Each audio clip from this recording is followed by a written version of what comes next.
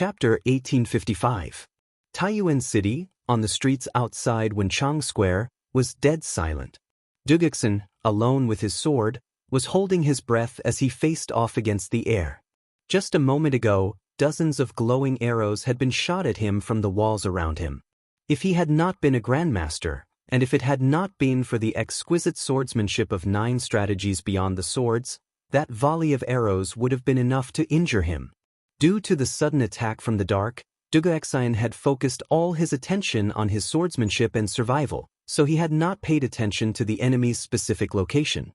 Now that the enemy's attack had slowed down, Dugexen finally had time to observe his surroundings. However, at this moment, there was no one around him. If it had not been for the dozens of broken arrows lying on the ground, Dugexen would have thought that the frightening scene he had just experienced was an illusion. An expert. There was definitely a martial arts expert among the enemy, and there was more than one. When Dugexen had blocked the volley of arrows, he had clearly felt that a few of the arrows carried a huge amount of true qi. The person who had shot the arrows was definitely at the peak of qi transforming stage or above. Moreover, other than the few extremely powerful true qi arrows, the other assassins who had shot the arrows were all above the qi transforming stage. How did such a powerful assassination team sneak into Taiyuan City? And why did they choose to attack him at this time? At this moment, many questions flashed through Dugexen's mind. Since he had only gone to the south of the city to see if Zhu Xiecheng and Kong Chang'an had been captured, he had not brought any guards with him when he came out of the courier station. At this moment, he was alone, but he was still fearless. Whoosh whoosh whoosh. Dugexen happened to be standing at the intersection of 2 streets. His upper left, upper right, lower left, and lower right were all surrounded by the walls of the square. Just as Dugexen held his breath and was on full alert, dozens of masked men in black suddenly popped their heads out from the top of the walls of the square. In response to Dugexen's shout, they did not say anything. Instead, they responded with another volley of arrows. 9 strategies beyond the swords, arrow-breaking style. Dugexen had not been on guard earlier, and that volley of arrows had not hurt him. Now that he was on guard, how could he be afraid of the black-clothed assassin using the same trick again?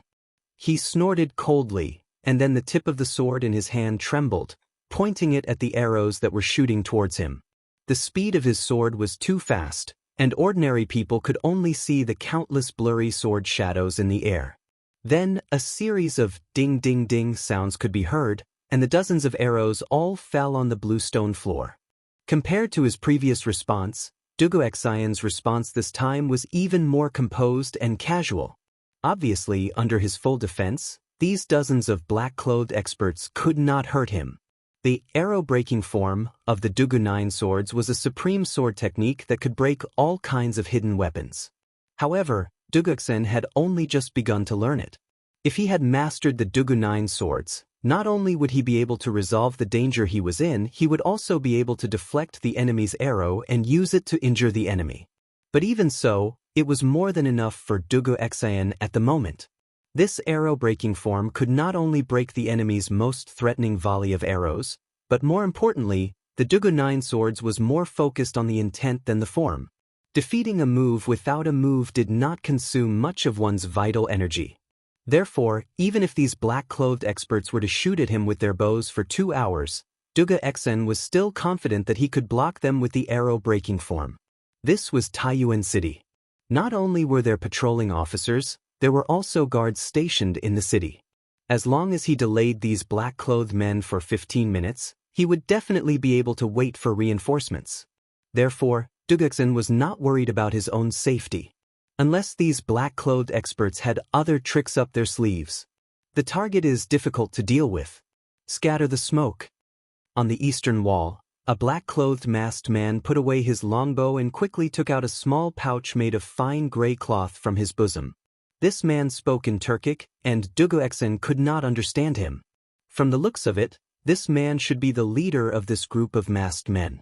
Obviously, after witnessing Dugexen's exquisite swordsmanship and superb martial arts realm, he understood that it would be difficult to hurt Dugexen with the volley of arrows that they had used to assassinate Dugexen. Today's assassination had to be done quickly. Therefore, he had to change his strategy and abandon the bow to use poison. Since they were all masked, they would not be poisoned even if they used the smoke. In the blink of an eye, after the leader of the masked men gave the order, the black-clothed men on the walls around Duga Exen took out powder wrapped in fine gray cloth from their bosoms and threw it in Duga Exen's direction. All of this happened too quickly, and Duga Exen was caught off guard. He could tell that these black-clothed men were not throwing hidden weapons at him, but it was definitely not something good either. It was very likely that it was some kind of medicine that could make him lose his ability to fight. 22 small pouches opened up above Duga Exen's head, and the white powder in the pouches poured down. Duga Exen's Duga 9 swords, arrow-breaking style, could defend against a sky full of arrows, but how could it defend against a sky full of powder? Duga Exen immediately held his breath and retreated like lightning. He was facing the east, so he was retreating to the west. Unfortunately, the east wind was blowing in Taiyuan City. Although Duga Exen's speed of retreat was fast, when the wind blew across the sky, it was inevitable that he would inhale some of the powder. Kill. Let's end this quickly. The leader of the masked assassins roared and pulled out the sword at his waist. He leaped from the wall and slashed viciously at Duga Exen. The other 21 assassins followed suit, pulling out their swords and slashing at Duga Exen. Good timing. Lone wind swordsmanship. Duga Exen was not afraid at all, and a vicious glint flashed in his eyes. Previously, when these assassins were attacking from afar, it was not easy for him to take them down one by one. That was because it was difficult to change directions in the air. If he used his Qinggong to leap onto the wall and kill one of the assassins, the other assassins would definitely shoot at him immediately. At that time, not only would it be difficult for him to change his position in the air, but it would also be difficult for him to use 9 swords, arrow-breaking style. Now that these assassins had given up on long-range attacks and switched to close combat, it was exactly what Duga Exen wanted. In terms of close combat, he had mastered both the lone wind swordsmanship and the lone wind swordsmanship. He was not afraid of these black-clothed assassins at all. Duga Exen leaped into the air and spun in midair. A blinding sword aura shot up like a dazzling silver dragon.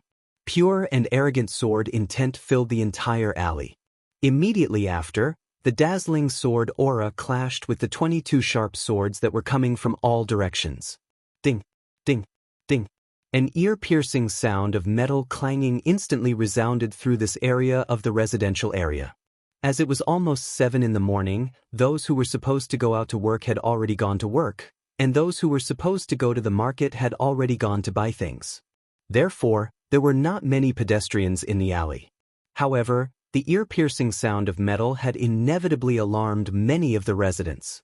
Some of the more daring onlookers were making their way over. What a futile struggle. At that moment, the leader of the masked assassins could not help but snort coldly. Duga Exen could not help but be startled because the leader of the assassins was speaking in Han Chinese. You are Han Chinese? Duga Exen could not help but exclaim in surprise. However, when he opened his mouth, he could not help but inhale some of the powder in the air. After realizing that something was wrong, Duga Exen quickly shut his mouth. At that moment, the leader of the assassins snorted coldly. His aura suddenly changed, and his true qi surged. The long sword in his hand was filled with sword qi, and it let out a loud sword hum. Then, he suddenly disappeared from where he was. His entire body had suddenly disappeared. Duga Exen was instantly alarmed. He instinctively used his footwork and leaned his body slightly to the right by 3 inches. At the same time, a long sword glowing with a faint blue light appeared on his left side without warning. It brushed past his belt and stabbed forward viciously. Clearly, the leader of the assassins who had disappeared had launched a fatal attack from behind. If Duga Exen had not subconsciously leaned his body to the right just now, that sword would have pierced through his entire body. A Grandmaster expert. This was the first time Duga Exen had faced the leader of the assassins head-on. However, it was this exchange that made him realize that he had underestimated his opponent's strength. This leader of the assassins in black was actually a Grandmaster expert. Moreover, it seemed that he was a Grandmaster expert who specialized in assassination. At this moment, Duga Exin suddenly felt a little dizzy. He understood that it was the effect of the powder that the other party had scattered. This caused him to feel a chill in his heart. Putting aside the fact that the other party's strength was higher than he had estimated, he had even been poisoned by the other party. It was truly a case of when it rains, it pours. Dugu Exin knew that if he could not escape in a short period of time, or if the reinforcements did not arrive before he fell, then it was very likely that he would die here today. The leader of the assassins exclaimed in surprise when his killing blow missed. Then he gently raised his sleeve, and several cold lights shot out from his sleeve, heading straight for Dugu Exin's face. Hidden weapons. This leader of the assassins, as a grandmaster expert, actually carried hidden weapons with him. This really refreshed Dugu Exin's 3 views. Generally, martial artists who had stepped into the grandmaster realm had their own pride. Under normal circumstances, they disdained to use underhanded means such as hidden weapons and poison. However, the black-clothed assassin leader in front of him not only used poison, but also carried hidden weapons with him. He was really unscrupulous. Chapter 1856. Grand Commander? Grand Commander, bad news. Bad news. General Dugu, who entered the city yesterday, was attacked by a group of black-clothed masked assassins in the southern alley. The secret guard of the Wang family, who had run out from the place where Dugu Exin and the black-clothed assassins were fighting fiercely, had just passed through 2 houses when he ran into Wang Chengwu, who was escorting Zhu Xiecheng and Kong Chang'an back to the Wang family's ancestral home. He was startled at first, but then he hurried forward and cupped his fists. What? You're saying that someone tried to assassinate General Dugu in the city? Wang Chengwu was shocked when he heard this, and he hurriedly waved his hand to signal for the troops behind him to stop. He then looked at the shadow guard and asked in a low voice. The shadow guard panted as he said, "Yes, Grand Commander." There were more than 20 of them, and General Dugu was alone. When this subordinate arrived, General Dugu seemed to be on the verge of collapsing. "Should we go?" Hu Daliang by Qing, take 10 of your brothers and bring Zhu Xiecheng and Kong Chang'an back to the ancestral home. The rest of you, follow me. Without waiting for the guard to finish speaking, Wang Chengwu bellowed and ordered his subordinates. Grand Commander! A round-faced man with a full beard and Bai Qing hurriedly responded in unison. With that, the 2 of them called over 10 Wang family shadow guards and brought Zhu Xiecheng and Kong Chang'an back to the Wang family ancestral home. Wang Chengwu waved his hand, and the remaining 10 or so Wang family shadow guards followed him. Under the lead of the shadow guard who had reported earlier, they galloped wildly in the direction of the battle between Dugu Exin and the black-clothed men. As Wang Yu's trusted aide, Wang Chengwu naturally understood Wang Yu's current attitude toward the imperial court and the imperial family. He also knew why the Wang family's forces, both on the surface and in the shadows, had mobilized in full force yesterday to search for 2 businessmen who had nothing to do with the Wang family. It was precisely because of this that Wang Chengwu had made the decision to rescue Dugu Exin without any hesitation the moment he heard that someone had tried to assassinate him. Putting aside the fact that the Wang clan had mobilized all its forces yesterday mainly because Dugu Exin's younger brother, Dugu Feng, had personally come to Wang Yu's door to ask for help, given the current relationship between the Wang clan and the imperial court, Wang Yu could not possibly sit by and watch as the commander of the imperial army was assassinated in the Wang clan's headquarters, Source Peak City, was assassinated by an unknown group of people. If something were to happen to Dugu Xinjin in Source Peak City, the Wang family and the officials of Source Peak City would face endless trouble. Therefore, there was no need to report this matter to Wang Yu. Wang Chengwu could guess Wang Yu's attitude. Most importantly, there was no time for him to return to the ancestral home and report the situation to Wang Yu.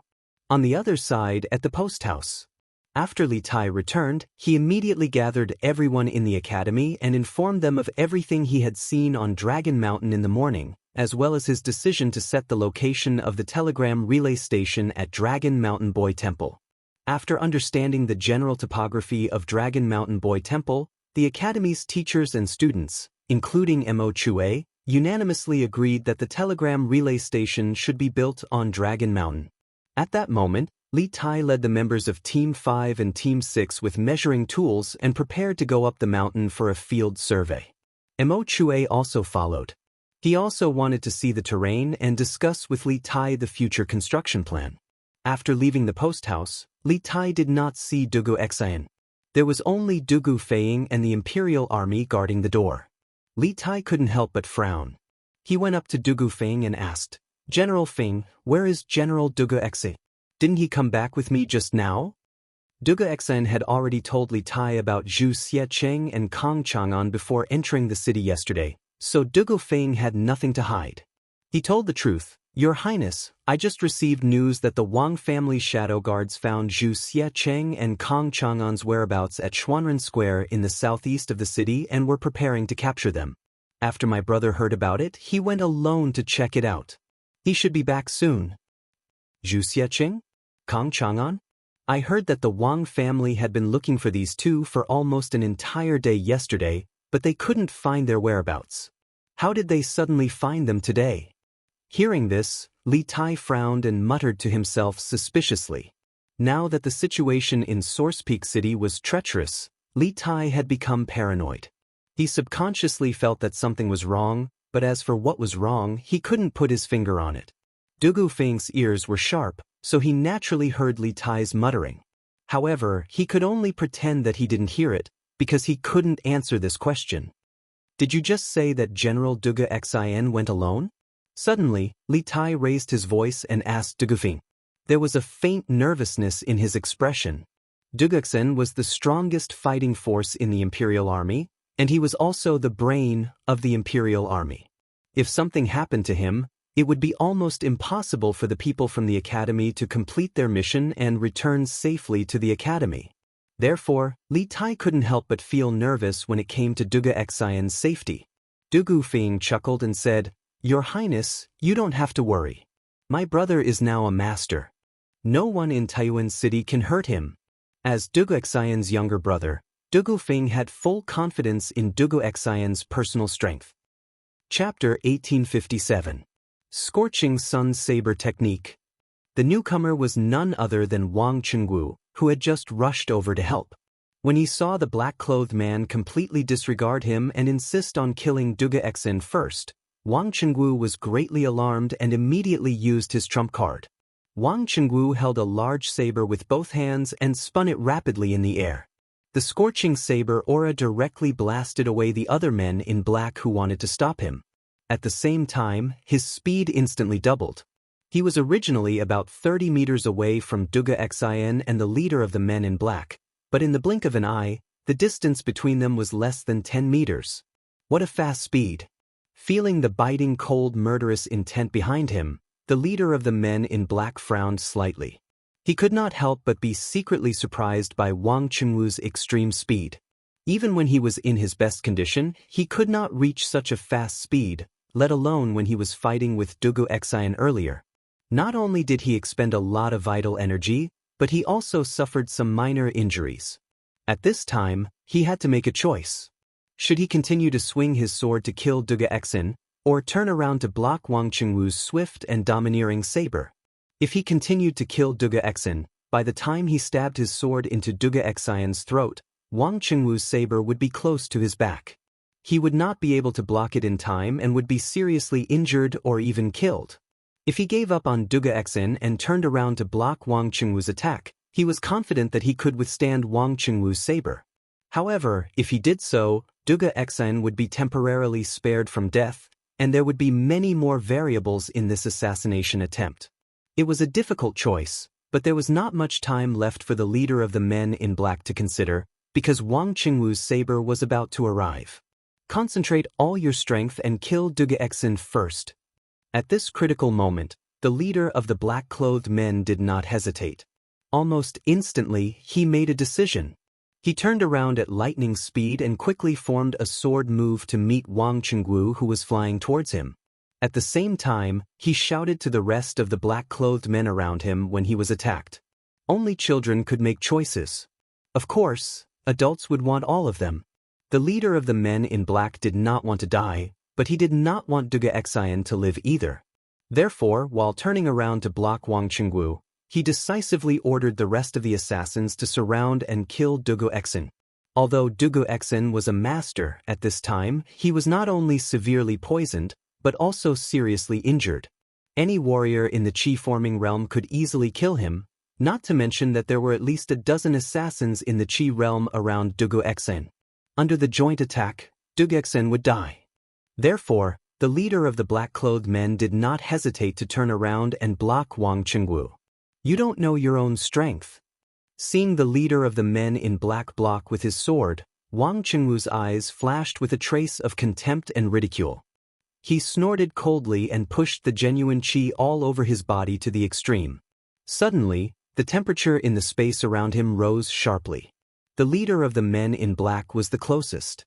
At this moment, he felt as if there was a big burning fireball smashing toward him.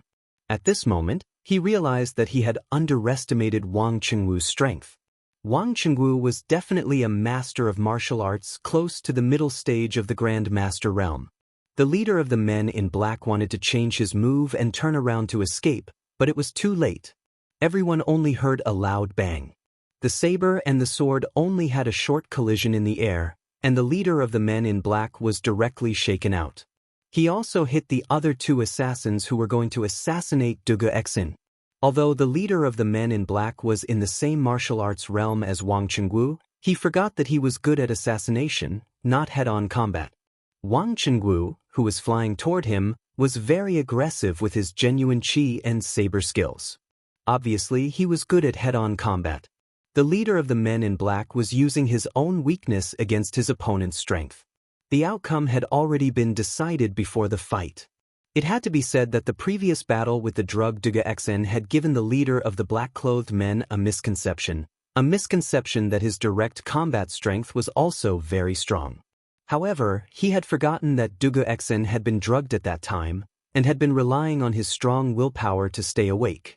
His strength was also much weaker than before, and there was no way he could beat Dugu Exen at his peak. Protect General Dugu.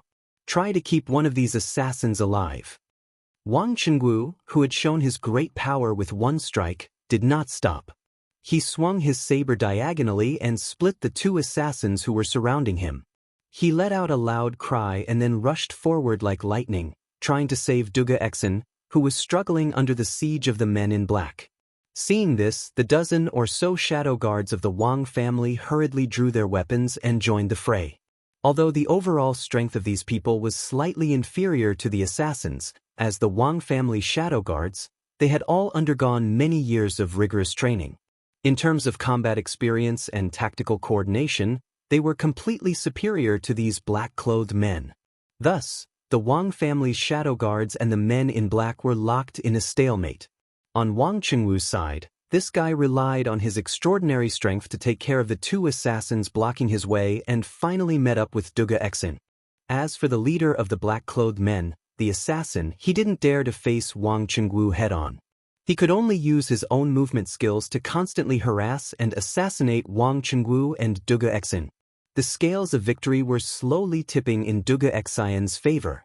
"General Dugu, how are you?" Wang Qingwu asked Dugu Exen, who was barely standing behind him, during a break in the battle. "I'm fine." Dugu Exen's sword was planted on the ground as he struggled to support his body. At this moment, not only did he want to sleep, but his eyelids were also struggling. He also felt that his vision was turning dark, and his physical strength was rapidly depleting. He was poisoned.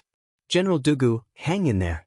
I'll open a bloody path for you," Wang Qingwu said to Dugu Exen as he focused and held the broadsword in his hand. He was trying to determine where the leader of the men in black would appear in the next moment. He was going to give him a fatal blow. As the saying went, capture the ringleader first to capture the bandits. As long as he captured or killed the leader of the assassins in black, the rest of the assassins would scatter like birds and the danger of Dugu Exen would naturally be resolved. Obviously, Wang Qingwu could see that Dugu Exen was not in a good condition. He had to end the battle as soon as possible and bring him back for treatment. Otherwise, even if he did not die under the enemy's sword, he would die from the poison later. "Sneaky bastard, let's see where you can hide this time." Suddenly, Wang Qingwu's eyes flashed. He quickly infused his true qi into his broadsword. Then he disappeared from the spot like a flash of lightning. His entire body was covered in a blazing radiance as he slashed at Duga Xian's right rear. Chapter 1858. What? General Dugu was attacked by a group of assassins in the southern part of the city? The shopkeeper of the Chu ironware shop, Kong Chang'an, was ambushed by 3 black-clothed men on his way back? At the same time, in the Wang clan's ancestral home, after listening to Bai Qing's report, Wang Yu abruptly stood up from his seat, his face ashen. The Wang clan had been in Taiyuan for many years, but this was the first time someone had slapped them in the face. This subordinate is incompetent. Patriarch, please punish me. Bai Qing and the other Wang clan covert guards got down on one knee and bowed. Where's Cheng Wu? Wang Yu walked up to Bai Qing with his hands behind his back and asked coldly. Patriarch, the Grand Commander received the news and went to the southern part of the city to rescue General Dugu. We brought Zhu Xiecheng and Kong Chang'an's corpses back first. Bai Qing replied in full detail. Quickly bring people to the southern part of the city. Wang Yu was silent for a moment, then he ordered, in addition, bring people to the provincial governor's residence and inform Provincial Governor Wang. Wang Yu knew very well that this was not the time to hold these people accountable. The most important thing now was to ensure Dugu Xian's safety. If something happened to Dugu Xian, then the Wang family would not be able to clear their name even if they jumped into the Yellow River. Zhu Xiecheng and Kong Chang'an had been found and escorted back by the Wang clan, but one of them had been killed right under the eyes of the Wang clan guards. Logically speaking, the Wang clan had to bear the main responsibility. And if something happened to Dugu Xian, the commander of the imperial army, in Taiyuan City, the Wang clan would not be able to escape responsibility. After all, who told the Wang clan to be the local tyrant of Taiyuan City? Thus, Patriarch. Bai Qing and the others left with the order. Inside the room, Wang Yu paced around the hall with his hands behind his back. Princess Tong An, who was sitting to the side, frowned and said, Dugu Xian was attacked, and the key suspect they were looking for was ambushed. Who are these people? How dare they commit murder in public in Taiyuan City? And even make a move against our Wang clan? Wang Yu paused and sighed. No matter where they come from, since they dared to behave so atrociously in Taiyuan City, this old man will definitely ferret them out. Moreover, I'm afraid that this group of people's goal isn't so simple. Their true goal should be. At this point, Wang Yu turned to look in the northwest direction. That was the post house in Taiyuan City. Li Tai and the other Yanhuang College teachers and students were staying there. Princess Tong naturally understood what Wang Yu was trying to say. Her heart sank slightly as she revealed a worried expression. The other party wants to harm Qingke? In this way, I'm afraid we won't be able to return to Sui province for the time being. Speaking of which, she and Li Tai had returned to their ancestral home from Qizhou. Originally, they had planned to settle Wang Renbiao's matter and then immediately return to Suizhou. However, Li Tai was her grandnephew. Whether it was due to emotion or reason, whether it was public or private, she had to look after Li Tai. After all, this was Taiyuan, the territory of her husband's family. We definitely can't return to Suizhou for the time being. Nothing must happen to King Wei and the others in Taiyuan City. Right now, he had to see if Cheng Wu could save Dugu Xian and capture 1 or 2 of them alive. From the looks of it, we are in the open while the enemy is in the dark. Moreover, the enemy knows everything about us like the back of his hand. We must grasp the enemy's situation as soon as possible. Wang Yu sternly said, his eyes blazing. As the saying went, know thyself and know thy enemy, and thou shalt be victorious in every battle. Although the Wang clan was powerful, if they knew nothing about the enemy's situation, they would be constantly on the defensive. This was something that Wang Yu did not wish to see. Princess Tong silently nodded. Reporting. Patriarch. The Grand Marshal has rescued General Dugu. Hurried footsteps came from outside the room. Soon after, Bai Qing, who had left earlier, ran into the hall and cupped his fist to Wang Yu. Wang Yu, who was anxiously pacing back and forth in the hall, suddenly had his eyes light up. He turned around and said with a face full of joy, Good. That's great. Where's Cheng Wu now? And how is General Dugu? Is he injured? Although he and Princess Tong and had analyzed that the enemy's target was likely Li Tai, they had no good ideas. After all, the heavy responsibility of protecting Li Tai's group could only be shouldered by Dugu Xian and the other imperial army soldiers. The Wang clan could not shoulder this responsibility. Thus, nothing could happen to Dugu Xian. Moreover, no matter what, Dugu Xian was the commander of the Northern Imperial Army. If he were to die in Taiyuan City for no reason, no one would be able to bear Li Er's wrath. After all, the Northern Imperial Army was Li Er's trump card, and the commander of this army represented Li Er to a certain extent. Chapter 1859. Whoever could cure Dugu Xian would be rewarded with 3,000 strings of cash. Hearing this, the doctors who had yet to take Dugu Xian's pulse froze, their breathing quickening. Doctors were humans too, and they had emotions and desires. Almost no one would not be tempted by a reward like 3,000 strings of cash. After all, that was a fortune that could allow them to live comfortably for several lifetimes. However, the prerequisite for all of this was to cure Dugu Xian. This old man is quite knowledgeable in detoxification. May I take a look at General Dugu? Just as everyone was about to give it a try, an old man stroked his beard and said, "Old sir, please." Dugu Feng hurriedly gestured for the old man to go ahead. The old man nodded, and then he slowly walked over to the bed. He first took Dugu Xian's pulse, and then he looked at the wounds on Dugu Xian's arms and back. His expression instantly changed when he saw them. Dugu Feng hurriedly asked, "Old sir, what poison was inflicted on my brother? Is there an antidote?" Everyone in the room, including the doctors, turned to look at the old man. Although the doctors could tell that Dugu Xian was poisoned, they didn't know what kind of poison Dugu Xian was poisoned with. This was also the main reason why they couldn't do anything about it. After all, if they did not even know what poison the patient was inflicted with, how could they possibly cure it? The old man calmly returned Dugu Xian's body to its original position on the bed, then said with a serious expression, "General Dugu was inflicted with 3 poisons. The first is a knockout powder, which should have been inhaled through the nose and mouth, causing General Dugu to be unconscious. As for the second poison, if I'm not wrong, it should come from the devil's snare flower in India. Moreover, it's taken from the devil's snare flower seed and not its petals, so it's more poisonous. The person who injured General Dugu should have smeared this poison on their weapon. Those who are poisoned will first feel dizzy and have a headache, followed by tachycardia, hallucinations, delirium, and convulsions. If the poison isn't detoxified as soon as possible, it will take at most 2 days to half a day for the poisoned person to slowly die in their sleep. The third poison is the strong poison hook kiss, which should have been smeared on the weapon. The victim will first feel dizzy, then have their heartbeat slow down and then speed up. Their limbs will also feel cold. This poison is extremely strong, and if the antidote is not cured within 2 hours, the victim will definitely die. Not even a deity can save him. Hook kiss, also known as heartbreak grass, humang vine, etc., is highly poisonous. The moment the old man finished speaking, the doctors in the room were shocked. They could not help but whisper, "What? Devil's snare and hook kiss? Both of them are rare poisons in the world." That's right. No wonder I didn't see it earlier. It turns out that General Dugu was poisoned by these 2 poisons. I'm afraid he's done for. Sigh. These 2 poisons, I'm afraid no one in this world. I don't know if half-immortal Lu can cure them. He is an expert in detoxification.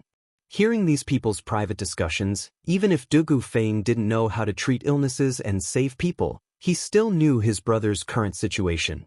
However, he still looked at the old man unwillingly and asked, "Old mister, since you already know what kind of poison my brother is suffering from, then you must have a way to cure my brother's poison, right?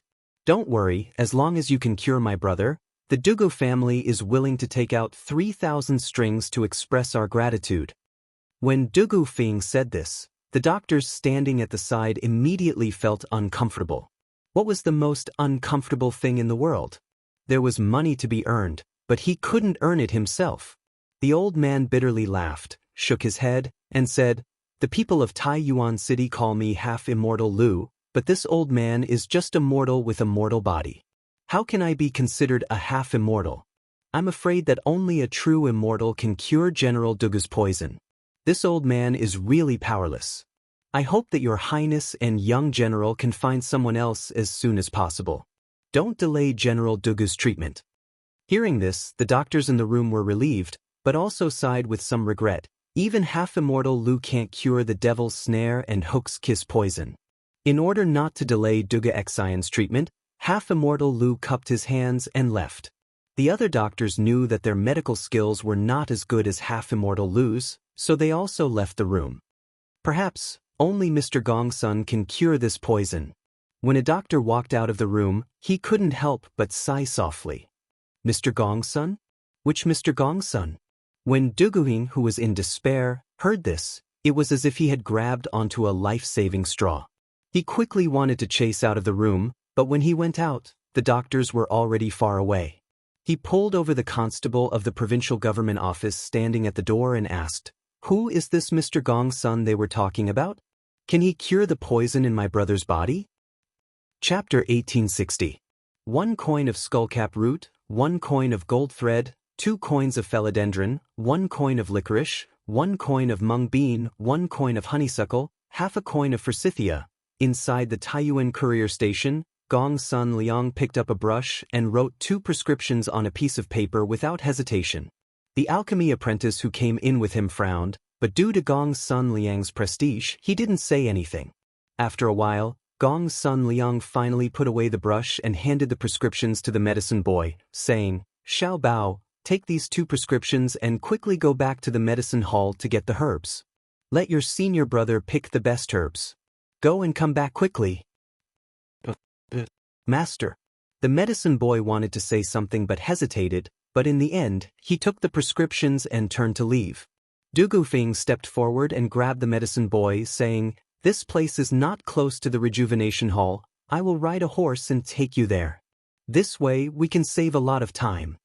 He did not forget that before Master Lu left, he said that if the hook kiss poison in Duga Xian's body was not cured within 2 hours, he would die without a doubt. Although Gong Sun Liang in front of him had promised to save Duga Xian, Du Gufeng did not dare to risk his brother's life. In fact, since Gong Sun Liang could boast, then the 2 hours were invalid. Even if the medicine boy could not come back within 2 hours, he had his own way to ensure that Duga Xian would not die. The medicine boy looked back at Gong Sun Liang and saw that Gong Sun Liang was smiling without saying anything, so he nodded in agreement.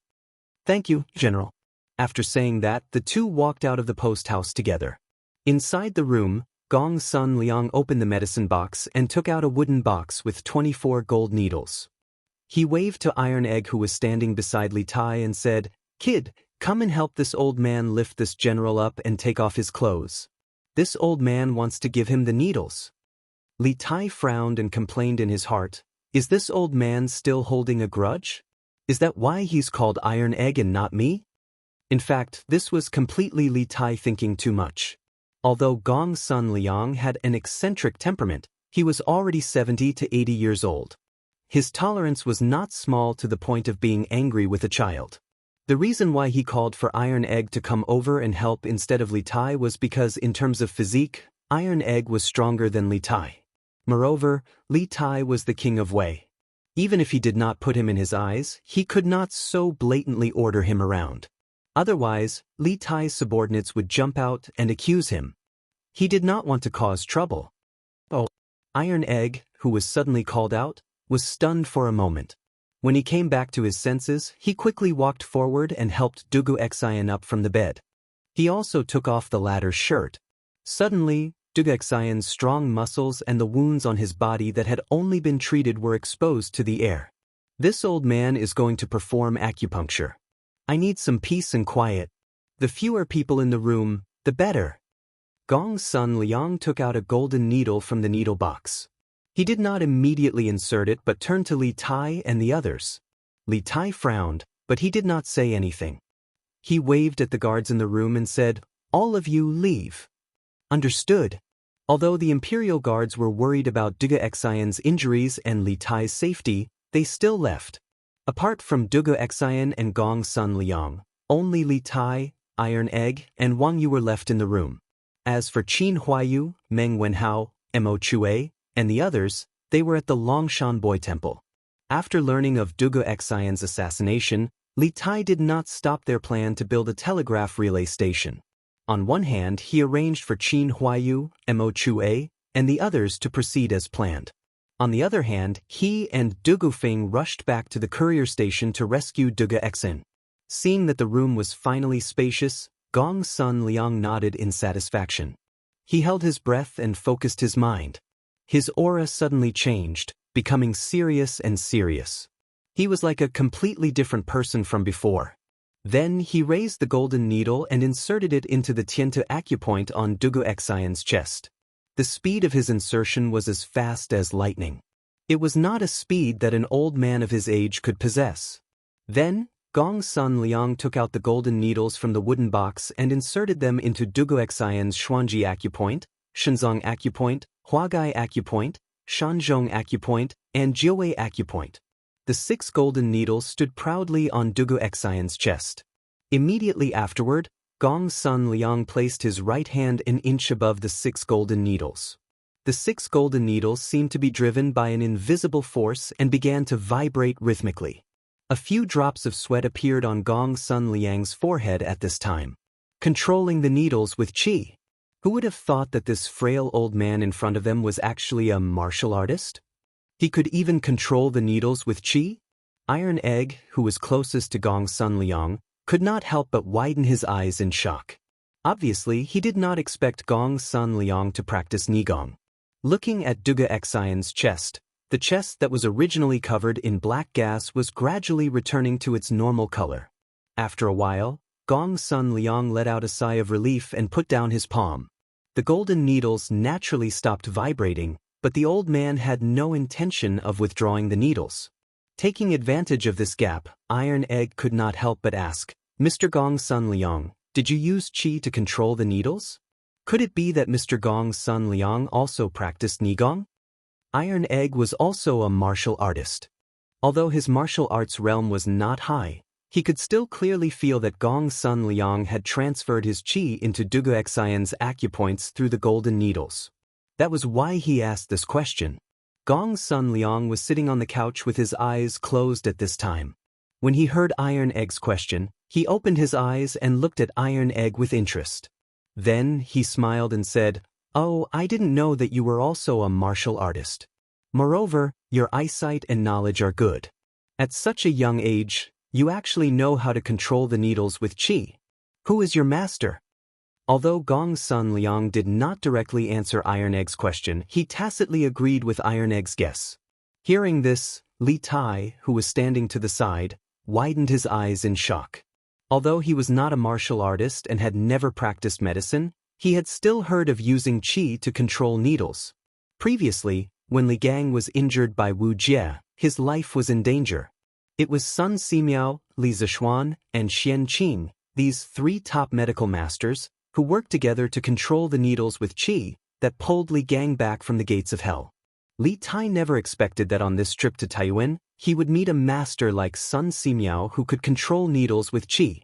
At this moment, Li Tai didn't dare underestimate Gong's son Liang in the slightest. Iron Egg thought for a moment and answered truthfully, "My master is the current Marquis of Yong, and Li Zishuan, who is also the Yamacho of Yanhuang College. My master and Taoist son of the college both know how to control needles with qi, and I have seen both of them before, so I could recognize them." Gong's son Liang let out a long "oh." It was unknown whether he had really heard of Li Zishuan or was pretending to have heard of him. After a moment he asked, "The Taoist son you were talking about, is it Sun Simiao? He actually went to Yanhuang College?" Li Tai couldn't help but say at this time, Taoist's son is naturally the doctor's son that everyone praises. He is now in the medical school of our college. In addition to doctor's son, our medical school has many masters with superb medical skills. Even many respected doctors from the Imperial Medical Department have joined our medical school. In time, our medical school will definitely be able to cultivate many students with superb medical skills. As a student of Yanhuang College, naturally he was proud of Yanhuang College. Moreover, Li Tai had another intention in saying this. which was to make Gong's son Liang interested in Yanhuang College. If he could directly attract Gong's son Liang to join Yanhuang College, that would be even better. He believed that Li Zixuan would definitely remember his merit. After all, although the words of this old man in front of him were not very pleasing, he still had some real skills. Yanhuang College. Gong's son Liang smacked his lips and didn't say anything more. After adjusting his breath for a moment, he stood up and said to Wang Yu, "This old man just used a golden needle to protect the general's heart meridian to ensure that the poison won't enter his lungs in a short period of time. The poison of datura is relatively mild in nature, but it is like a gangrene attached to the bone and is extremely difficult to eradicate. The poison of hook kiss is extremely poisonous, like a flood or a fierce beast. These two poisons, under normal circumstances, are difficult to achieve the effect of fighting poison with poison. However, the two medicines this old man prescribed are used to induce the two poisons in the general's body and balance the power of the two poisons so that they can be used to fight poison with poison. After Xiaobao brings the herbs here, boil the medicine near the post house and then feed it to the general. This old man will administer the needles from the side to ensure that the two poisons will not harm the general's heart meridian." Hearing this, whether it was Wang Yu, Li Tai, or Iron Egg, all of them gasped. Under normal circumstances, when a patient was poisoned, the first thing a doctor would do was to detoxify the patient. However, this old man in front of them not only did not detoxify Duguxin, but also directly used the power of the medicinal stone to induce the poison to act up in advance for fear that it would take too long for the poison to take effect. This kind of medicine was simply too radical and too bold, wasn't it? Wang Yu looked at Gong's son Liang with a strange expression and then asked tentatively, "Mr. Gong's son, are you confident?" Gong's son Liang smiled confidently and said, "Of course. Didn't this old man say at the beginning that I have a 90% chance of eliminating the poison in the general's body?" Hearing this, everyone was speechless again. At the very beginning, Gong's son Liang did say this, but at that time, this old man didn't even take Duguxian's pulse. Everyone knew that it was just a formality and couldn't be taken seriously, but who would have thought that this old man would actually take it seriously? Could it be that no matter what kind of person he treated, he would say that he had a 90% chance? Or was it that for him, 90% and 10% were almost the same, with the probability of failure? At this moment, there was a knock on the door, followed by someone saying, "Reporting to Your Highness, the Bing Province Provincial Governor requests an audience." Chapter 1861. There's no need for you to follow me. The Imperial Army will be responsible for my safety. You are the provincial governor of a province and have a lot of work to do. I don't want Bing Province to fall into chaos because of me. I can't bear the responsibility. In Taiyuan Post Station, Li Tai hesitated for a moment. In the end, he did not speak ill of Wang Liaoyuan, but he still rejected Wang Liaoyuan's good intentions. After all, Wang Liaoyuan was the highest official in Bing Province. It was unrealistic to have him by his side 24 hours a day. Wang Liaoyuan was relieved to hear Li Tai's tone soften. He looked at Duguxin on the bed and asked, "May I ask how General Dugu's injuries are? Do you need me to find a famous doctor in the city?" There's no need for that. Although General Dugu's injuries are serious, with Mr. Gong's son here, he will be fine. Li Tai smiled faintly. After seeing Gong's son Liang's medical skills, Li Tai's trust in the old man increased. Although Gong's son Liang's explanation of the detoxification process was shocking, in Taiyuan City, only Gong's son Liang was worthy of Li Tai's trust. "Mr. Gong's son? Gong's son Liang?" Hearing Li Tai's words, Wang Liaoyuan noticed Gong's son Liang sitting cross-legged on the side. As the provincial governor of Bing Province, Wang Liaoyuan naturally knew of such a person in Taiyuan City. At the same time, he had also heard of Gong's son Liang's strange temper and his treatment rules. He only sat in the hall and did not make house calls. But now, Gong's son Liang had appeared in this post station. What was going on? Wang Liaoyuan's eyes flashed with a trace of doubt. But when he saw Wang Yu, who was stroking his beard and smiling silently at the side, the bewilderment in his eyes instantly vanished, and it was replaced by a wisp of relief. Since Mr. Gong's son is here, General Dugu will definitely be fine. Wang Liaoyuan nodded after a moment of shock. Master, I've brought the medicine back. At this time, Dugufeng came in with Gong Sun Liang's little apprentice. The little apprentice carried a few large and small oil paper packages and said to Gong Sun Liang, who was sitting cross-legged on the couch. Gong Sun Liang suddenly opened his eyes and ordered, "Take it to the kitchen immediately. Little Bao, decoct the medicine yourself. First, use martial fire to decoct it for a quarter of an hour, then slowly decoct it for half an hour. Then bring it over and feed it to this general." "Yes, Master." The little medicine apprentice accepted the order. Dugufeng quickly said, "Let's go. I'll take you to the kitchen of the post house." "Your Majesty, look. Today's Datong Daily's headline is very interesting." After the morning court, Li Er, who had just finished dealing with the court officials, rubbed the space between his eyebrows and came to the Li Zheng Hall in the west court of the imperial palace. When Empress Xianxia saw Li Er come, she first bowed and then had a maid bring the newspaper she had just read. She handed it to Li Er and said with a smile. She also saw that Li Er looked tired and wanted to let Li Er read the newspaper and relax. "Oh, what news? I'll take a look." Hearing what Empress Xianxia said, Li Er was really interested. He sat on the couch and reached out to take the newspaper from Empress Xianxia.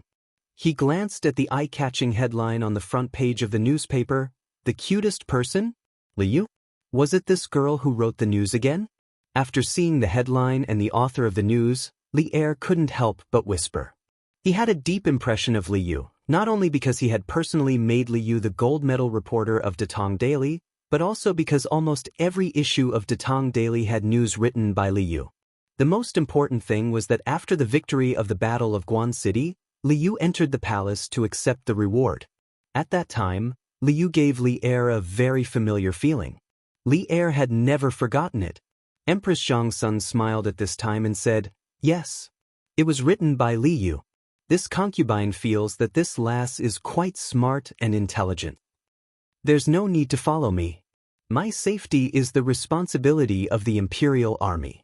You are a provincial governor and busy with government affairs. I don't want the entire Bing province to be in a mess because of me. I can't bear this responsibility." Taiyuan Post Station. Li Tai hesitated for a moment. In the end, he didn't speak ill of Wang Liaoyuan, but he still rejected Wang Liaoyuan's good intentions. After all, Wang Liaoyuan was the highest official in Bing province. It was unrealistic to have him by his side 24 hours a day. Hearing Li Tai's tone soften, Wang Liaoyuan couldn't help but heave a sigh of relief. At this time, he looked at Duga Xen on the bed and couldn't help but ask, "May I ask how General Duga's injuries are? Do you need this official to find a famous doctor in the city to treat him?"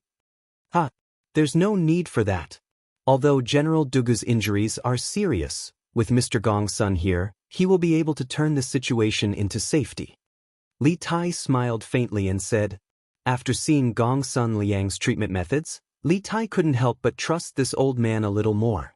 Although Gong Sun Liang's words about the detoxification process were shocking, in Taiyuan City, perhaps only Gong Sun Liang was worthy of Li Tai's trust. "Mr. Gong Sun? Gong Sun Liang?" Hearing Li Tai's words, Wang Liaoyuan noticed Gong Sun Liang sitting cross-legged on the side. As the provincial governor of Bing province, Wang Liaoyuan naturally knew of such a person in Taiyuan City. At the same time, he had also heard of Gong Sun Liang's strange temper and treatment rules. He only sat in the hall and never visited patients. But now, Gong Sun Liang appeared in this post station. What was going on? A trace of doubt flashed in Wang Liaoyuan's eyes at this time. But when he saw Wang Yu stroking his beard and smiling silently, the doubt in his eyes dissipated and was replaced by a touch of relief. Since Mr. Gong Sun is here, General Dugu will definitely be able to turn the situation into safety. After being stunned for a moment, Wang Liaoyuan nodded. "Master, I've brought the medicine bags." At this moment, Duving pushed open the door from outside with Gong Sun Liang's little medicine boy. The little medicine boy held a few large and small oil paper packages and said to Gong Sun Liang, who was sitting cross-legged on the couch.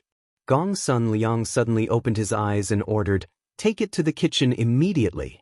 Xiaobao, boil the medicine yourself. First use martial fire to fry it for 15 minutes, then slowly fry it for half an hour. After that, bring it over and feed it to this general. Masters. The little medicine boy obeyed the order. Dugufeng hurriedly said, "Let's go.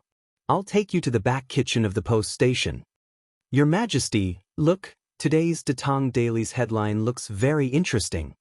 After the morning court, Li Er, who had just finished dealing with the court officials, rubbed the space between his eyebrows and came to the Li Zheng Hall in the west court of the imperial palace. When Empress Xianxia saw Li Er coming, she first bowed and then had a maid bring the newspaper she had just read. She handed it to Li Er and said with a smile. She also saw Li Er's tired face and wanted to let Li Er read the newspaper to relax. "Oh, what news? I'll take a look." Hearing Empress Xiangxuan's words, Li Er was really interested. He sat on the couch and reached out to take the newspaper handed over by Empress Xiangxuan. His eyes swept over the eye-catching headline on the front page of the newspaper, "The cutest person? Liu? Was it this girl who wrote the news again?" After seeing the headline and the author of the news, Li Er couldn't help but whisper. He had a deep impression of Liu, not only because he had personally made Liu the gold medal reporter of Datong Daily, but also because almost every issue of Datong Daily had news written by Liu. The most important thing was that after the victory of the Battle of Guan City, Liu entered the palace to accept the reward. At that time, Liu gave Li Er a very familiar feeling. Li Er had never forgotten it. Empress Xiangxuan smiled at this time and said, "Yes. It was written by Liu. This concubine feels that this lass is quite smart and intelligent. There's no need to follow me. My safety is the responsibility of the imperial army. You are a provincial governor and busy with government affairs. I don't want the entire Bing province to be in a mess because of me. I can't bear this responsibility." Taiyuan Post Station. Li Tai hesitated for a moment. In the end, he didn't speak ill of Wang Liaoyuan, but he still rejected Wang Liaoyuan's good intentions. After all, Wang Liaoyuan was the highest official in Bing province. It was unrealistic to have him by his side 24 hours a day. Hearing Li Tai's tone soften, Wang Liaoyuan couldn't help but sigh in relief. At this time, he looked at Duga Xen on the bed and couldn't help but ask, "May I ask how General Duga's injuries are? Do you need this official to find a famous doctor in the city to treat him?" There's no need for that. Although General Duga's injuries are serious, with Mr. Gongsun here, he will be able to turn the situation into safety. Li Tai smiled faintly and said, after seeing Gongsun Liang's treatment methods, Li Tai couldn't help but trust this old man a little more. Although Gongsun Liang's words about the detoxification process were shocking, in Taiyuan City, perhaps only Gongsun Liang was worthy of Li Tai's trust. "Mr. Gongsun? Gongsun Liang?" Hearing Li Tai's words, Wang Liaoyuan noticed Gongsun Liang sitting cross-legged on the side. As the provincial governor of Bing province, Wang Liaoyuan naturally knew of such a person in Taiyuan City. At the same time, he also heard of Gongsun Liang's strange temper and treatment rules. He only sat in the hall and didn't make house calls. But now, Gongsun Liang appeared in this post station. What was going on? A trace of doubt flashed in Wang Liaoyuan's eyes at this time. But when he saw Wang Yu stroking his beard and smiling silently, the doubt in his eyes dissipated and was replaced by a touch of relief. Since Mr. Gongsun is here, General Dugu will definitely be able to turn the situation into safety. After being stunned for a moment, Wang Liaoyuan nodded. "Master, I've brought the medicine bags." At this time, Du Ying pushed open the door from outside with Gongsun Liang's little medicine boy. The little medicine boy held a few big and small oil paper packages and said to Gongsun Liang, who was sitting cross-legged on the couch. Gongsun Liang suddenly opened his eyes and ordered, "Take it to the kitchen immediately. Xiaobao, boil the medicine yourself. First use martial fire to fry it for 15 minutes, then slowly fry it for half an hour. After that, bring it over and feed it to this general." "Masters." The little medicine boy naturally obeyed. Dugufeng hurriedly said, "Let's go. I'll take you to the back kitchen of the post station." "Your Majesty, look, today's Datong Daily's headline looks very interesting." After the morning court, Li Er, who had just finished dealing with the court officials, rubbed the space between his eyebrows and came to the Li Zheng Hall in the west court of the imperial palace. When Empress Xianxia saw Li Er coming, she first bowed and then had a maid bring the newspaper she had just read. She handed it to Li Er and said with a smile. She also saw Li Er's tired face and wanted to let Li Er read the newspaper to relax. "Oh, what news? I'll take a look." Hearing Empress Xianxuan's words, Li Er was really interested. He sat on the couch and reached out to take the newspaper handed over by Empress Xianxia. His eyes swept over the eye-catching headline on the front page of the newspaper, "The cutest person? Liu? Was it this girl who wrote the news again?" After seeing the headline and the author of the news, Li Er couldn't help but whisper. He had a deep impression of Liu. Not only because he had personally appointed Liu as the gold medal reporter of Datong Daily, but also because almost every issue of Datong Daily had news written by Liu. The most important thing was that after the victory of the Battle of Guan City, Liu entered the palace to receive the reward. At that time, Liu gave Li Er a very familiar feeling. Li Er had never forgotten it. Empress Xianxia smiled and said, "Yes. It was written by Liu. This concubine feels that this lass is quite smart and intelligent. There's no need to follow me. My safety will be taken care of by the imperial guards. You are also a provincial governor and busy with government affairs. I don't want the entire Bing province to be in a mess because of me. I can't bear this responsibility." Taiyuan Post Station. Li Tai hesitated for a moment. In the end, he didn't speak ill of Wang Liaoyuan, but he still rejected Wang Liaoyuan's good intentions. After all, Wang Liaoyuan was the highest official in the entire Bing province. It was unrealistic to have him by his side 24 hours a day. Hearing Li Tai's tone soften, Wang Liaoyuan couldn't help but sigh in relief. At this time, he looked at Duga Xen on the bed and couldn't help but ask, "May I ask how General Duga's injuries are? Do you need this official to find a famous doctor in the city to treat him?" There's no need for that. Although General Duga's injuries are serious, with Mr. Gongsun here, he will definitely be able to turn the situation into safety. Li Tai smiled faintly and said, after seeing Gongsun Liang's medical skills, Li Tai couldn't help but trust this old man a little more.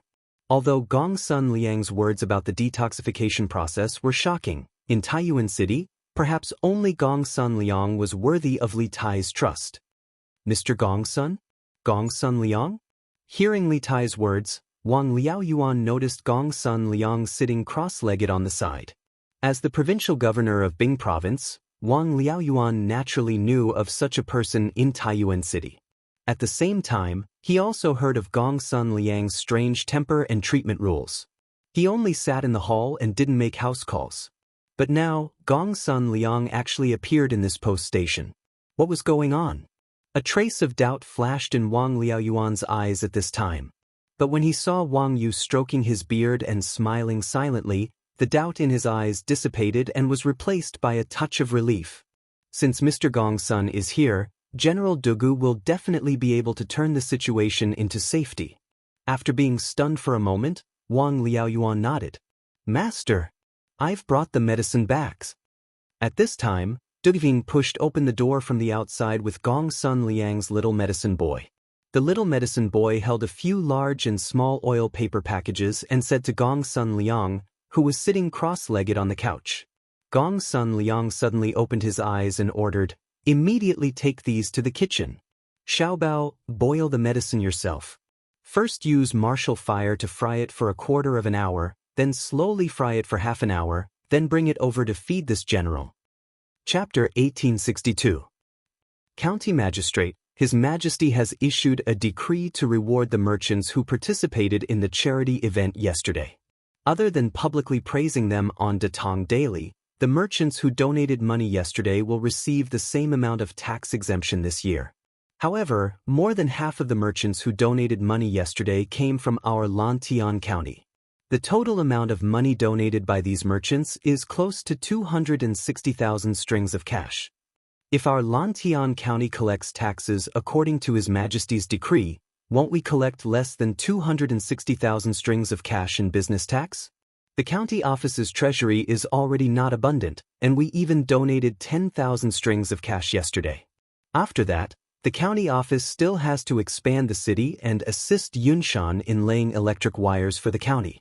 Now that His Majesty has issued a decree, the business tax collected by our county office will be reduced sharply in the future. What should we do? In the back hall of the Lantian County office, County Deputy Meng held a notice in his hand as he worriedly spoke to County Magistrate He. In the hall, other than the two of them, there was also Registrar Zhang and County Lieutenant Wang. It could be said that all the administrative officials of the Lantian County office were present. As for Dian Hu and Constable Sun, they were in charge of the prison and public security, so they did not participate in this small-scale meeting within the county office. The notice in County Deputy Meng's hand was naturally the notice of commending merchants that was posted in Chang and the surrounding counties after the morning court. The four people present had all seen it. After County Deputy Meng finished speaking, Registrar Zhang could not help but speak up. County Magistrate, County Deputy Meng's worries are not without reason. Back then, Marquis returned the financial authority of Lantian County to the county office and instructed us to collect and use the taxes collected by the county office for the people. Seeing that the business in the city has just picked up and the business tax collected is increasing month by month, the county office dares to start many large and small projects. Right now, we have such a big business and borrowed a lot of money from Yanhuang Bank.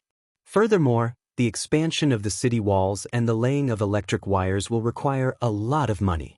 If we follow His Majesty's decree to collect taxes, in the remaining 5 months of this year, I'm afraid we will only be able to collect 1 or 2,000 strings of cash in business tax, which is just a drop in the bucket.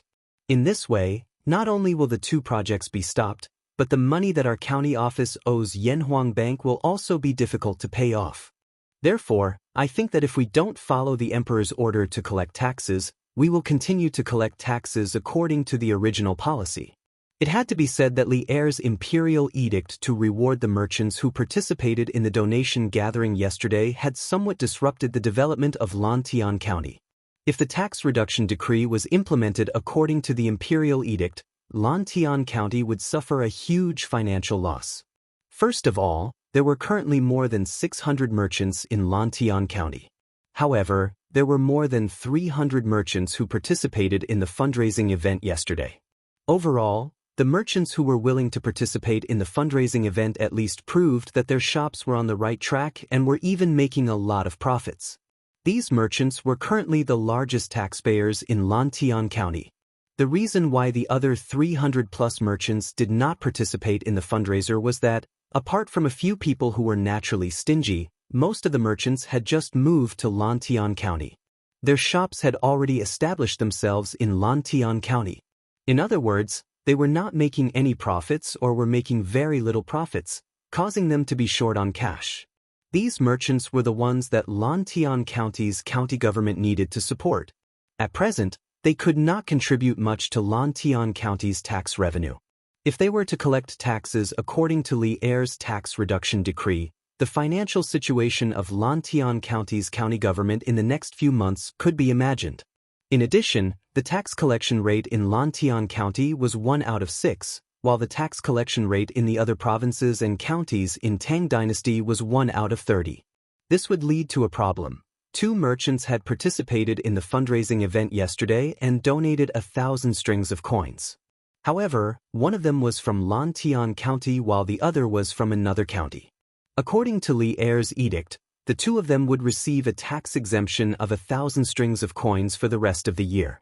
This might not seem like a problem, but if one were to combine it with the different tax collection rates in Lantian County and outside of Lantian County, there would be a huge problem.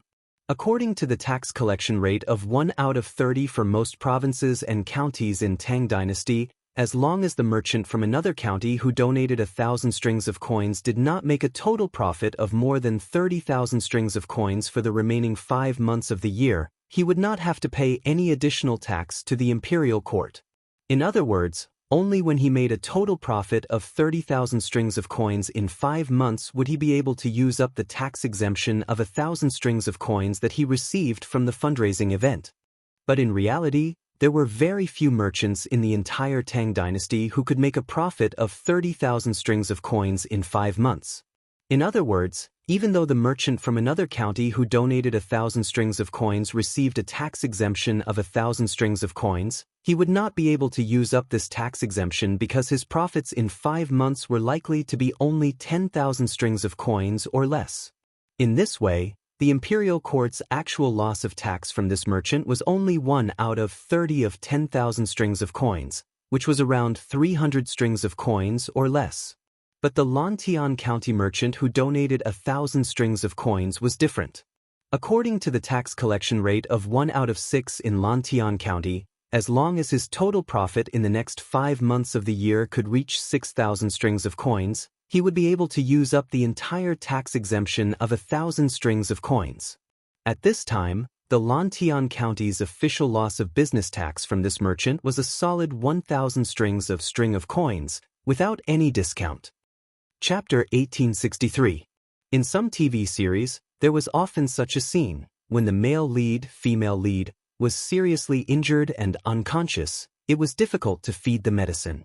Therefore, the female lead, male lead, would first pack the medicine into her mouth, and then feed the male lead, female lead, the medicine mouth to mouth. Putting aside the need of the plot for the time being, from a pure medical point of view, did this method have a scientific basis? Obviously not. Not to mention that when a person was lying down, it was very easy to reflux and accidentally inhale the liquid into the trachea. Even if the medicine was fed mouth to mouth, it would not change this reality. In addition, feeding medicine to a patient in a coma, no matter what position, lying down or sitting, was an extremely dangerous behavior in itself. In modern medicine, coma refers to the complete loss of consciousness. It is a serious vision of a person who has completely lost awareness of things. It is a high degree of mental breakdown due to the serious suppression of the higher nerves for various reasons. The cause must be found as soon as possible, and effective measures must be taken in time to save the patient. Generally, coma is divided into 2 types, shallow coma and deep coma. Shallow coma refers to the patient losing consciousness, but the pharyngeal reflex, corneal reflex, and pupil reflex still exist. The patient will still have a painful expression and slight movement in response to strong stimuli such as compression of the eye socket and stimulation of the nerves of the eye socket. In deep coma, the patient does not respond to various stimuli. The clinical symptoms are muscle relaxation, incontinence, and so on. It is impossible for such a patient in a deep coma to spontaneously swallow. Once the liquid is poured into the mouth, because the patient does not have the basic swallowing reflex, the liquid will not squirm along the esophagus to reach the stomach. Instead, a large amount of liquid will gather in the throat, making it very easy to reflux and accidentally inhale due to choking. In other words, these things will mistakenly enter the trachea and reach the lungs, resulting in aspiration pneumonia. In this case, a lung infection is often life-threatening. Therefore, in modern hospitals, as long as the patient's swallowing reflex is not good, such as the neurological department's medulla oblongata paralysis, the doctor will consider feeding the patient with a gastric tube and nasal feeding diet as well as medicine and water. They will not risk the patient's life. Although Gong Sun Liang did not know the professional terms such as swallowing reflex and advanced nerves, nor did he know that there was such an alternative method of feeding drugs through a nasogastric tube, it did not mean that one's personal problem-solving ability would be limited even if one's knowledge was limited by the age when one reached the peak of one's expertise in a certain field. When he first examined Duga Xian's injuries, Gong Sun Liang had not only checked Duga Xian's pulse, but also checked Duga Xian's eyelids, mouth, and other parts of his body. He wanted to confirm whether Duga Xian was still conscious and whether he could swallow medicine on his own. It was because he was certain that the unconscious Duga Xian still had a certain level of consciousness that Gong Sun Liang gave him the prescription and dared to let the little medicine boy decoct and feed the medicine to Duga Xian. "All right, little treasure. I won't feed him for now. Take the bowl of medicine and wait at the side." Under the care of the little medicine boy, Duga Xian barely managed to drink half a bowl of medicine. If he was fed any more, the medicine would all flow out. Seeing this, Gong Sun Liang spoke up to stop him. In his opinion, half a bowl of medicinal soup was enough for the 2 poisons in Duga Xian's body to take effect. Yes, master. The little medicine boy did not hesitate. After wiping the medicine from the corner of Duga Xian's mouth with a handkerchief, he decisively took the bowl of medicine and stood aside. Chapter 1864. Your Majesty, His Highness King of Wei has sent an urgent report. In the hall of Ganlu, Li Er, who had received spiritual comfort from Empress Xianxia, was reviewing memorials. A young eunuch from the imperial astronomer urgently requested an audience. After the young eunuch entered the hall, he held a slip of paper in his hands and bowed to Li Er to report. An urgent report from Azure Sparrow? Li Er raised an eyebrow, a bad premonition rising in his heart. He hurriedly said to the young eunuch, "What urgent report? Quickly bring it up for us to see." Your Majesty! The young eunuch raised the slip of paper over his head. Zhao Song hurriedly walked over, took the slip of paper, and then quickly walked forward and handed it to Li Er. What? Duga Xian was assassinated in Taiyuan City? After taking the slip of paper from Zhao Song and reading its contents, Li Er's face suddenly paled and he cried out in alarm. His voice was thick with anger and disbelief. Just a few minutes ago, he had declared in front of Empress Xianxia how many guards Li Tai had in Taiyuan City and how safe he was. But in just a few minutes, the cruel reality had viciously slapped Li Er in the face. Li Tai's strongest fighting force, the commander of the Great Tang's Northern Yamen Imperial Army, had been assassinated in Taiyuan City. Although he didn't know Duga Xian's current condition, whether he had been injured or whether his injuries were fatal, the assassination attempt on Duga Xian meant that there was a faction in Taiyuan City that was resisting the Great Tang Imperial Court and plotting something. They had even dared to assassinate a general of the Imperial Court. This meant that Li Tai was not absolutely safe in Taiyuan City and might be the next target of the assassins. This also reflected the grim situation in Taiyuan City. Zhao Song, who was standing next to Li Er, also revealed a look of shock upon hearing Li Er's words. Zhao Song was well aware of Dugu Xian's strength. He was a grandmaster-level martial arts expert before the age of 30. Apart from Li Zishuan, Dugu Xian's martial arts talent was probably the best among all the generals in the imperial court. Moreover, after Li Zishuan's guidance, Dugu Xian's swordsmanship had improved by leaps and bounds. If he used his full strength, even Zhao Song would have a headache. How could such a great expert encounter an assassination attempt in Source Peak City? Just how powerful and confident was the enemy? Send a telegram quickly. Tell Qin Ke to tell me the details of Duga Xian's assassination. Also, order Bing Province's governor Wang Liaoyuan to capture the assassin within 7 days. Otherwise, I will not let him off easily. Fang Gongting of Bingzhou's Shichong residence was temporarily given the title of commandant. He also had the authority to command the troops to assist Wang Liaoyuan in maintaining the security of Taiyuan and protect the safety of the King of Wei and the teachers and students of Yanhuang College. The imperial edict of appointment will be sent to Taiyuan City by carrier pigeon. After reading the contents of the note, Li Er's face darkened. After thinking for a moment, he gave the order to the young eunuch from the imperial astronomer. It was a military taboo to change generals in battle, so Li Er did not directly remove Wang Liaoyuan from his position. Instead, he gave the latter a chance to make up for his mistakes.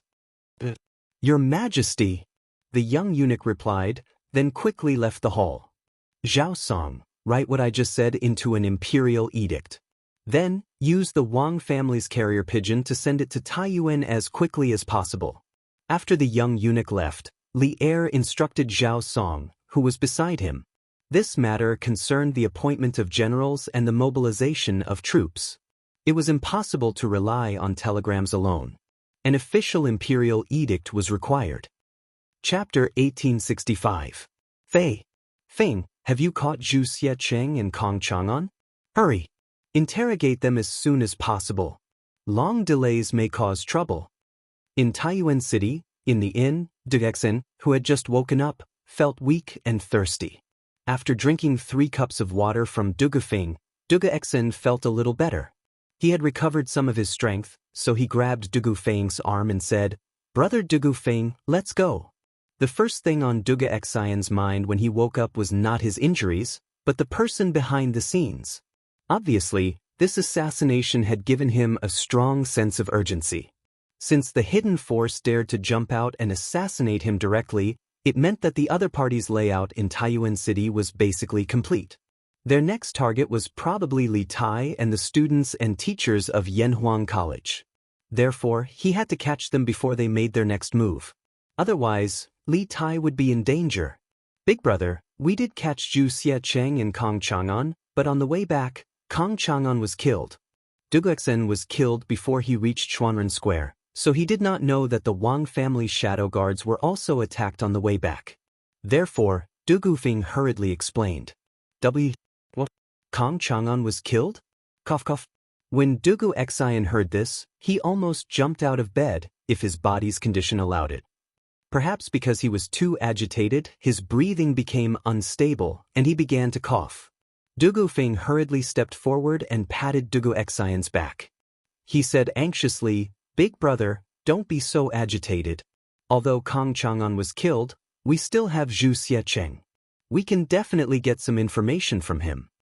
Wang Yu, who was standing to the side, could not help but say, "Commander Dugu, you may not know this, but our Wang family shadow guards were attacked by 3 black-clothed masters on the way back from escorting Zhu Xiecheng and Kong Chang'an.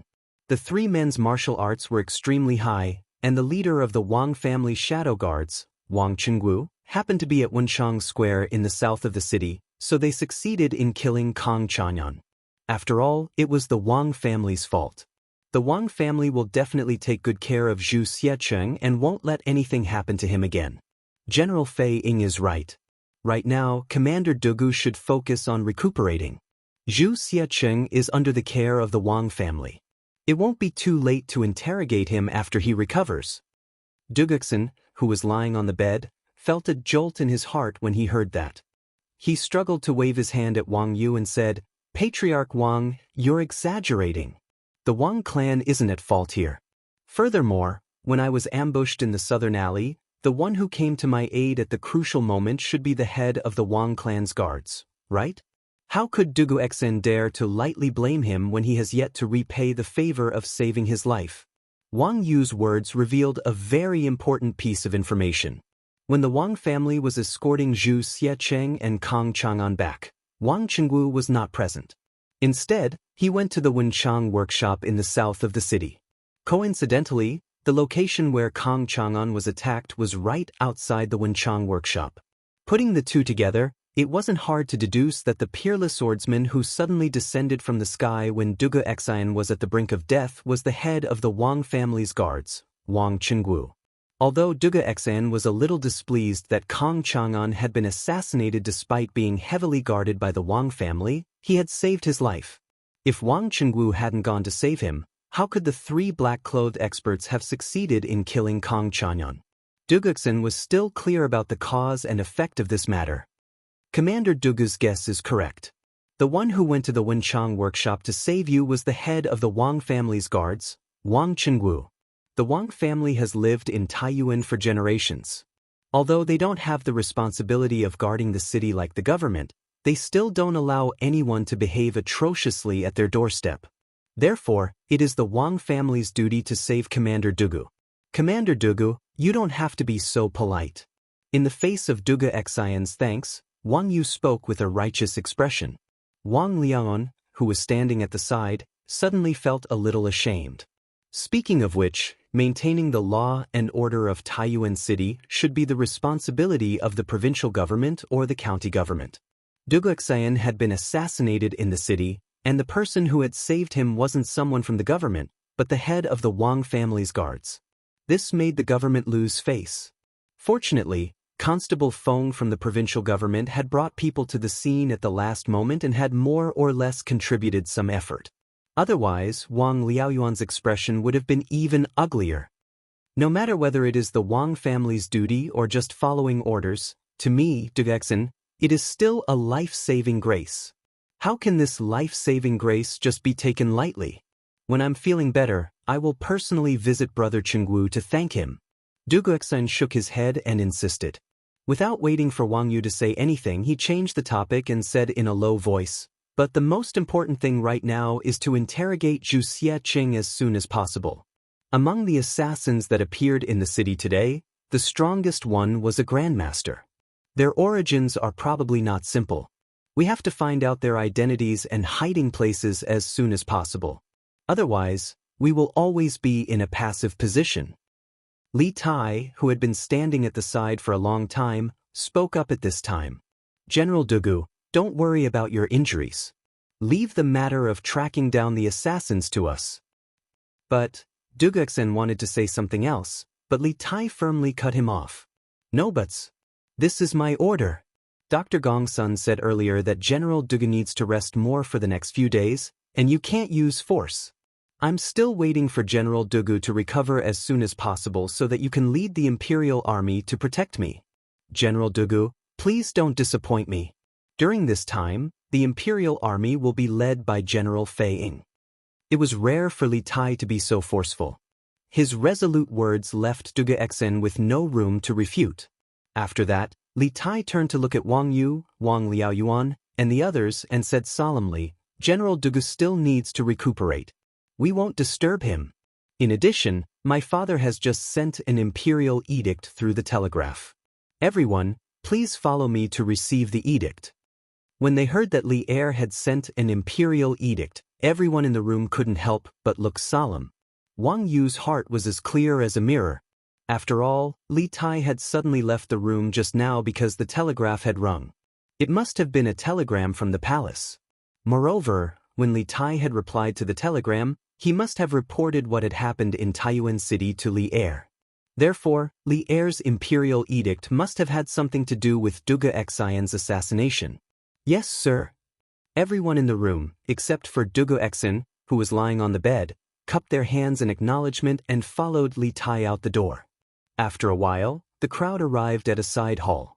Li Tai stood in front of the crowd and took out a piece of paper from his bosom. He faced the crowd and read it aloud. "Father has ordered Bing Province's provincial governor, Wang Liaoyuan, to investigate Duga Xian's assassination with all his might. The murderer must be caught within 7 days. Otherwise, he will be severely punished. Fang Gongting of Bing Province's Zhichong residence will be temporarily promoted to the rank of commandant. He will also temporarily have the authority to command the army to assist Wang Liaoyuan in maintaining the security of Taiyuan City. He will also protect the safety of Yanhuang College's teachers and students."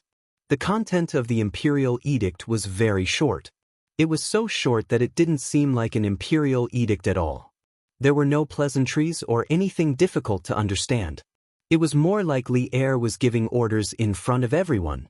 Although this was only an imperial edict in the form of a telegram, no one could tell if it was real or fake. Whatever Li Tai said was the truth. However, no one questioned the authenticity of the imperial edict. This was because the person who announced the imperial edict was Li Tai, Li Er's favorite son.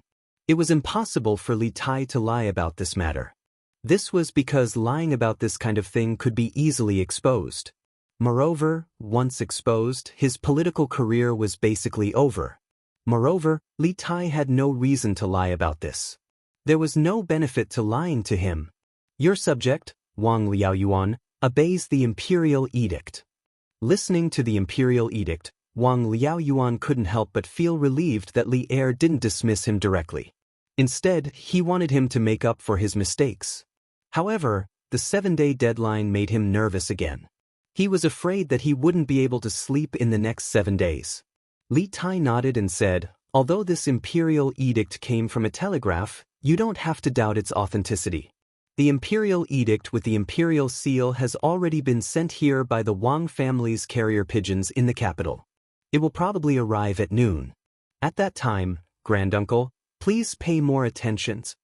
The cultivation of carrier pigeons couldn't be done overnight. The imperial court couldn't cultivate a batch of carrier pigeons to cover every province and county in the Tang Empire. Not only the imperial court couldn't do it, but even a 1,000-year-old clan like the Wang family couldn't do it. At present, the Wang family could only cultivate some carrier pigeons to send messages to the ancestral home in Taiyuan." Wang Yu nodded and said, "Your Highness, don't worry. Once the Wang family receives the imperial edict, it will be sent here immediately. In addition, when Provincial Governor Wang needs any help in tracking down the assassin, please don't hesitate to ask me. The Wang family will do our best to help. Thank you. Wang Liaoyuan clasped his hands and thanked Wang Yu gratefully. He was a distant collateral descendant of the Wang family, so he didn't receive much help from the Wang family in his official career. Especially after he became the provincial governor of a province, he took the initiative to reduce his contact with the Wang family to avoid suspicion. However, Wang Yu was willing to spare no effort to help him in this matter, which made him very touched. Li Tai said in a clear voice, "Good. In that case, I hope that all of you can work together to catch the assassin hiding in the city as soon as possible. The first thing is to interrogate Zhu Zeching and see what we can get out of him." Wang Liaoyuan clasped his hands and said, "I will do as you command. I will send people to the Wang family to detain Zhu Zeching in the prison of the government office and immediately interrogate him. We will set up a heavy guard and won't let anything happen to him." Li Tai shook his head and said, "There is no need to set up a heavy guard. I think that we shouldn't have too much hope for Zhu Zeching. The reason why the assassin only killed Kong Chang'an and let Zhu Zeching go means that they are not afraid of Zhu Zeching falling into our hands. In other words, Zhu Zeching probably doesn't have the information we want. So, for this person, we just need to interrogate him briefly. At the very least, he should know Kong Chang'an's identity. Let's not waste too much time and energy on this person. Calm and wise." While everyone was clamoring to interrogate Zhu Zeching and try to get information about the assassin from him, Li Tai remained absolutely calm. It had to be said that Li Tai was much calmer than before. The people present were not stupid. After hearing Li Tai's words, they all reacted. Indeed, according to the description of the Wang family's secret guards, after the 3 black-clothed masters killed Kong Chang'an, they had the strength to kill Zhu Zeching as well. But why didn't they do that? The only possibility was that Zhu Zeching was just an abandoned pawn that they had pushed out. An abandoned pawn that was useless and didn't know anything about their identities. "Your Highness is right. I am ashamed that I almost fell into their trap." Wang Liaoyuan clasped his hands and said, "Ashamed." After a pause, he continued, "After I transfer Zhu Zeching to the prison, I will personally go to the Bing province camp and pass on the emperor's decree to Fang Zicheng. Then, I will ask Fang Zicheng to immediately mobilize the troops to protect your Highness and the others, as well as to track down the assassin in the city." Although Li Tai hadn't stamped the imperial edict of appointment and mobilization of troops, Li Tai had just said that the imperial edict would soon be transported to Taiyuan City. Wang Liaoyuan and Wang Yu had no choice but to believe it. Fang Gongting wouldn't dare to doubt it either, because they had already learned from the mistakes of the past. When Li Zishuan mobilized troops from Taiyuan City to stop Wuxia, he also mobilized troops in the same way.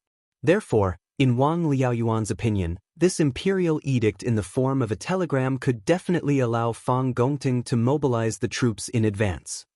"Good. Let's move out immediately." This time, Li Tai didn't reject Wang Liaoyuan's request to have the provincial government's troops protect the academy. Because by now, he also felt the seriousness of the situation. "Your Highness, please excuse us." Wang Liaoyuan and Wang Yu cupped their hands and left. Suddenly, only Li Tai, Iron Egg, and Dugufeng were left in the studio. Li Tai then turned to Iron Egg and said, "Iron Egg, you are good at martial arts. Go to Dragon Mountain for me. These men in black are so arrogant and vicious. I'm worried that they will harm Mr. Mo Chue and the others. Immediately lead a group of Imperial Guards to Dragon Mountain Boy Temple."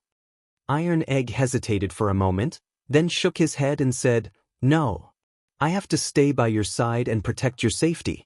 This is the task my master gave me." Li Zishuan had asked Iron Egg to follow the academy north not because he wanted Iron Egg to contribute to the construction of the telegram relay station, but because Iron Egg's martial arts were the best among the students of the academy. In addition, he had a good relationship with Li Tai, so he was the most suitable person to protect Li Tai. Li Tai heard this and couldn't help but feel speechless. Dugufeng cupped his fists and said, "Let me lead the troops to Dragon Mountain. Brother Iron Egg should stay by his Highness's side." Although Dugu Feng wanted to stay and look after Duga Exen, he didn't forget the mission on his shoulders. Good. Then I'll have to trouble General Feng. Chapter 1866. Guard Lord, we failed to assassinate Dugu Exen. He escaped. In the heavenly guest room of Tongfu Inn, a man in martial attire lowered his head and bowed slightly. He cupped his fists at the middle-aged man in white standing by the window with a fan in his hand. The middle-aged man remained silent. He continued to look at the scenery by the window as if he didn't hear the voice behind him. The man in martial attire tensed up. Thinking of the ruthless methods this man in front of him usually displayed, a trace of panic flashed through his eyes. He hurriedly said, because at the critical moment, the Wang family's secret guards and yamen runners rushed over. We had no choice but to retreat. However, Dugu Exen was poisoned by our weapons and hidden weapons. Even if he was saved by the Wang family and the yamen, he won't live long. Naturally, these words were meant to offend the group of people. Listening to his words, the leader of the group of assassins who tried to assassinate Duga Exen in the South Alley was undoubtedly him. However, this fellow had kept his head lowered since he entered the room. No one could see his face clearly. They could only vaguely feel that this person was definitely not old. The middle-aged man by the window still didn't speak. He didn't turn around either. An invisible pressure slowly came from his body. The man in martial attire couldn't hold it in anymore. He hurriedly knelt on one knee and said, "This subordinate was incompetent and couldn't complete the mission. Please punish me, Guard Lord." Incompetent? What a good incompetent! The middle-aged man finally turned around. While waving his feather fan, he said in a cold voice, "I've given you 21 experts, and you've already reached the Grandmaster realm. So many people trying to assassinate Duga Exen, but you still failed? Do you think this is a place to raise trash?" Although the middle-aged man's voice was calm, everyone could hear the anger hidden in his voice. However, he tried his best to control his volume. After all, this was an inn. If he was too loud, it would inevitably alarm the people in the next room. Hearing this, a layer of cold sweat appeared on the man in martial attire's forehead. He hurriedly said, "This subordinate was careless and couldn't kill Dugu Exen immediately. As a result, he was rescued. However, I am confident that no one can cure the poison on my weapons and hidden weapons. At the latest, before the sun sets tomorrow, you will definitely hear the news of Duga Exen's death." The middle-aged man closed his folding fan and paced 2 steps in front of the window before he said, "All right, I'll believe you one more time. If Duga Exen doesn't die before the sun sets tomorrow, I'll hold you responsible." "Yes, yes, yes." The man hurriedly agreed. At this time, the middle-aged man looked at him and said with deep meaning, "Xianxia, you should know that we, the Wolf Guards, never raise trash. Although you are a master of the Grandmaster realm, you always like to do things sloppily.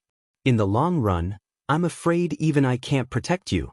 Take a look at Heavenly Eagle, Twilight Worm, and Cloud Scorpion. Even though their strengths are slightly inferior to yours, they were able to kill their targets and escape unscathed from the Wang clan's secret guards. This is not the first time they have successfully completed a mission. I hope you remember that we, the Wolf Guard, do not lack experts. What we lack are people who know how to do things. If you want to live, if you want to stand out, then don't make any more mistakes. Do you understand?" Xianxia. So this assassin's name was Xianxia. Moreover, from what the middle-aged man had said, it seemed that they all came from an organization called the Wolf Guard. However, almost no one in the world knew what this organization did, who it served, when it was founded, or where it was located. However, the middle-aged man's words were biased. If not for this master assassin called Xianxia drawing the attention of the Wang clan's most powerful secret guard, Wang Chenggu, those 3 peak chi transformation assassins would never have been able to successfully kill Kang Chang'an and escape unscathed. This subordinate understands. Xianxia's body trembled slightly, and then he cupped his fists and replied. Who would have thought that a master martial artist would bow and scrape before a middle-aged scholar who didn't seem to know any martial arts and didn't even have the strength to truss a chicken? If this scene were to spread, who knew what the world would make of this middle-aged scholar's identity? Did you reveal your identities during the assassination? The middle-aged man asked after a moment of silence.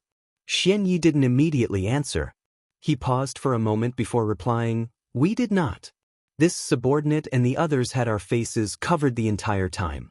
Duguksen, the Wang clan's secret guards, and the Yamen runners never saw our faces." In truth, during the assassination attempt, Xianxia and the other assassins had revealed a flaw. They had first spoken in Turkic, and then Xianxia had spoken in Han. This sort of abnormal behavior was certain to have attracted Duguksen's attention. However, Xianxia was certain that the poisoned Duguksen would die. Moreover, even if the other party grasped this point, they wouldn't be able to find anything, so he didn't mention it. "That's good." The middle-aged man nodded in satisfaction. "Lord Wei, according to this subordinate's investigation, King Wei and Duguksen went to Dragon Mountain earlier today, and then they returned to the city. However, after they returned, even more Yanhuang College's teachers and students went to Dragon Mountain. Duguksen is currently on the verge of death, and their defenses are at their weakest. Should this subordinate take some men to Dragon Mountain and capture the Yanhuang College's teachers and students?" Seeing that the middle-aged man didn't speak, Xianxia probed. The reason he was so proactive was that he wanted to find an opportunity to atone for his crimes. Although he had made a solemn vow to the middle-aged man that Duguksen would die, he wasn't very confident. Although everyone who had been poisoned by his weapon had died, what if a miracle happened to Duguksen? Then he would definitely be punished by the middle-aged man. Rather than that, he might as well make some contributions in advance so that he could atone for his crimes later. Hearing this, the middle-aged man frowned. After pondering for a moment, he shook his head and said, "No. Those Yanhuang College's teachers and students have many of the Northern Yamen's imperial army by their side. The Wang clan's secret guards can't compare to the Northern Yamen's secret guards. Right now, our hidden forces in the city aren't enough to face the imperial army head-on. We must avoid them and find an opportunity in the shadows to act." Xianxia replied in a muffled voice. Then he said, "Master Wei, after the 2 assassinations in the morning, Taiyuan City is now under full martial law. Moreover, the Bing Province Barracks has also sent out many troops to search for our whereabouts in the city. Should we move to another place?" The place they were in now was the heavenly guest room of Tongfu Inn. Not only was the decoration luxurious, but the interior space was also extremely large. There were a total of 4 to 5 rooms including the inner and outer rooms. It was completely like an independent house. Of course, more importantly, Zhu Xiecheng, who was now detained in prison by the government, used to live in this guest room. Therefore, Xianxia suggested that they move to another place to stay. "Move to another place? Why do we have to move to another place?" The middle-aged man chuckled and shook his head. "Haven't you heard that the most dangerous place is the safest place? Next, the Wang family and the people from the provincial government will definitely focus on the big houses. Even if they search here, they won't be able to find anything." It had to be said that this guy was really brave. Speaking of which, if a normal person wanted to lurk in Taiyuan City and cause trouble, they would definitely rent a remote house to stay. After all, there were too many people in a place like an inn, not to mention that the guest room he was staying in now had just been occupied by a suspect from the government. Xianxia didn't try to persuade him again, but he was a little puzzled. "Master Wei, did we make such a big fuss today just to kill Kong Chang'an and Duguksen? Now that the whole city is under martial law, it will be very disadvantageous for our next operation. Only by stirring up the water will the fish come out and swim. Only then will I know where the fish are and where they are going." The middle-aged man waved his feather fan lightly and smiled confidently. Kong Chang'an's identity is not as simple as it seems. Now that he died in Taiyuan City under the heavy protection of the Wang family shadow guards, the ones who will have a headache next are the Taiyuan government and the Wang family, not us. And this is just a test of the fish's purpose in coming to Taiyuan City. But there is no need to test them now. Someone has already come to tell us the answer. How interesting, it seems that there are some smart ones in this school of fish. These words were very vague, but Xianxia understood. He asked tentatively, "Master Wei, that Wang, that person, can we trust him? Will he betray us?" The middle-aged man frowned slightly, but after a moment he smiled faintly. If he wanted to betray us, he wouldn't have gone through so much trouble. In the end, he and I are the same kind of people who don't want to be trapped in this small Taiyuan city. He is also a smart person. And with him secretly helping us, it will be easier for us to succeed.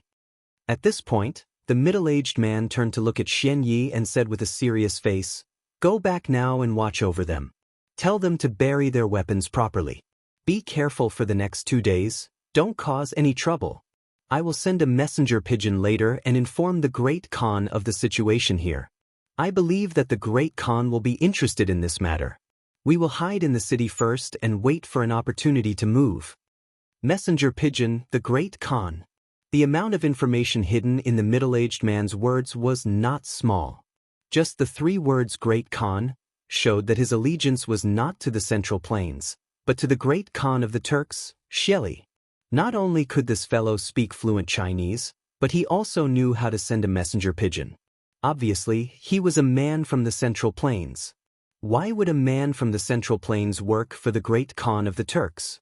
And his status in the Turks was not low either. Who was this person? There were too many mysteries in this, waiting for Li Tai and the rest to solve. If they could not solve it, it would be difficult for them to complete their mission. Thus, this subordinate obeys. Xianxia bowed and was about to leave when the middle-aged man stopped him. "Wait." Xianxia paused, and the middle-aged man said lightly, "If there is nothing important in the next 2 days, try not to come here and bother me." "Master Wei." Xianxia replied and turned to leave. The door creaked open from the inside and then closed from the outside. The room regained its peace, and only the fragrance of tea lingered in the air. Creak. After some time, the door was pushed open from the outside again, and a tall man with eyes as bright and spirited as a nighthawk walked in and ran straight into the room. "Master Wei, we just received news that the post house has invited all the famous doctors in the city, including half-immortal Lu from Taiyuan City and Gong Sunliang from Huichun Hall in the north of the city. It is said that the 2 of them are famous miracle doctors around Taiyuan, and they are only slightly inferior to miracle doctor Sun Simiao. Therefore, this subordinate estimates that Duguexen might not die." When he saw the middle-aged man sitting on the couch and sipping tea, the tall man quickly bowed and cupped his fists. "All right, I got it." The middle-aged man unhurriedly swallowed the tea in his mouth, then put down the teacup and said lightly, "Xianxia is an idiot. He has good skills, but he can't do anything right. He is far inferior to you 3 brothers." When the tall man heard that, a hint of joy flashed across his eyes. He quickly lowered his head and cupped his fists. "Master Wei, you flatter us. It is our honor to serve Master Wei and Khan. We will do our best to serve Master Wei." Good. The middle-aged man nodded in satisfaction and said, "Sky Eagle, when this matter is over, I will promote you to be the deputy leader of the Wolf Guards. When I help Khan take over the Central Plains and become the state preceptor, the position of Master Wei will be yours.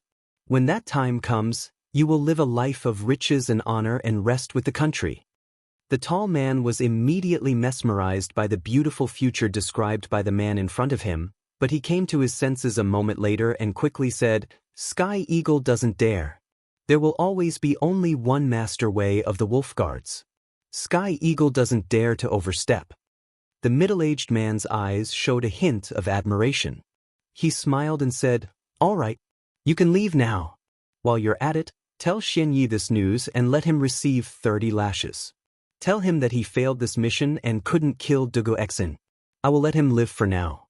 If he fails again next time, he won't be so lucky." Actually, it didn't matter to him whether Duguexen died or not. What was important was to kill Kong Chang'an. However, it was a good choice for him to use this as a warning to his subordinates. "Thus, Master Wei."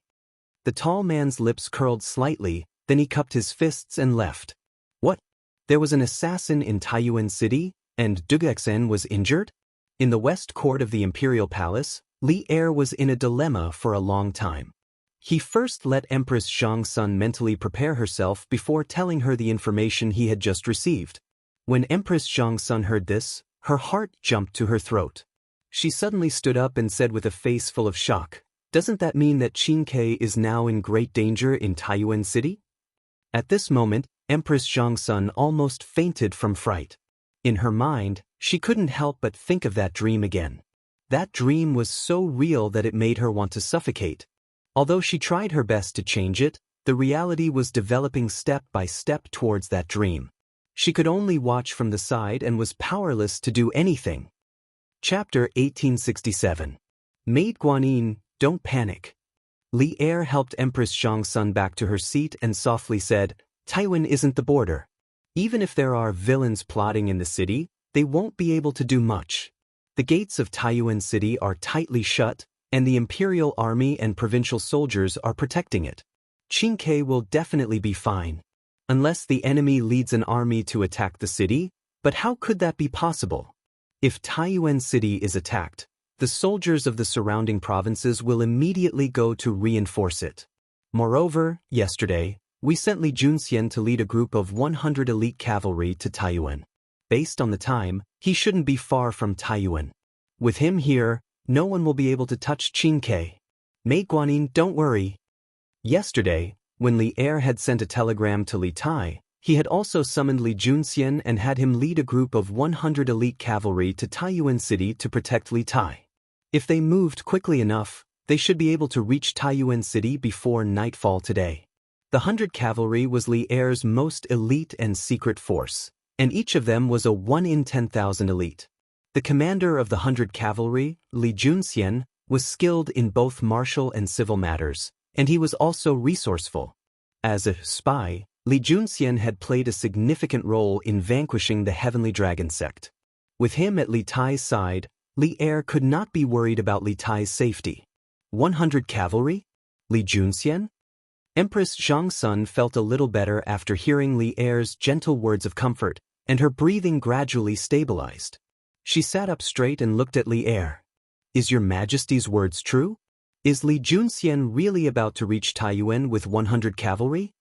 It was clear that Empress Xianxia had heard of Li Junxian and was very confident in his abilities.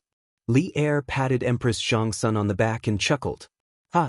How could this be false? Besides, when have we ever lied to you? Just relax and don't let your imagination run wild. We promise you that nothing will happen to Xianxia." Empress Xianxia leaned her head against Li Er's chest and said with a light "N." The resolute promise of the man in front of her gave her a great sense of security. Her heart, which had been in a mess, finally calmed down. If the Marquis of Yong and is by Qingxua's side, then I will truly be at ease. Empress Xianxia nestled in Li Er's arms, but this thought popped up in her mind for no reason. Although Li Zishuan was strong, he was still much weaker than Li Zishuan. After all, Li Zishuan had managed to escape from the hands of the world's #1 expert, Wuxia. Moreover, since Li Zishuan's debut, not only had he made many outstanding achievements, but he had also saved himself from many desperate situations.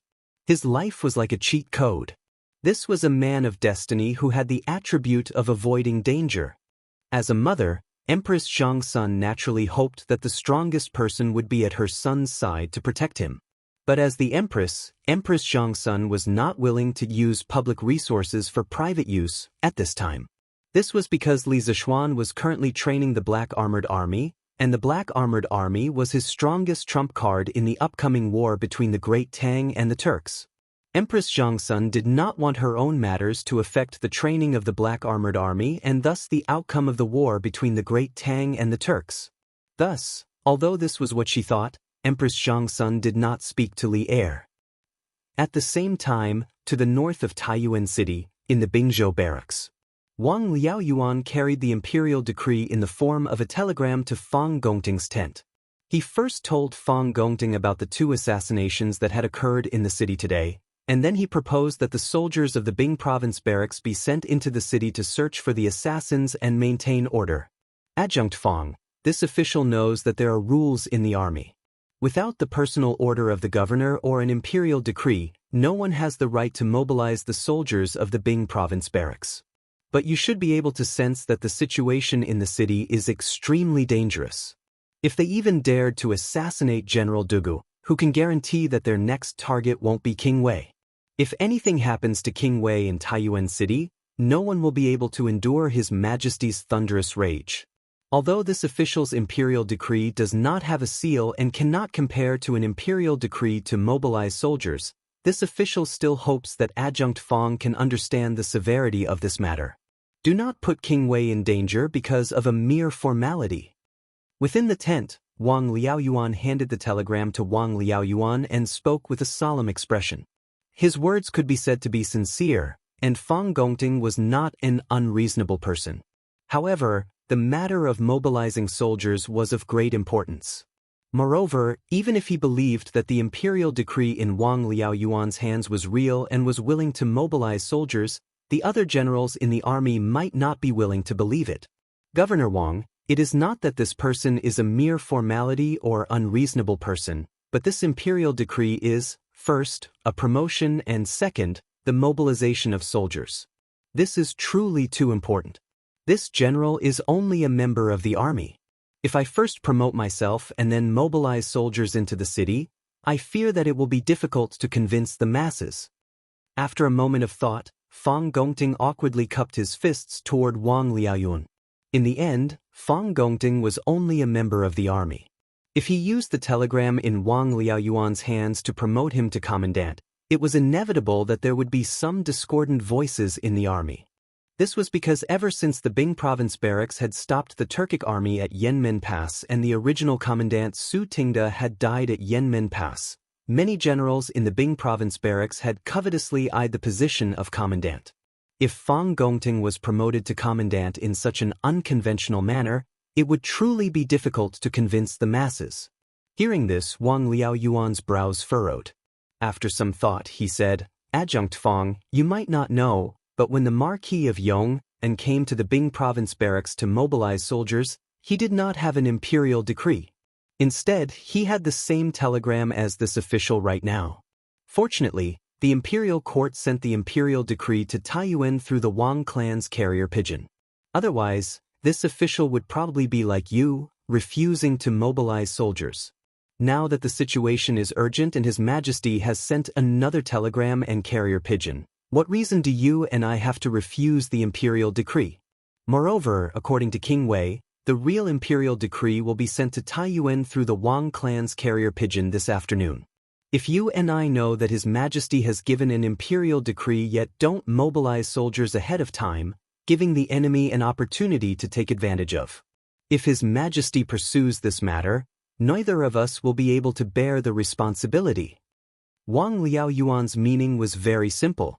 If the imperial decree sent by Li Er in the form of a telegram was sent to other places, the officials of other places would naturally have reason to not believe it because they had never seen it before.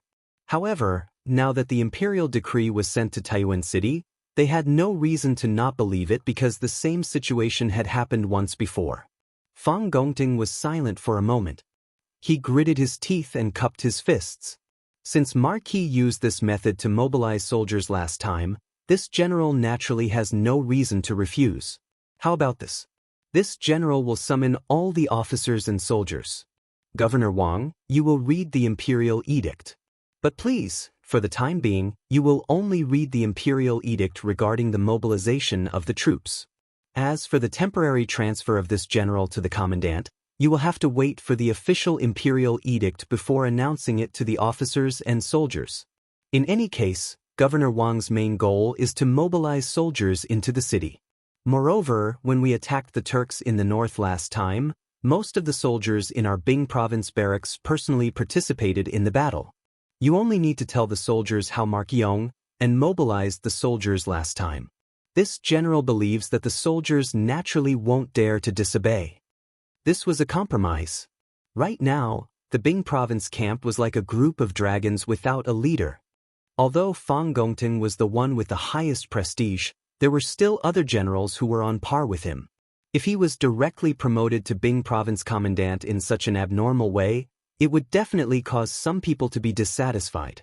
Rather than this, it was better to mobilize the soldiers first and wait for the official decree to come before announcing the promotion. This would minimize the variables to the greatest extent.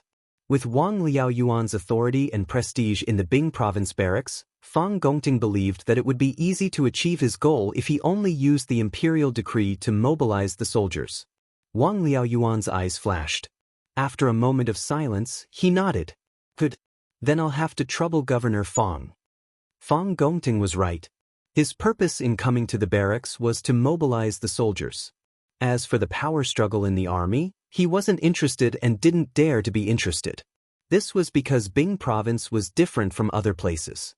The military power here was controlled by the governor and had nothing to do with the governor. Governor Wang is too polite. Then this general will go and gather the soldiers. Fang Gongting stood up and cupped his fist. Good.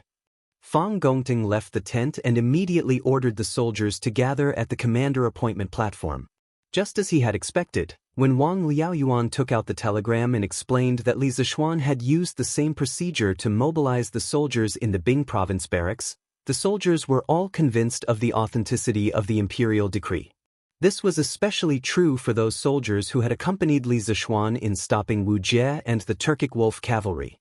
In this way, the matter of mobilizing the troops would be completed without a hitch. At 9:15 in the morning, 10,000 soldiers filed out of the Bing province barracks. Under Fang Gongting's lead, these 10,000 soldiers entered Source Peak City and began to search the streets for people with weapons and suspicious identities. The bailiffs of the provincial government, the Wang clan's shadow guards, and the soldiers of the Bing province barracks gathered in the city. For a moment, the atmosphere in the city was unprecedentedly tense. An invisible net was cast over Source Peak City, making it impossible for any hidden faction to hide. At the same time, in the prison of the Bing province barracks, Wang Liaoyuan, Dugaving, Li Tai, and Wang Yu, these four representatives of the various factions, were interrogating Zhu Xiecheng. In truth, Li Tai's status as a prince was not suited to enter the prison. The ancient people were mostly superstitious and believed that the yin qi in the prison was heavy and inauspicious. Before entering, Wang Liaoyuan had tried to persuade Li Tai, but Li Tai was eager to understand the truth and insisted on following. No one could do anything about it. Chapter 1868. Zhu Hongxing, your real name is Zhu Xiecheng, right? Are you a Turk? In the prison of Taiyuan Prefecture, Wang Liaoyuan, Wang Yu, Dugafeng, and Li Tai were sitting on the same bench. Wang Liaoyuan slapped the table in front of him and asked Zhu Xiecheng, who was kneeling on the ground in front of him. This was a prison, so the conditions here were naturally much simpler than in the court, but no one cared about that. The reason why they chose to interrogate Zhu Xiecheng in the prison instead of in the court was mainly, first, to keep it a secret, and second, to make it more convenient for the punishment. After all, the torture tools in the prison were much more abundant than those in the court. If Zhu Xiecheng refused to tell the truth, Wang Liaoyuan would immediately send someone to torture him. This was not a place where human rights were concerned. First, this was ancient times. Second, this was a prison. Most importantly, there was a huge crisis lurking in Taiyuan City. Li Tai's life was in great danger, and Zhu Xiecheng happened to be the only person Wang Liaoyuan had caught who might know the enemy's background. In this case, even if Wang Liaoyuan killed Zhu Xiecheng, the civil and military officials would not hold Wang Liaoyuan responsible for anything, let alone human rights. Zhu Xiecheng looked up at Wang Liaoyuan unhappily and said nothing. Then he lowered his head again. Wang Liaoyuan stopped breathing and then said angrily, "Humph! Now that things have come to this, what else do you have to hide? Do you still think that someone can save you? Don't forget that when you were taken away from Xuanren Mill, you were attacked on the way. This means that the person behind you wants you to die, not to save you. If you still want to live, then tell me everything you know. Otherwise, Kang Chang'an will most likely end up like you." In fact, Wang Liaoyuan rarely used harsh punishments when dealing with criminals. When facing Zhu Xiecheng, he instinctively wanted to give him a chance to confess. That was why he said so much. Otherwise, if it was another official who saw this scene, it was very likely that the criminal would be punished severely. As soon as Wang Liaoyuan finished speaking, Zhu Xiecheng's body clearly trembled. He raised his head and looked at Wang Liaoyuan and the others. After hesitating for a moment, he stuttered, "If I tell you the truth, can I really live? How dare you talk about conditions? If you don't tell me, do you think I won't kill you right now? Zhu Xiecheng's words angered Dugu Feng, who had just returned from patrolling Dragon Mountain. Dugu was ordered by Li Tai to bring people to Dragon Mountain to protect Mo Chue and the other Yanhuang College teachers and students. However, when he arrived, he found that everything was normal. There was nothing out of the ordinary. The students had already started building and started testing the machines. Dugu Feng and the Imperial Army. Of course, he returned. As soon as he returned, he saw Wang Liaoyuan interrogating Zhu Xiecheng, so he followed Li Tai. His most respected brother had just been assassinated in the morning and almost died. He was still angry, but Zhu Xiecheng was still stammering. Wasn't he trying to provoke him? How could Dugu Feng tolerate this? As he spoke, Dugu Feng had already stood up. He pulled out his sword and was about to teach Zhu Xiecheng a lesson. Zhu Xiecheng was scared out of his wits. He couldn't help but want to run away. At this time, Wang Yu grabbed Dugu Feng and said, "General Dugu, please calm down. Why don't you give this guy a chance? If he doesn't tell the truth, then it won't be too late to beat or kill him." Wang Yu was the head of the Wang family, the provincial governor of Sui province, and the emperor's son-in-law. In addition, when Dugu Feng went to the Wang family's ancestral home to ask for help, Wang Yu didn't hesitate to send out all of the Wang family's forces to help Dugu Feng find Zhu Xiecheng and Kang Chang'an's whereabouts. Although they didn't find anything after a day of searching, Dugu Feng had to accept this favor. Therefore, when he heard Wang Yu's words, Dugu Feng immediately stopped and glared at Zhu Xiecheng fiercely. "Hurry up and tell me. If you don't tell the truth, I'll cut you into pieces." Dugu Feng snorted and returned to his seat. Wang Liaoyuan looked at Zhu Xiecheng and said, "I promise you that as long as you tell the truth, I'll do my best to save your life. Can you tell me now?" These two people were playing the good cop and bad cop. After a series of threats and promises of benefits, Zhu Xiecheng's psychological defense was finally broken. "I'm willing to tell you everything. I'm willing to tell you everything. I hope the provincial governor can show mercy and spare my lowly life." Zhu Xiecheng seemed to have found a life-saving straw. He knelt and bowed to Wang Liaoyun. After a while, he calmed down a little and slowly said, "I'm Kang Chang'an. I'm from the Wuxia tribe of the Turkic Khaganate. I've been doing business on the grasslands since I was young." Chapter 1869. Taiyuan City, in the prison of the government office. Under the interrogation of Wang Yu, Dugu Feng, and the others, Zhu Xiecheng told them everything that had happened after he came to Taiyuan City, including why he had stayed in the same inn, why he and Kang Chang'an had suddenly disappeared from the Chu ironware shop, and how the two of them had escaped the Wang family's pursuit. After everyone heard this, they all frowned. According to Zhu Xiecheng's confession, it meant that there was an invisible black hand in the shadows of Taiyuan City that was manipulating and controlling everything. Moreover, this black hand could be said to be omnipotent. Who is the owner of the house you hid in Xuanren Market? Why was there no one in the house other than the two of you when the Wang family's guards went there? After a long silence, Wang Yu couldn't help but ask. Since he had told them almost everything, Zhu Xiecheng was no longer afraid of the revenge of the mysterious person behind the scenes, so he simply confessed everything, replying to "Sir, after Boss Kang and I arrived there according to the mysterious person's instructions yesterday, we found that there was no one living in the house. At that time, the two of us thought that the mysterious person in the E-Temple was lying to us, but at that time, the whole city was chasing us, and we had no other place to stay, so we could only go to the backyard suspiciously. We didn't expect that there really was a cellar in the backyard. After we hid in the cellar, we thought that no one would send us food. At night, Boss Kang and I were so hungry that we had no choice but to crawl out of the cellar to look for food. Unexpectedly, at the cellar's exit, we found a food box full of good wine and good food. Obviously, someone deliberately sent it here. Boss Kang and I both felt that the mysterious person didn't lie to us, so the two of us hid in the cellar with peace of mind. Anyway, that place was hidden, and the most important thing was that every meal was sent to the cellar's entrance. We planned to stay in the cellar until Taiyuan City returned to normal, then escape from Taiyuan City. In other words, you haven't seen the owner of this house? And you haven't seen the person who sent you food? Hearing this, Wang Yu couldn't help but frown. But. Zhu Xiecheng quickly shook his head and said, "We plan to climb out of the cellar today and wait for the people who brought us food so that we could thank them in person. However, instead of the people who brought us food, the people who caught us came.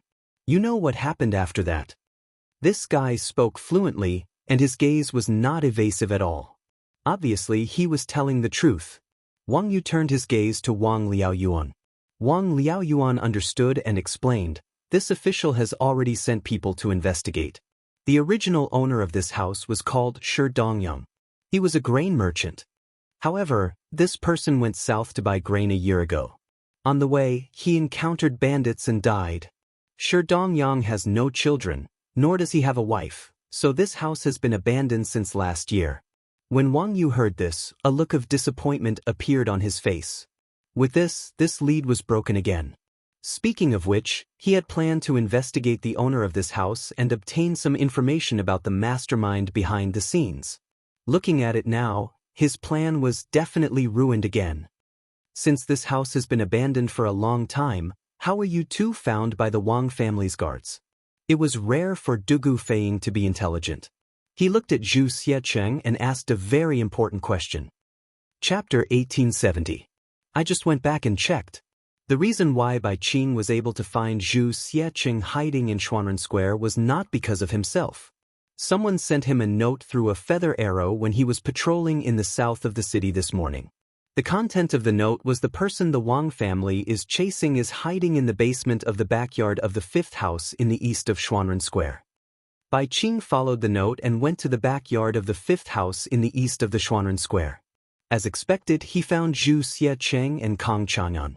But in order to take the credit for himself, he lied and said that he found Zhu Xiecheng and Kang Chang'an by himself. That's why I was fooled by him. After the interrogation of Zhu Xiecheng, Wang Liaoyuan, Du Gufeng, and Li Tai were sitting in the back hall of the government office. They were all at a loss. At this time, Wang Yu came in with a sullen face. He cupped his hands and said to the three people in the room. Judging from his tone, it was likely that after he returned to the Wang family alone, the Wang family must have been in a state of chaos. As for the instigator, Bai Qing, he would definitely not have a good ending. He would most likely suffer some physical pain. Is there such a thing? Wang Liaoyuan was slightly surprised, but then he felt that it was inappropriate to say that. It seemed like he was rubbing salt on Wang Yu's wound, so he quickly changed the topic and said, "So, someone deliberately let us know about Zhu Xiecheng and Kang Chang'an's news. Who could it be?" Everyone in the room was stumped by this question. Wang Yu, Du Ying, and Li Tai all frowned and thought about the connection between these clues. At this moment, a person quickly walked in. He bowed to Wang Liaoyuan and said, "My lord, I've brought people to the Chu family ironware shop. We've searched the entire place. Other than the weapons that are usually displayed for sale, we didn't find a large number of weapons in the warehouse." The person was Constable Feng from the provincial government office. After the interrogation of Zhu Xiecheng, Wang Liaoyuan ordered Constable Feng to go to the Chuji ironware shop to do a more detailed search. Now that this case was related to the smuggling of weapons to the Turks, he had to find out the whereabouts of these weapons no matter what. This way, he could give the imperial court an explanation. No weapons? But this official understands. You may leave first. Wang Liaoyuan frowned slightly and asked Constable Feng to leave. He stroked his beard and said, "It seems that Kang Chang'an has already handed over the weapons to the mysterious person behind the scenes. But how is that possible?" In Wang Liaoyuan's subconscious mind, since the mysterious person was so cautious, he must have controlled Zhu Xiecheng, Kang Chang'an, and the others to do things for him from afar. Therefore, he naturally thought that Kang Chang'an couldn't have given the weapons to the mysterious person in such a short time. Li Tai said, "What's impossible about that? Perhaps the mysterious person behind the scenes is also in Source Peak City right now." Li Tai said something that no one dared to think about. Everyone was shocked. Wang Liaoyuan's hand shook and almost pulled his beard off. He couldn't believe it and said, "What? The mysterious man behind the scenes is in Taiyuan now? How is this possible?" Wang Yu had always been calm. After thinking for a while, he said, "Your Highness' guess seems impossible, but it is the most reasonable explanation for the sudden disappearance of the weapons from the Chu ironware shop. If I were the person behind the scenes, I would probably choose to stay in Source Peak City right now. Not only would it be easier for him to command his subordinates to do things here, but the most dangerous place is also the safest place. In Source Peak City, Zhu Xiecheng and Kang Chang'an are covering for him on the surface while he himself is watching from the shadows. It will only be safer. The most dangerous place is also the safest place. Zhu Xiecheng and Kang Chang'an are only covering for the person behind the scenes on the surface." Everyone's eyes lit up when they heard Wang Yu's words. Li Tai couldn't help but say, "If that's really the case, then many things can be explained." When Zhu Xiecheng first stepped into the Tang Empire, he was already used as a chess piece to distract us. Although this person seems to have many clues, none of them are directly related to the mysterious person behind the scenes. We can't find any information about the mysterious person through him.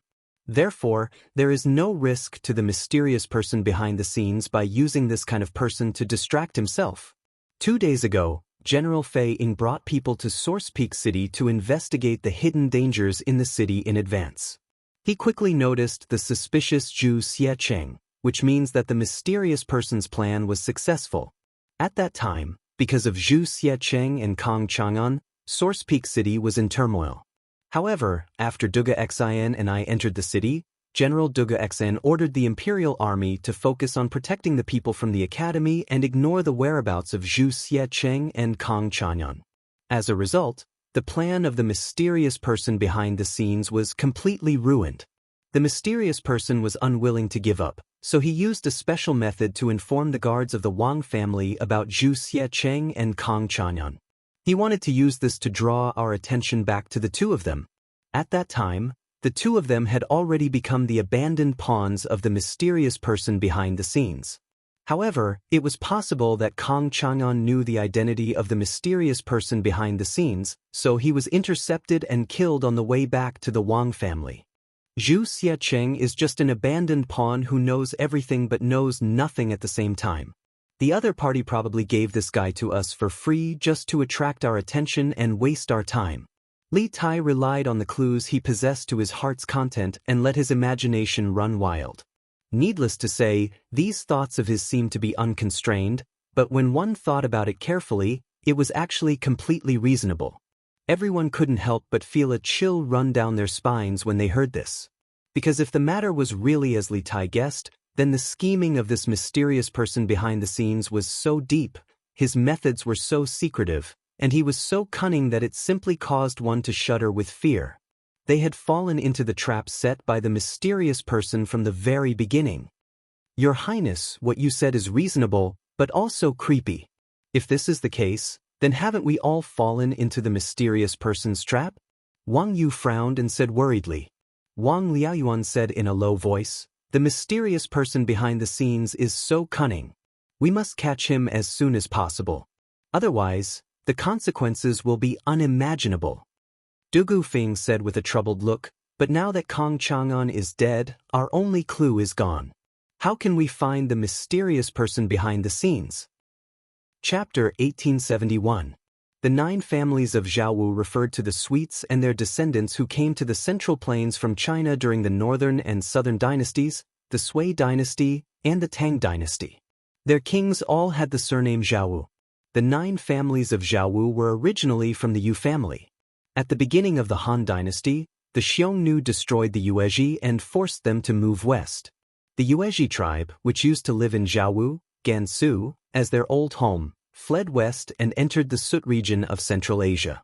They conquered the local natives and formed a number of city-states. Later on, under the rule of Kuda, they were forced to change their surname to Wenasha. After the decline of Dada, the various city-states regained their independence. Their surname was Zhaowu, forming the Zhaoda city-states headed by the Kang kingdom. Among them were Chao, Shi, Mi, Shi, Mu, Bai, and so on. They were collectively known as the 9 surnames of Zhaowu. In the Tang dynasty, they were also known as the 9 surnames of Hu, or simply Hu. In the West, they were known as Sogdians. Later on, some of the 9 families of Xiaowu accepted the rule of the Turks and the Tang dynasty. In the 8th century, the country fell to the Arabian Empire. After that, most of the people gradually became Turks and Muslims, becoming one of the modern Uzbeks of Central Asia. A small portion of them scattered among the Tajiks.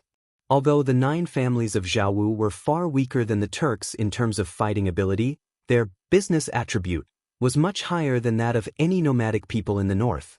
As the Sweet region was the throat of the Silk Road, the 9 families of Xiaowu naturally became a people with a business tradition. To put it bluntly, they became hereditary middlemen, selling China's silk to the west and western gems and wine to the Tang dynasty. After all, they started as nomads but couldn't beat the Tang dynasty. They could only rely on their mobility to become merchants. Even the technology of making paper was passed to Central Asia by the Kong Kingdom. In fact, since the Han and Wei dynasties, this group of Swedes had entered the Central Plains to do business along the Silk Road. However, because the West Jin dynasty was short-lived, the Central Plains was in chaos and they couldn't even take care of themselves. During the Sui and Tang dynasty, the Silk Road gained a new lease of life thanks to the Tang dynasty's open and inclusive policies.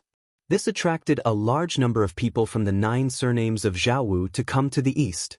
According to the Old Book of Tang, the journey of Xinghu, the years follow. After the founding of the Great Tang, many of the 9 families of Xiaowu came to China. Many of them had become wealthy through business. They envied the splendid culture of the Tang Empire and married and had children in the interior. Gradually, they became Chinese, and some of them even formed considerable political forces. For example, the Yin brothers. At the end of the Sui dynasty, the world was in chaos, and Li Gui occupied Liangzhou. In order to recover Liangzhou, Xinghui submitted a memorial to Li Yuan, hoping to persuade Li Gui to surrender and submit to the Tang dynasty. Li Yuan did not agree, so the two of them once again offered a plan and ultimately helped the Tang army to flatten Prince Liang, Li Gui, who occupied Heshi. Because of the outstanding contributions of the Yin brothers, Xinghui was conferred the title of Right Marquis Great General, the title of Liang Duke of Shangzhou State, the title of Liang Duke, the title of 600 households and 10,000 pieces of silk. And Xiu Ren was also conferred the title of Great General of the Left Martial Marquis, conferred the title of Duke Shen, bestowed upon the Tian residents, and conferred upon 600 households. However, this peace had nothing to do with An Lushan's peace. Although they were all Socrates and had the surname An, this An was like our Lu, Wang, and Li surnames. There were many Socrates with this surname. Not only that, the descendant of the Yin family, An Baoyu, was later placed in an important position by the famous General Li Guangbi. He contributed a lot in the fight against the An Lushan rebellion, and the imperial court gave him the surname of Lu. Li Baoyu's cousin, Li Baozhen, became the Zhe Road Jidushi. In the fight against the rebellion of the Hesua towns, he contributed a lot and was promoted to the position of inspector of the prefectures. The Yin family could be considered a family of martyrs. In truth, during the An Lushan rebellion, there were many who sacrificed their lives for the sake of bringing sugar. For example, Li Guangbi was a chiton, a standard who. Due to the Tang dynasty's policy of opening up, many foreigners became officials in the imperial court, forming the unique foreign soldiers and generals in the history of the Tang dynasty. The 9 families of Xiaowu were a power that could not be ignored. In general, the biggest characteristic of the 9 families of Xiaowu was that they were rich, very rich. Once a person had money, they would think of ways to obtain a certain political position. The 9 families of Xiaowu were no exception. Other than those who entered the imperial court as officials by chance, a large number of the 9 families of Xiaowu were doing business in the Tang dynasty while using money to attach themselves to some powerful local forces. Moreover, the 9 families of Xiaowu were like branches of the same tree. The 9 families of Xiaowu who were doing business outside the Tang dynasty were surprisingly united. It was not an exaggeration to say that, when one side is in trouble, all sides will help. Therefore, the influence of the 9 families of Xiaowu in the Tang dynasty could not be underestimated. Not to mention that Kong Chang'an was from the Kong Kingdom, the sovereign country of the 9 families of Xiaowu. Coincidentally, This guy had connections with the royal family of the Kong Kingdom. In this way, Kong Chang'an's death was not just a murder case. It could very well turn into a diplomatic dispute. If the authorities of Taiyuan City could not give a reasonable explanation for Kong Chang'an's death, not only would the Kong Kingdom not leave the matter at that, the Kong Kingdom or the 9 families of Xiaowu in the Tang dynasty would probably not rest. They might cause endless trouble for the authorities of Taiyuan City. After all, whether it was modern society or feudal society, although money was not omnipotent, it could solve most problems, such as hiring assassins, monopolizing the market, disrupting the prices of goods in the city, and so on. No matter what methods they used, Wang Liaoyuan and the others would not have it easy. When a group of people was extremely wealthy, even if they didn't have any official position, the influence they had was incomparable to that of ordinary people. Kong Chang'an and Kong Chu were the same. But was the Tang dynasty afraid of the 9 families of Xiaowu? Obviously not. In terms of overall national strength, even if the 9 families of Xiaowu were multiplied by 10, they might not be able to defeat the Tang dynasty at its peak. The strength of the 9 families of Xiaowu did not lie in national strength, but in the soft power of the economy. Not only did they monopolize the trade between the Tang dynasty and the Western countries, but they also controlled the commercial and economic lifelines of many provinces and counties in the Tang dynasty. As the saying goes, pull one hair and the whole body will be affected. If the Tang dynasty made a move against the 9 families of Xiaowu, although it could win, it would also suffer great losses. This one was shocked to hear that Brother Kang's ironware shop was suddenly closed down and that Brother Kong himself had met with an accident. Therefore, I came to the provincial governor's office to ask the provincial governor to uphold justice for Brother Kong and find out who killed Brother Kong. In the back hall of the government office in Taiyuan, Kong Chu naturally saw the shock of Wang Liaoyuan, Wang Yu, and Li Tai, but he did not make a fuss about it. Instead, he calmly cupped his hands and said to Wang Liaoyuan, Chapter 1872. Asking him to leave. Facing Kong Chu, who was being unreasonable, Wang Liaoyuan decisively asked him to leave. After all, he was an official and represented the Taiyuan government. Kong Chu was just a small merchant from another country in Taiyuan City. What right did he have to question him again and again? Provincial governor, please wait. Wang Liaoyuan asked Kong Chu to leave, but Kong Chu didn't know what was good for him. He said loudly, Provincial governor, Brother Kong died in Taiyuan City under unknown circumstances. I sincerely hope that provincial governor can allow me to participate in the investigation. On one hand, I can answer to my king. On the other hand, I have many capable people under my command that can help provincial governors solve the case and catch the murderer. Good heavens, this bastard actually wants to participate in the government's investigation? Wang Liaoyuan's face darkened. He said in a low voice, Thank you for your kindness. But you don't have to participate in the investigation. Finding the truth and catching the murderer is the responsibility of the Taiyuan government and me. You don't have to worry about it. If you don't have anything else to say, please leave. Don't interfere with the investigation. Wang Liaoyuan did not care that Kong Chu was using the king of the Kong Kingdom to threaten him. It was impossible for Kong Chu to meet the king of the Kong Kingdom. Even if he could meet the king of the Kong Kingdom and speak to him, Wang Liaoyuan would not be afraid. That was because the most important thing for the entire Taiyuan officialdom was to eliminate all hidden dangers in the city that were harmful to Li Tai so as to ensure his safety. Apart from that, there was nothing more important than this. Kong Chu was very dissatisfied. He said, Provincial governor, you don't want me to participate in this case. Is there something else? Or are you confident that you can solve the case in a short time? How dare you? Wang Liaoyuan could not hold it in anymore. He shouted angrily, Why should the provincial governor report to you about the investigation? I am paid by the imperial court. I should share the burden of the Tang emperor. Are you questioning the fairness of the imperial court? Even if the king of the Kong Kingdom was here, he wouldn't dare to say such nonsense. If you continue to cause trouble here, this official will definitely charge you with the crime of disrupting the investigation. There was a saying that a weak country had no diplomacy, and Wang Liaoyuan's words were a perfect example. The Tang Empire and the Turkic Empire were both extremely powerful countries in Asia. Although the Kang Empire was good at economics and had strong, soft power, its comprehensive national strength was still less than 1/10 of the Tang Empire's. Therefore, Wang Liuan's words were quite forceful. Kang Chu was embarrassed by Wang Liuan's scolding. He bowed and said, "Then I request to leave the city. I want to return to Kang country and tell Brother Kang's family about this bad news. Please allow me." Currently, the 4 city gates of Taiyuan were already sealed, which was why he had made such a request. Otherwise, he would have already left the city. Wang Liuan frowned and refused, "No. Right now, this official has ordered the city guards to seal the city gates and search for the whereabouts of the assassin who tried to assassinate Kang Chanyan.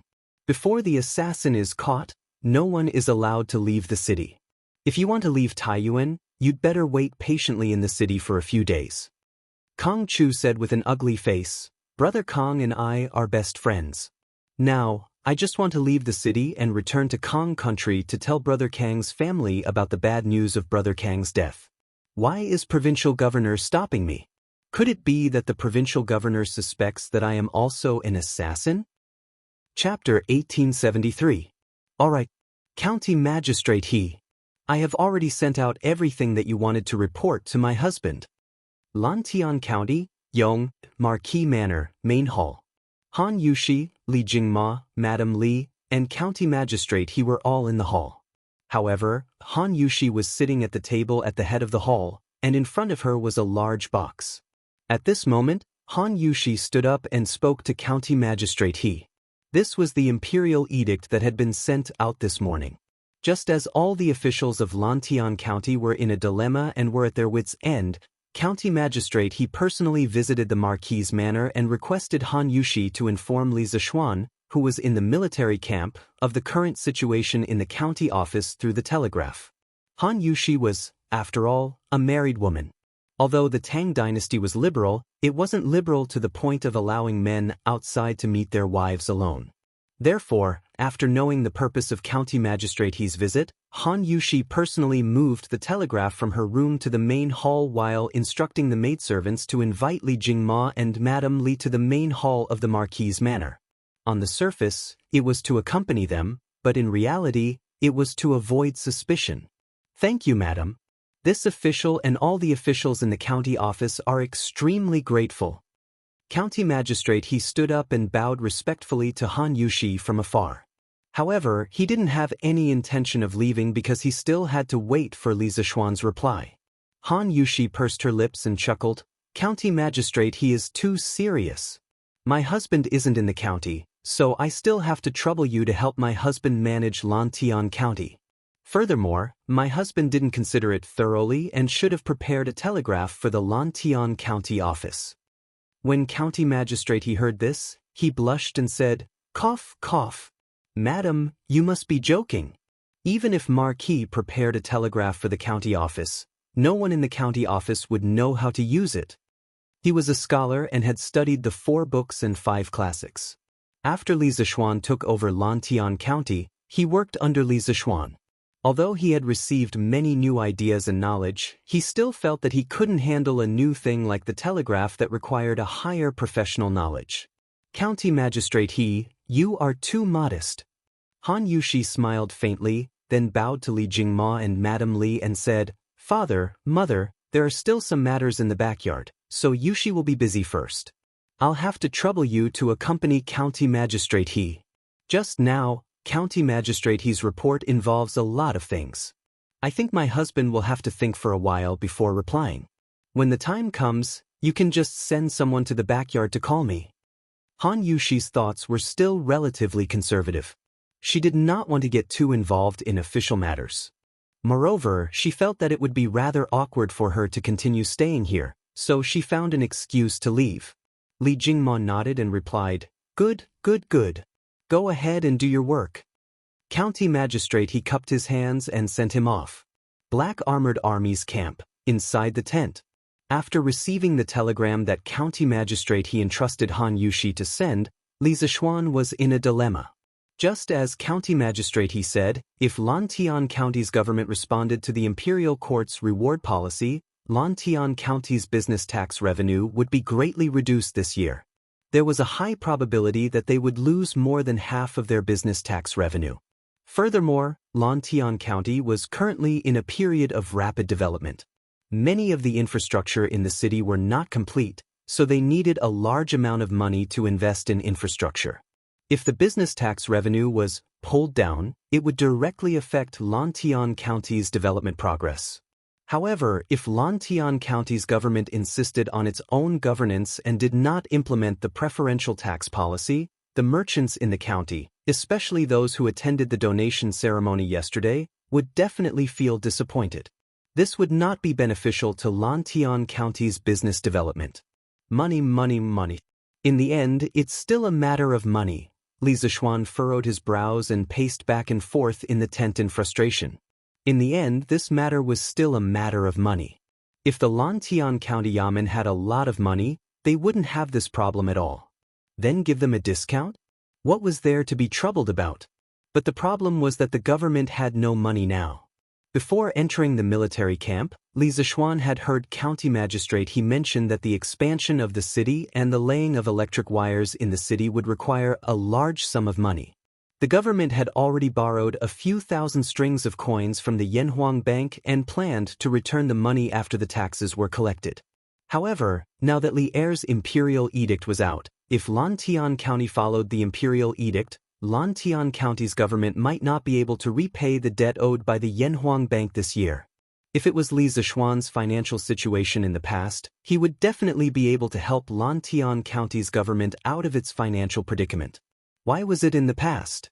It was because after a few times of squandering, building the medical school, building the protective mountain formation of Yunshan, creating armor and equipment for the Black Armored Army for free, etc., Li Zishuan did not have much cash on hand. This might sound unbelievable, but it was the truth.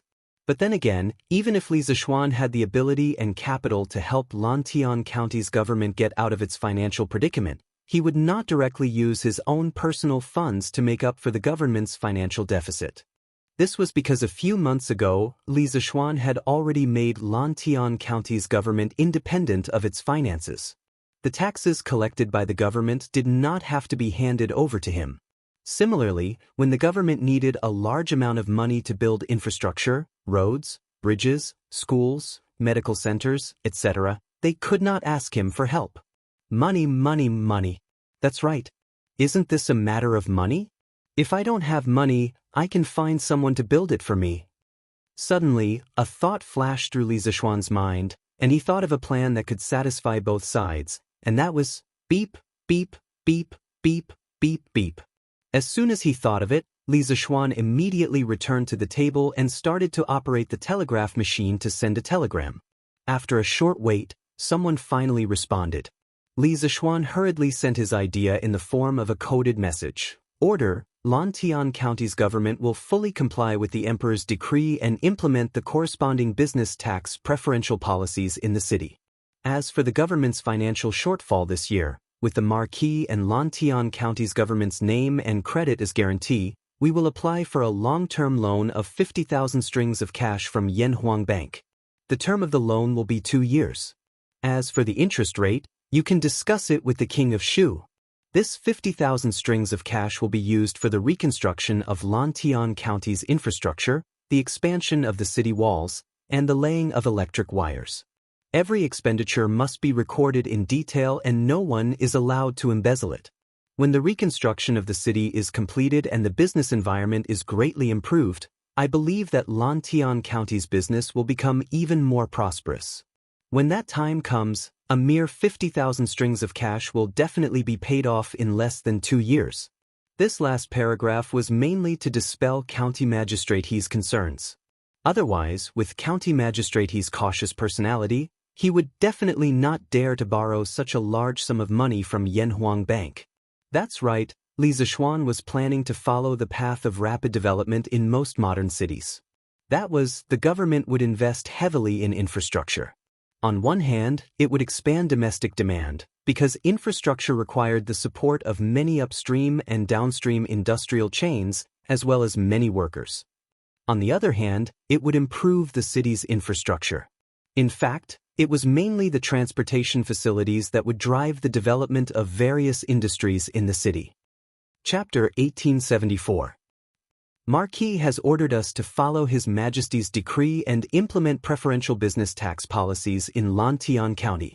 As for the county government's financial shortfall this year, we will use the name and credit of Marquis and Lantian County government as a guarantee to apply for a long-term loan of 50,000 strings of cash from Yanhuang Bank. The loan period is 2 years. After receiving Li Zishuan's reply and instructions from the telegraph, county magistrate, he did not dare to delay any further. He immediately left the Marquis mansion and returned to the county government. He gathered County Deputy Meng, Registrar Zhang, County Officer Wang and the rest to the back hall of the county government and announced Li Zishuan's decision on the spot. After he finished speaking, the officials in the room were all shocked. County Deputy Meng even exclaimed, "Borrow 50,000 strings of cash? So much money, when will our county government be able to pay it back?" Registrar Zhang could not help but say, "Isn't 50,000 strings of cash a little too much? Our county government has already borrowed 7,000 to 8,000 strings of cash from Yanhuang Bank. I feel that if we borrow 30,000 strings of cash at most, it will be enough to support the county government through the major projects in front of us. Furthermore, we are borrowing so much at once for such a long time. Yanhuang Bank may not be willing to lend it to us." County Officer Wang also deeply agreed. He even added, "Even if Yanhuang Bank is willing to lend it, the interest rate will definitely not be low. 50,000 strings of cash for 2 years, including the interest, how much money do we have to pay back to Yanhuang Bank?" If it were not for Li Zishuan's strong character, County Officer Wang would have suspected that Li Zishuan made this decision on purpose to help Yanhuang Bank get business. Although Yanhuang Bank was already under the control of the Tang Imperial Court, Li Zishuan, the founder, still had a lot of shares in it. Faced with Li Zishuan's decision, all the officials in the county government, except for County Magistrate He, had almost the same reaction. It had to be said that as people in the government, County Deputy Meng and the rest had a really low mentality. If this was in modern times, who would be worried about borrowing too much money from the bank and not being able to pay it back? They were worried that the borrowed money was not enough to complete the infrastructure projects in the city. As for not being able to pay back the money, it was impossible. It was endorsed by the official credibility. Seeing that everyone was against it, even though Wang Liaoyuan had the same opinion as them in the beginning, he still tried to persuade them. Marquis ordered us to fully comply with His Majesty's decree and implement the corresponding preferential business tax policies in Lantian County. As for the county yamen's financial shortfall this year, with the name and credit of Marquis and the Lantian County Yamen as a guarantee, we will apply for a long-term loan of 50,000 strings of cash from Yanhuang Bank for 2 years. After receiving Li Zishuan's reply and instructions from the telegraph, County Magistrate He didn't dare delay any further.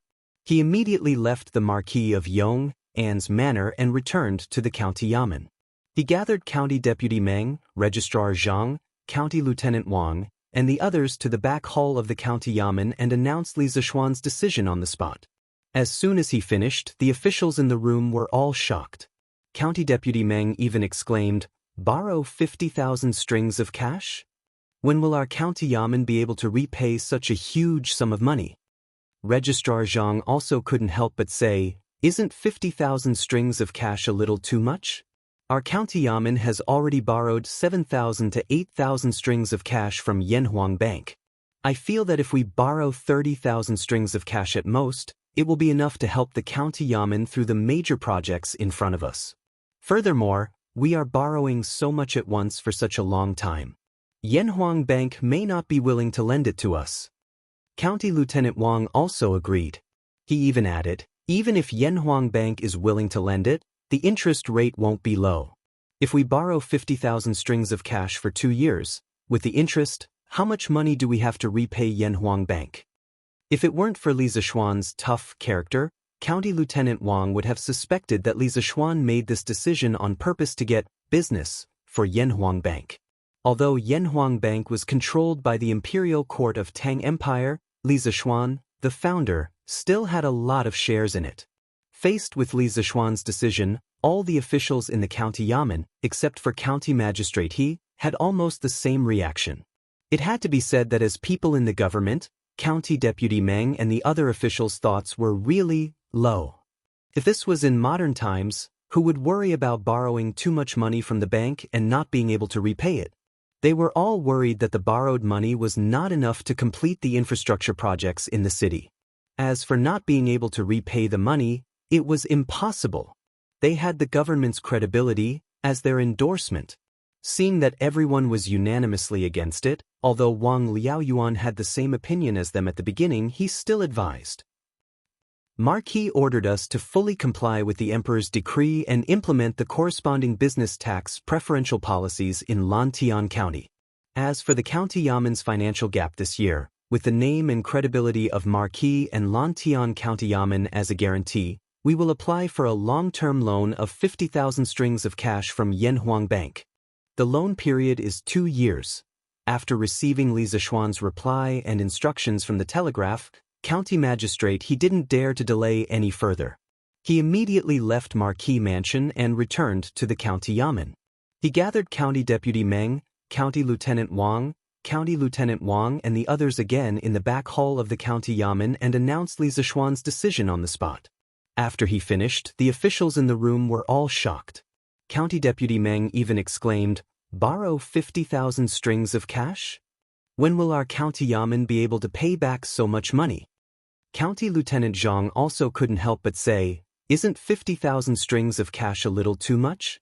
Our county yamen has already borrowed 7,000 to 8,000 strings of cash from Yanhuang Bank. I feel that if we borrow 30,000 strings of cash at most, it will be enough to support the county yamen through a few big projects in front of us. Moreover, we are borrowing so much at once for such a long time. Yanhuang Bank may not be willing to lend it." County Lieutenant Wang also deeply agreed. He even added, "Even if Yanhuang Bank is willing to lend it, the interest rate won't be low. If we borrow 50,000 strings of cash for 2 years, with the interest, how much money do we have to repay Yanhuang Bank?" If it weren't for Li Zishuan's tough character, County Lieutenant Wang would have suspected that Li Zishuan made this decision on purpose to get business for Yanhuang Bank. Although Yanhuang Bank was already under the control of the imperial court of Tang Empire, Li Zishuan, the founder, still had a lot of shares in it. Facing Li Zishuan's decision, all the officials in the county yamen, except for county magistrate He, had almost the same reaction. It had to be said that as people in the government, County Deputy Meng and the others' thinking was really low.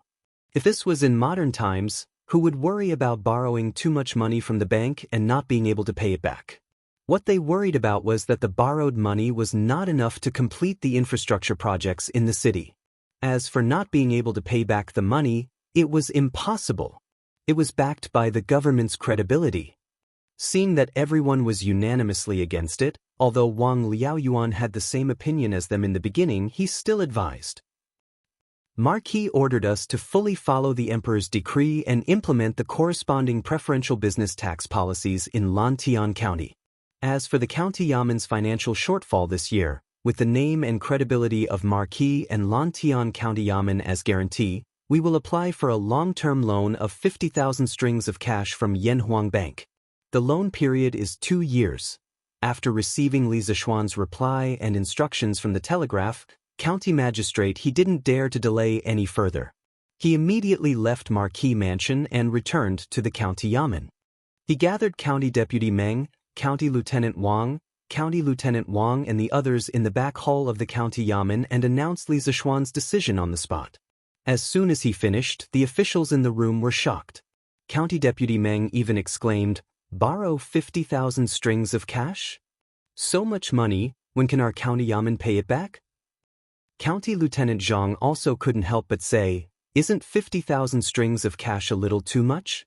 Our county yamen has already borrowed 7,000 to 8,000 strings of cash from Yanhuang Bank. I feel that if we borrow 30,000 strings of cash at most, it will be enough to help the county yamen pay for the big projects in front of us. Moreover, we are borrowing so much at once, and for such a long time, Yanhuang Bank may not be willing to lend it back." County Lieutenant Wang also agreed and added, even if Yanhuang Bank is willing to lend it back, the interest rate won't be low. If we borrow 50,000 strings of cash for 2 years, with the interest, how much money do we have to repay Yanhuang Bank? If it weren't for Li Zishuan's tough character, County Lieutenant Wang would have suspected that Li Zishuan made this decision on purpose to help Yanhuang Bank get business. Although Yanhuang Bank was controlled by the imperial court of Tang Empire, Li Zishuan, the founder, still had a lot of shares in it. Faced with Li Zishuan's decision, all the officials in the county yamen, except for County Magistrate He, had almost the same reaction.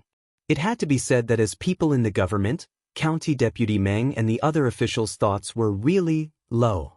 If this was in modern times, who would worry about borrowing too much money from the bank and not being able to pay it back? What they worried about was that the money they borrowed was not enough to pay for the infrastructure projects in the city. As for not being able to pay back the money, it was impossible. It was backed by the government's credibility. Seeing that everyone was unanimously against it, although Wang Liaoyuan had the same opinion as them in the beginning, he still advised. Marquis ordered us to fully follow the Emperor's decree and implement the corresponding preferential business tax policies in Lantian County.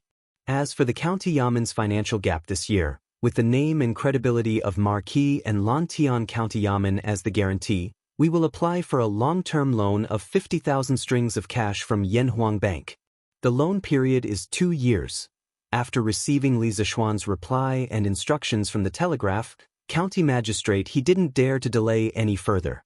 He immediately left Marquis Mansion and returned to the County Yamen. He gathered County Deputy Meng, Registrar Zhang, County Lieutenant Wang and the others in the back hall of the County Yamen and announced Li Zishuan's decision on the spot. As soon as he finished, all the officials in the room were shocked. County Deputy Meng even exclaimed, "Borrow 50,000 strings of cash? So much money, when will our County Yamen be able to pay it back?" Registrar Zhang also couldn't help but say, "Isn't 50,000 strings of cash a little too much?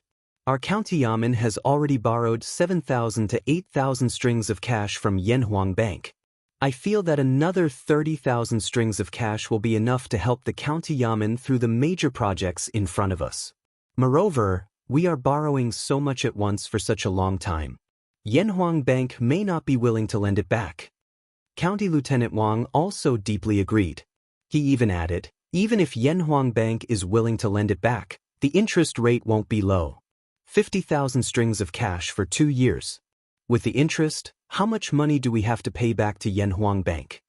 If it weren't for Li Zishuan's tough character, County Lieutenant Wang would have suspected that Li Zishuan made this decision on purpose to help Yanhuang Bank get business. Although Yanhuang Bank was already under the control of the imperial court of Tang Empire, Li Zishuan, the founder, still had a lot of shares in it.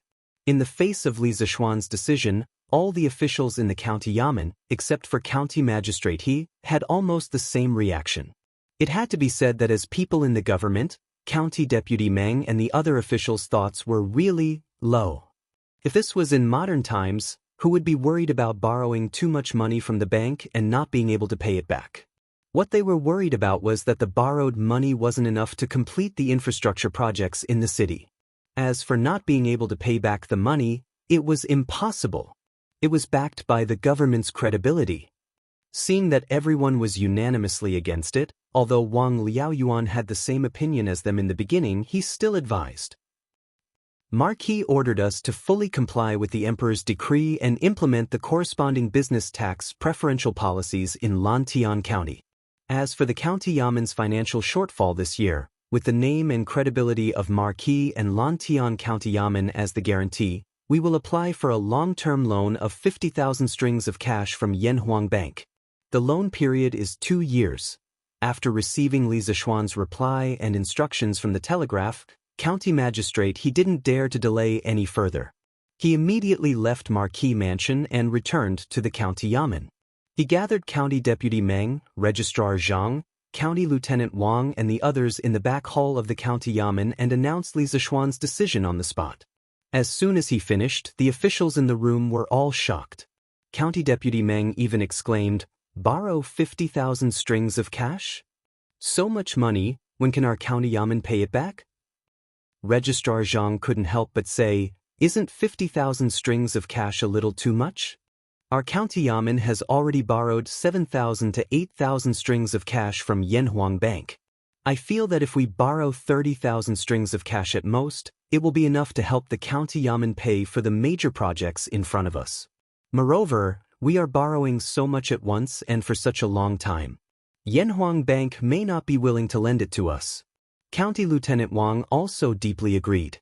He even added, "Even if Yanhuang Bank is willing to lend it, the interest rate won't be low.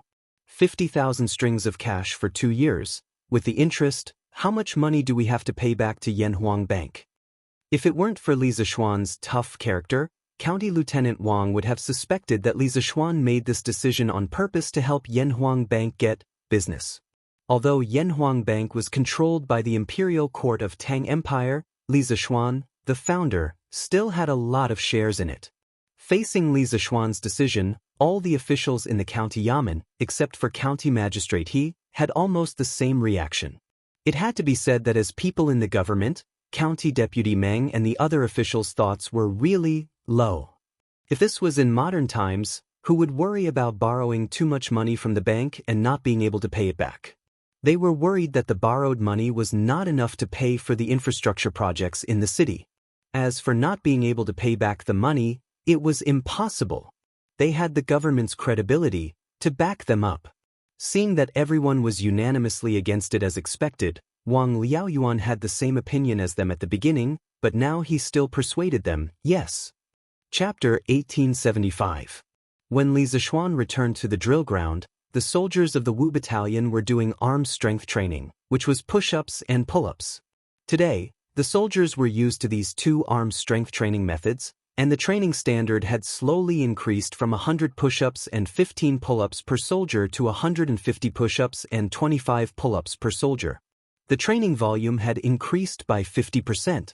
Everyone's body potential was limitless, and as the training continued, the potential would gradually increase, but the speed of increase was not linear.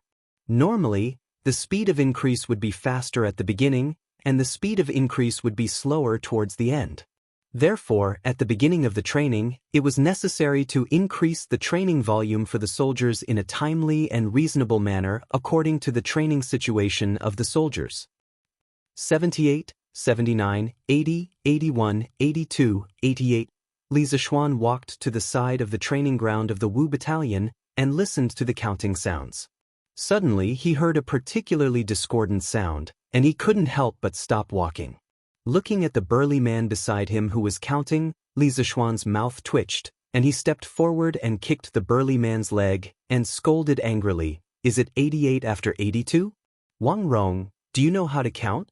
This burly man was the sergeant, squad leader, of the first squad of the Wu Battalion, Wang Rong, and Ding Dali, who helped Zhang Kangyan to incite the soldiers to mutiny, was a soldier under him.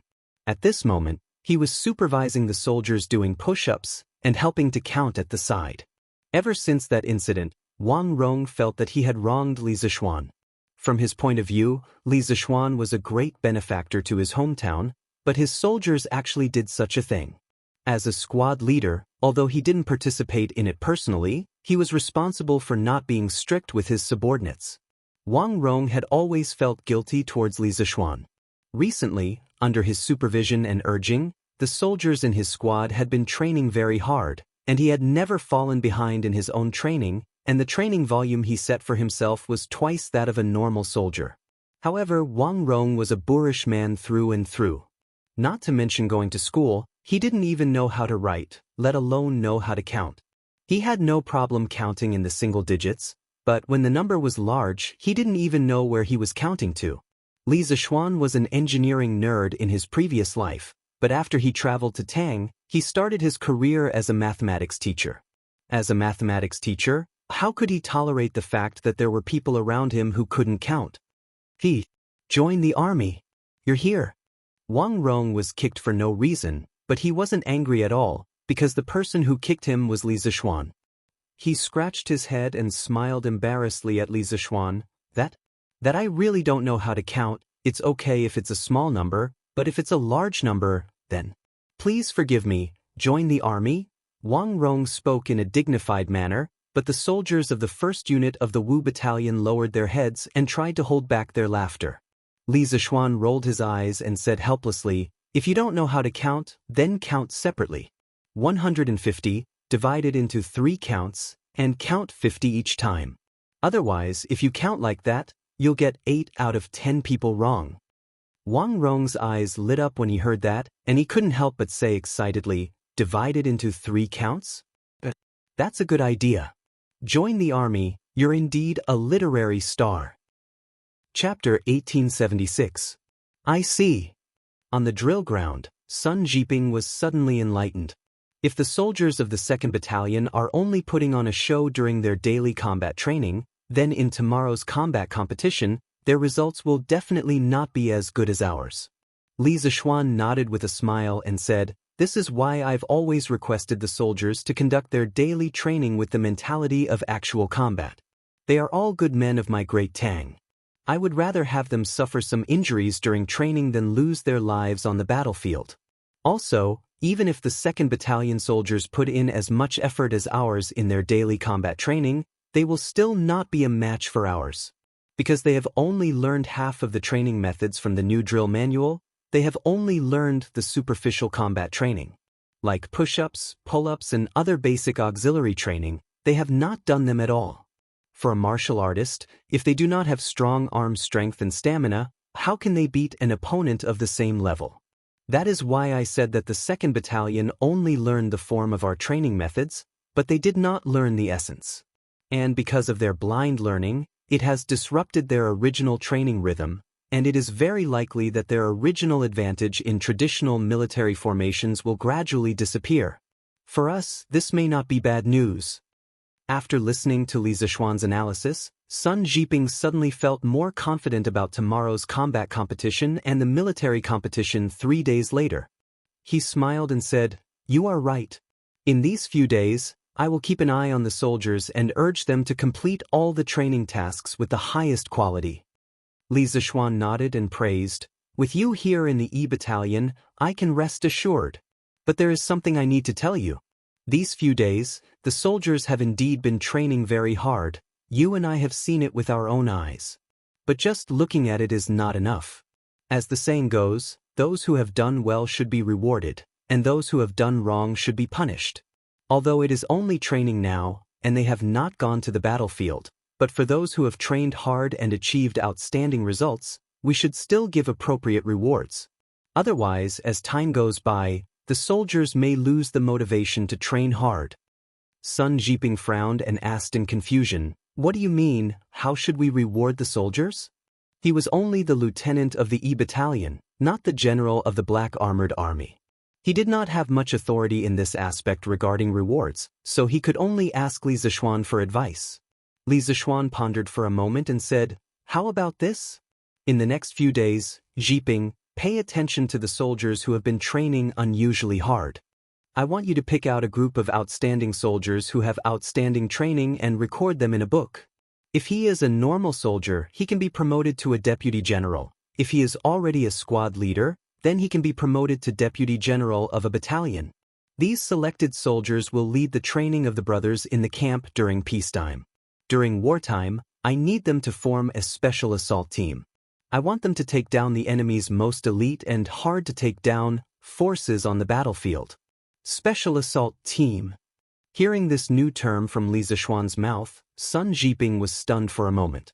After thinking about it carefully for a while, he roughly understood what kind of existence the so-called special forces were.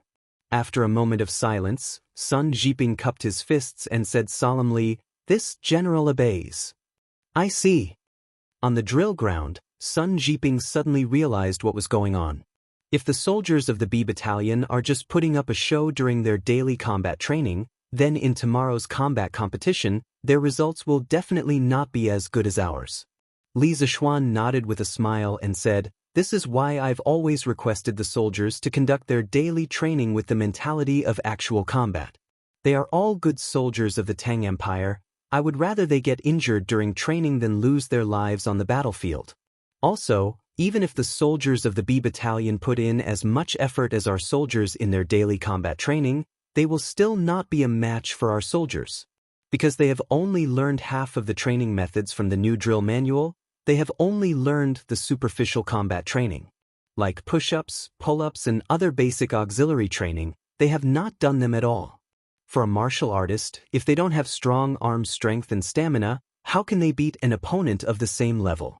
That's why I said that the B Battalion only learned the form of our training methods, but not the essence.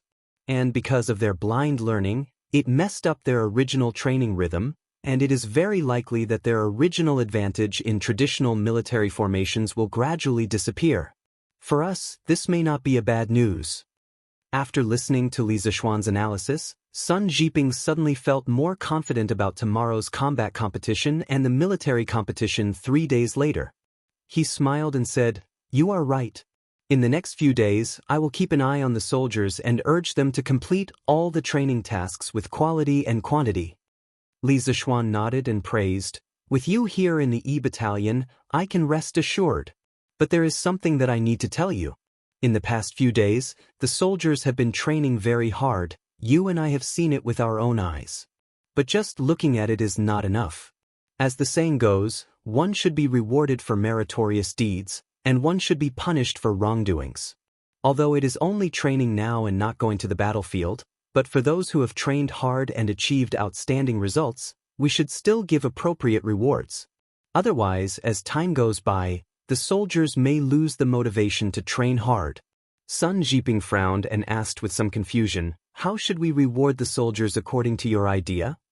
He was only the lieutenant of the E Battalion and not the general of the Black Armored Army. Regarding the rewards for the soldiers, he did not have much authority in this aspect, so he could only ask Li Zishuan for advice. Li Zishuan frowned and pondered for a moment, then said, "How about this? For the next few days, Jiping, pay close attention to the soldiers who are training unusually hard. I want you to pick out a batch of outstanding soldiers and record all of them in a book. If he is a normal soldier, you can promote him to a deputy general of a team. If he is already a squad leader, you can promote him to a deputy general of a battalion. These selected soldiers will lead the training of the brothers in the battalion during normal times, but during wartime, I need them to form a special assault team. I want them to specifically take down the most elite and difficult force of the enemy on the battlefield."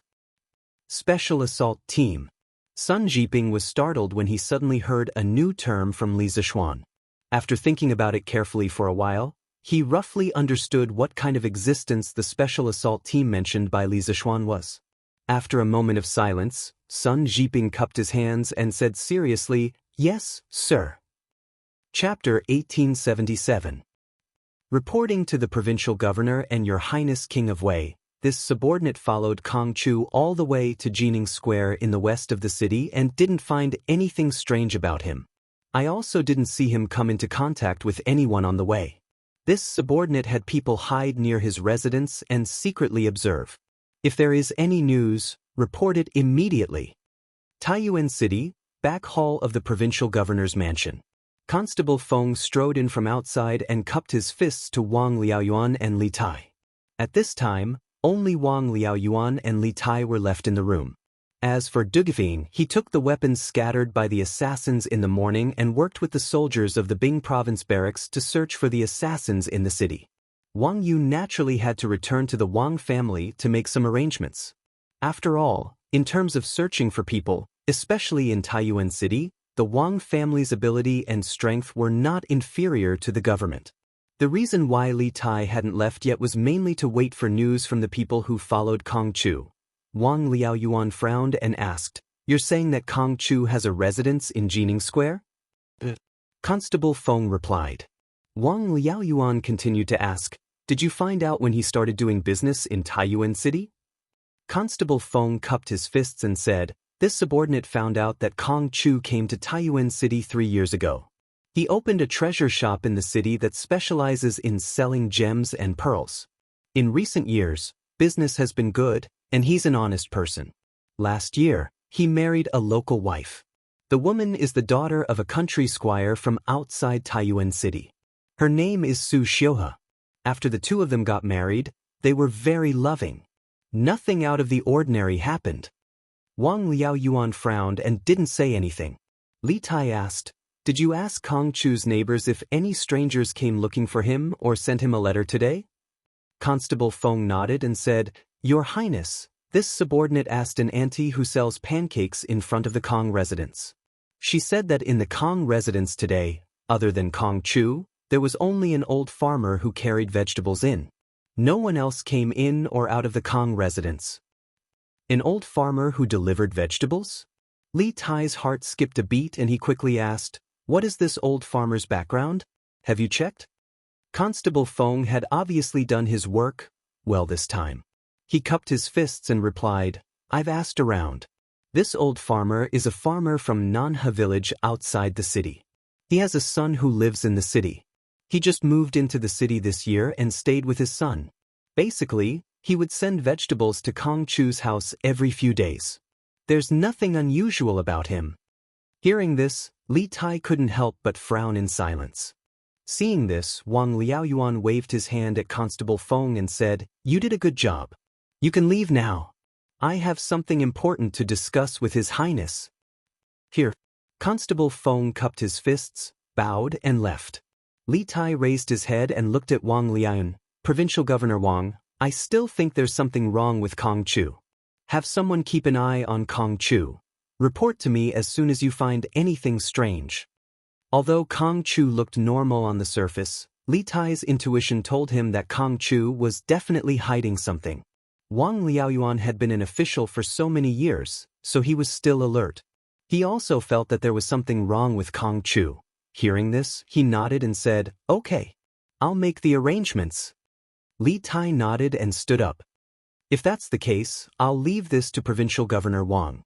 I still have other matters to attend to, so I'll take my leave first." Although Dugu Xian had been assassinated and the hidden assassin in the city hadn't been caught, the Academy's task of building a relay station still had to continue. It might even have to be sped up. This was because Li Tai didn't know how many more obstacles he would face. He wanted to be as quick as possible. Otherwise, he might not be able to complete the task in 2 months. Wang Liaoyuan's heart skipped a beat as he cupped his fists. The hidden danger in the city hasn't been dealt with yet. It's best if Your Highness doesn't go out for the next few days. If Your Highness insists on heading to Dragon Mountain, you can bring the Imperial Guards and the Bing Province Barracks soldiers along. Clearly, Wang Liaoyuan could tell that Li Tai wouldn't stop because of the assassin, so he reminded him. Li Tai nodded and said, "Okay, I understand. I'll be careful." With that, Li Tai put his hands behind his back and walked out the door. Taiyuan City was destined to not be peaceful today.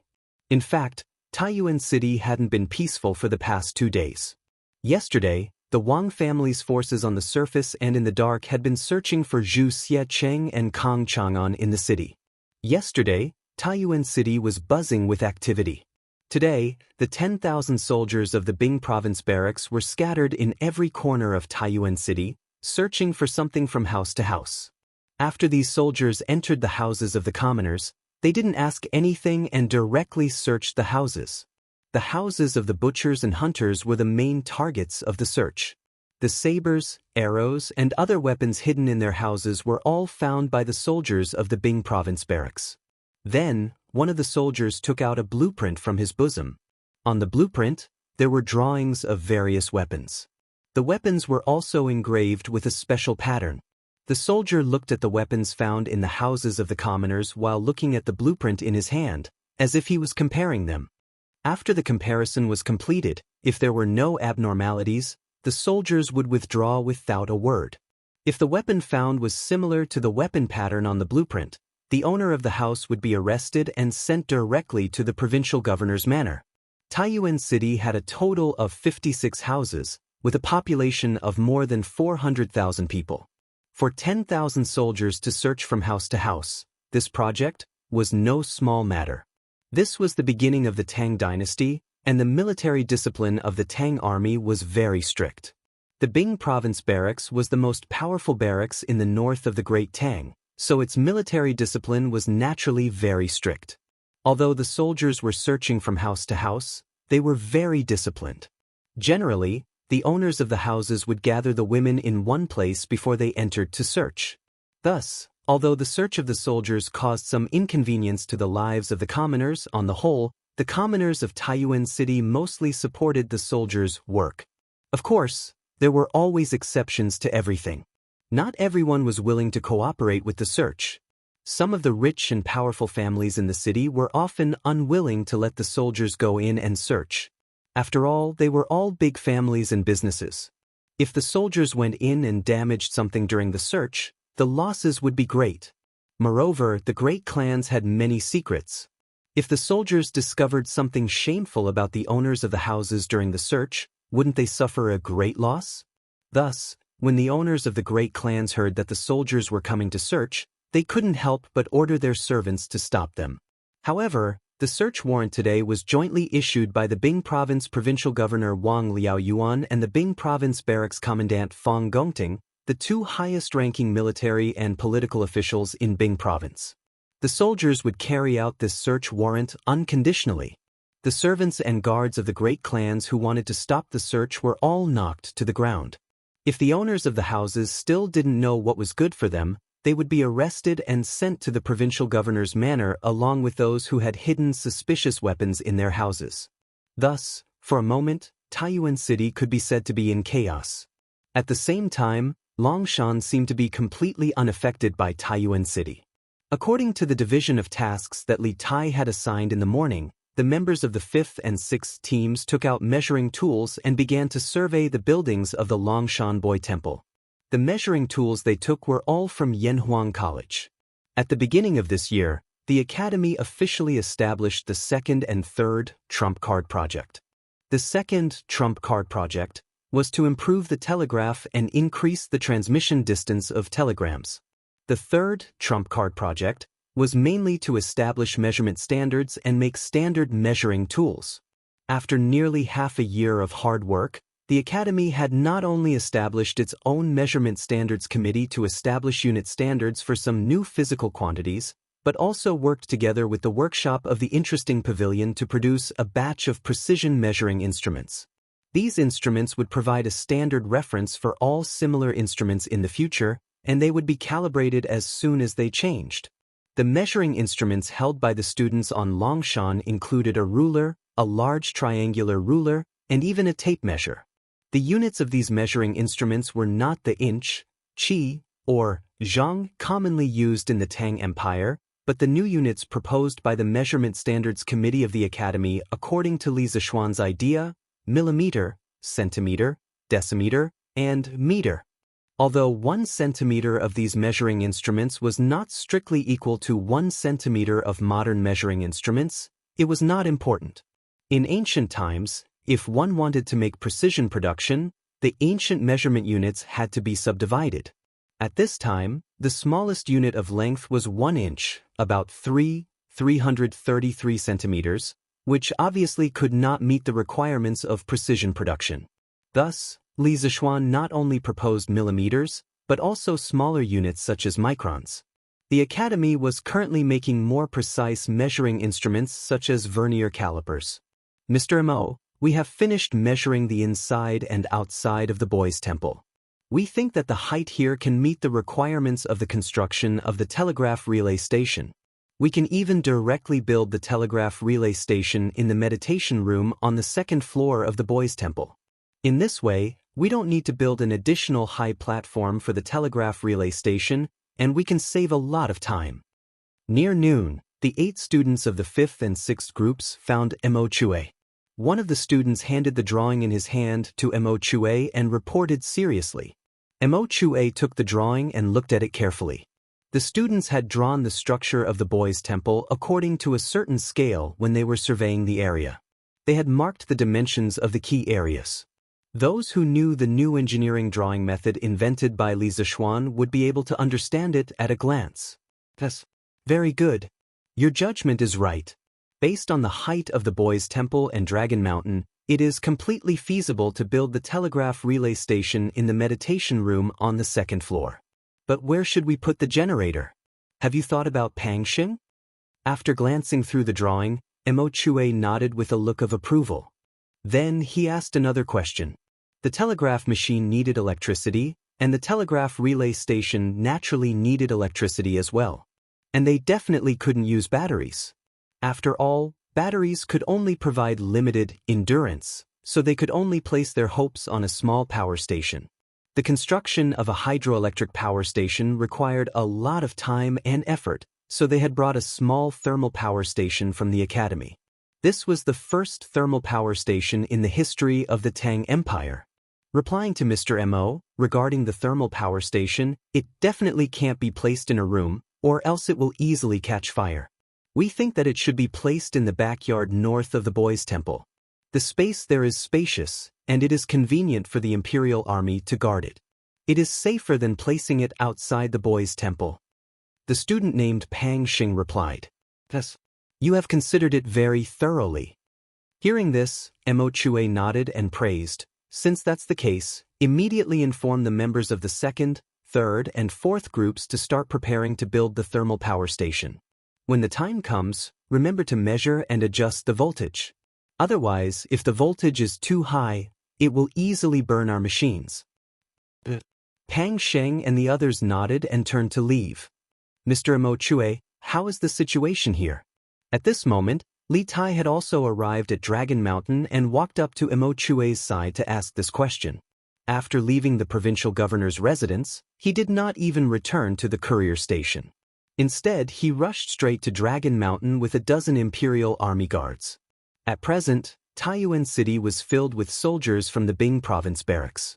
Li Tai was not worried that they would jump out to assassinate him at this time. If that really happened, he would be relieved. This was because although the Imperial Army around him was few in number, they were all highly skilled in martial arts. Even if they could not immediately defeat him, they could temporarily delay him. As long as they could delay him for a while, the soldiers in the city would definitely rush over to arrest him. Hearing the familiar voice behind him, Mo Chue was startled and quickly turned around. When he saw that it was Li Tai, he sighed in relief and said, "Pang Sheng and the others have completed the survey. We all think that we can directly build the telegraph relay station in the meditation room on the second floor of the Boy Temple. At this moment, I have Jia Jin and Li Yan lead people to build a thermal power station in the backyard of the Boy Temple." Hearing this, Li Tai's expression was faintly excited. It would be best if we can directly build the telegraph relay station in the meditation room on the second floor of the Boy Temple. This way, we can save a lot of work and a lot of time. However, this thermal power station was only a preliminary success in the workshop. Now that we want to put it into practical use, I'm afraid there will be some problems in the process. For the next 2 days, let's focus on making the thermal power station run smoothly. Shinge, your worries are not without reason. We'll do as you say. After we switch the thermal power generator this time, it will save us a lot of trouble next time. Mo Chue nodded. Then he frowned and asked with a worried expression, "By the way, Shinge, how is General Dugu's situation now?" In the morning, when he, Li Tai, Duging, and the others went to Dragon Mountain, they were chased back by the Imperial Army. Therefore, Mo Chue knew about the assassination of Dugu Exin. However, to avoid causing panic, he did not tell the rest of the students. Chapter 1878. General Dugu has been poisoned. Fortunately, there is a doctor in Source Peak City with excellent medical skills. The poison in General Dugu's body was removed and he is now out of danger. On Dragon Mountain, Li Tai's face was solemn as he spoke to Mo Chue. "Poisoned? Is it that serious? It seems that the assassins came prepared and wanted to kill General Dugu. Source Peak City doesn't look safe. We must be more careful." Mo Chue's face turned cold when he heard this. Mo Chue was naturally clearly aware of how important Dugu Exin was to this group. It wasn't an exaggeration to say that Dugu Exin was the guardian of their group. If Dugu Exin was killed, then the possibility of them returning safely from this trip to the north was extremely small. They had just arrived in Source Peak City and Dugu Exin had been assassinated. Moreover, the other party had directly tried to kill Dugu Exin. It was hard to believe that the assassin's next move was not targeting them, so Mo Chue's heart was now filled with vigilance. Li Tai understood the meaning behind Mo Chue's words. He nodded and said, The current Source Peak City is indeed treacherous and full of hidden murderous intent. However, Mr. Mo Chue, you don't have to worry too much. The provincial governor's office has already obtained some clues about the assassins. Just now, 10,000 soldiers from the Bing province barracks have entered the city and are working with the provincial government bailiffs and Wang family guards to search for the assassins. With such an inescapable net, even if they can't catch the assassins, I believe they won't dare to come out again.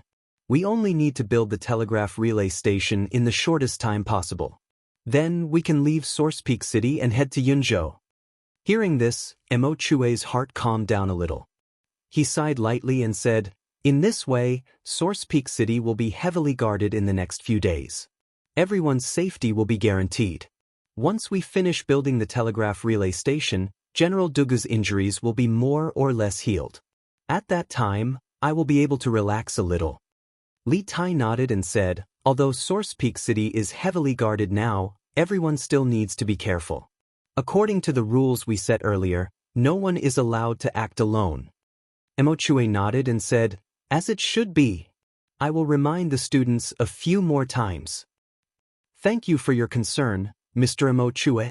The Cloud Mountain is surrounded by dense forests and numerous rocks. If we combine the changes of Taoism's 1 origin, 2 forms, 3 talents, 4 symbols, 5 elements, 6 directions, 7 stars, 8 trigrams, 9 palaces, and 10 directions together with the mechanics of Moism, we can indeed trap those trespassers." At the foot of the Cloud Mountain, a delicate and pretty Taoist boy who was about 10 years old and dressed in a green Taoist robe gently tapped his forehead with his finger, and then said with a serious expression.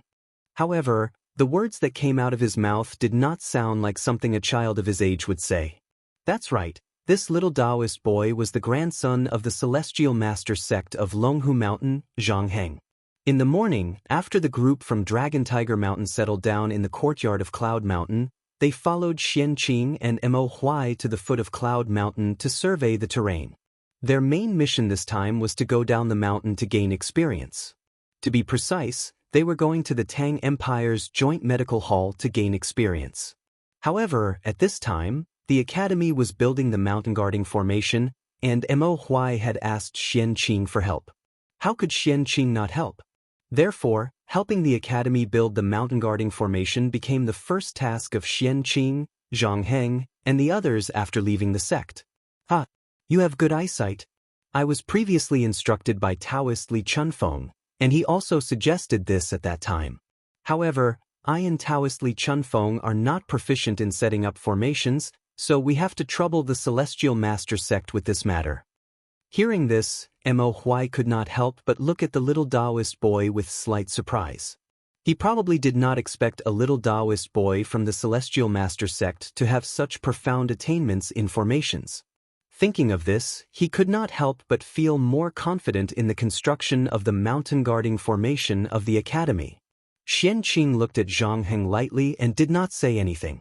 Young people were somewhat arrogant and vain.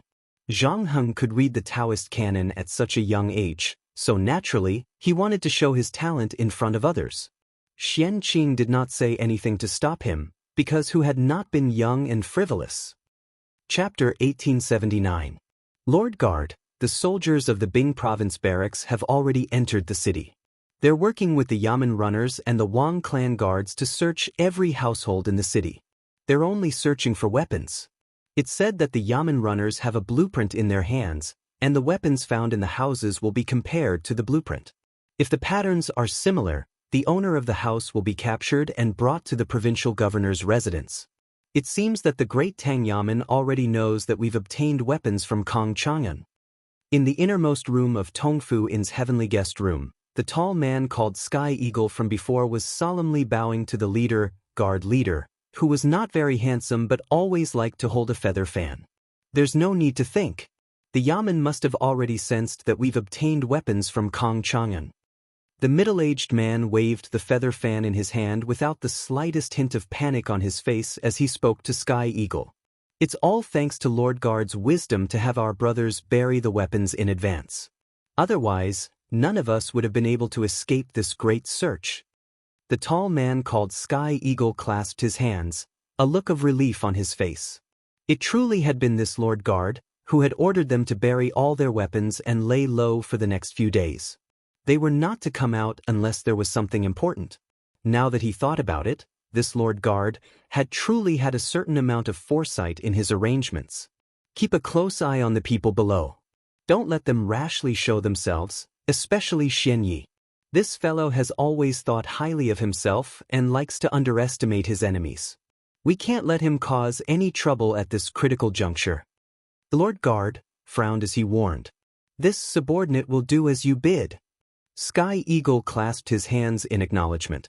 After a moment of hesitation, he tentatively asked, Lord Guard, may I ask what our next step is? The next step.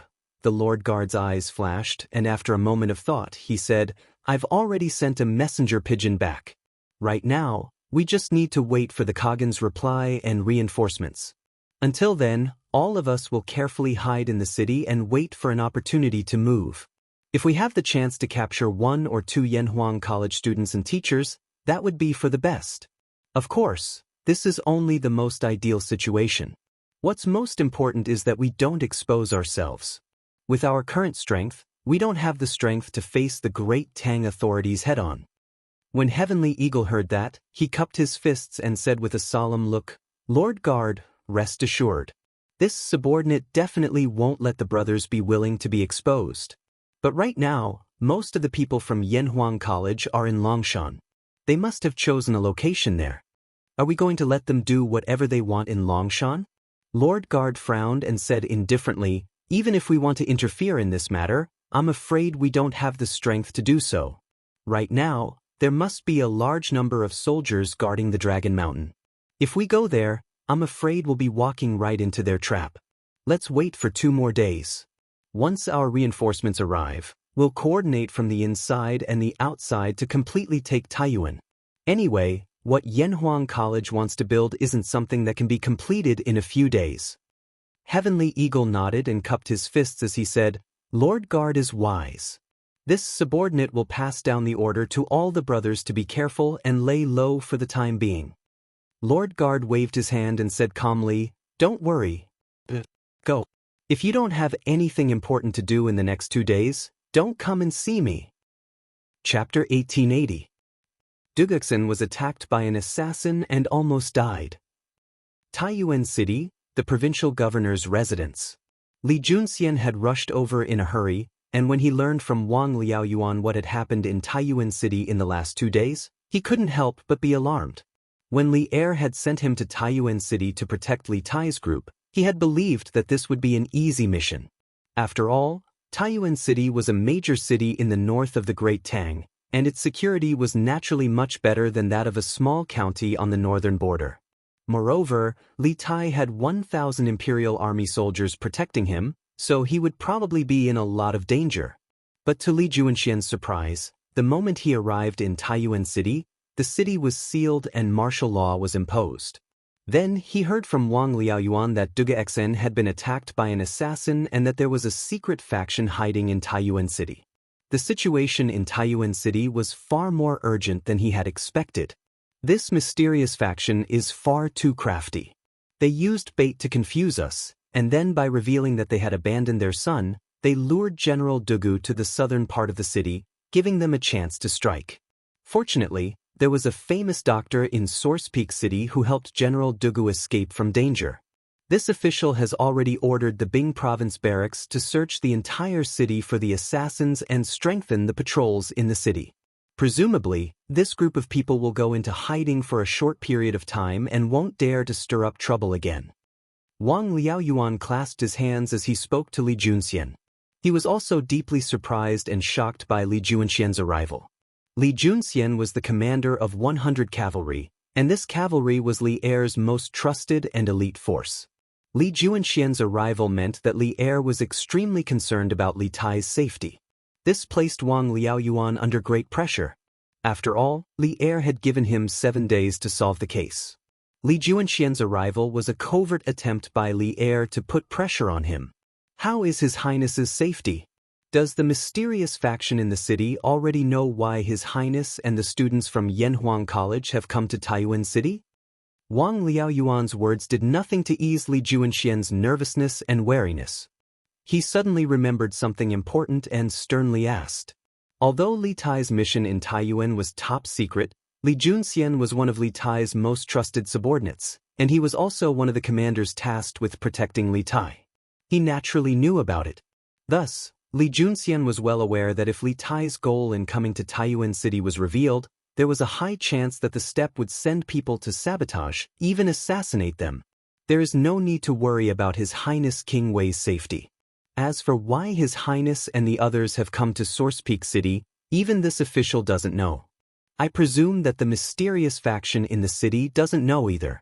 Wang Liaoyuan pondered for a moment before replying. Li Junxian relaxed a little and clasped his fist. Since that's the case, this general will take his leave. Governor Wang, please keep the news of us coming to Taiyuan a secret. The enemy is in the dark. His Highness not only needs someone to protect him on the surface, but also in the dark. Wang Liaoyuan nodded. Generally, be at ease. This official will not mention your identities to anyone. But on His Highness's side, Li Junxian said, we will continue to protect His Highness from the shadows. When the time is right, we will naturally appear. But Wang Liaoyuan naturally didn't dare to say more. Li Junxian clasped his fist and left with his men. Chapter 1881. No. Grandfather.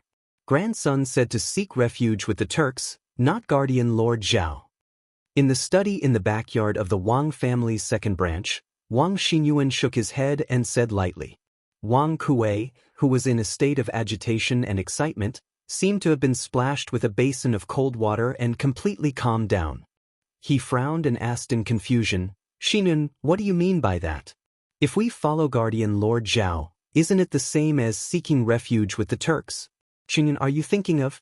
Wang Kuei suddenly thought of a terrifying possibility and could not help but reveal a trace of fear between his brows. Under his gaze, Wang Xinyuan slowly nodded and said, Grandfather, 2 years ago, that person surnamed Zhao was just a small official in a small county in Sangzhou. After seeking refuge with Xieli Khan, he suddenly changed and gained the respected status he has today. In fact, in terms of foundation and strength, our Wang family is not the slightest bit weaker than him, so why do we have to work under him? Why can't we completely replace him? As soon as these words came out, Wang Kuei's face could not help but reveal a trace of contemplation. Seeing this, Wang Xinyuan struck while the iron was hot and continued, this time, that person surnamed Zhao infiltrated Taiyuan City to get to the bottom of things is only for Prince Li Tai of Wei and the teachers and students of Yanhuang College.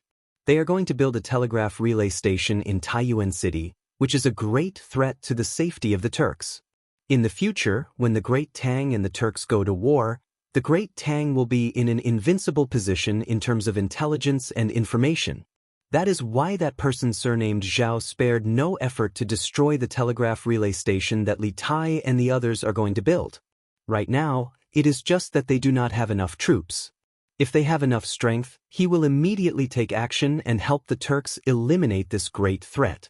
Grandfather, think about it. If we destroy the telegraph relay station that Li Tai and the others are going to build without the help of the grassland headquarters, and even secretly leave behind the key machines and key people to build the telegraph relay station and then give them to the Turks, once the Turks learn of it, the Turks will definitely have a whole new level of respect for us and even put us in an important position. At that time, we will not have to work under that person surnamed Zhao, but directly under the Turks.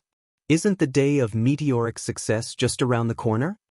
It was said that every man for himself, and the heavens and earth would destroy him.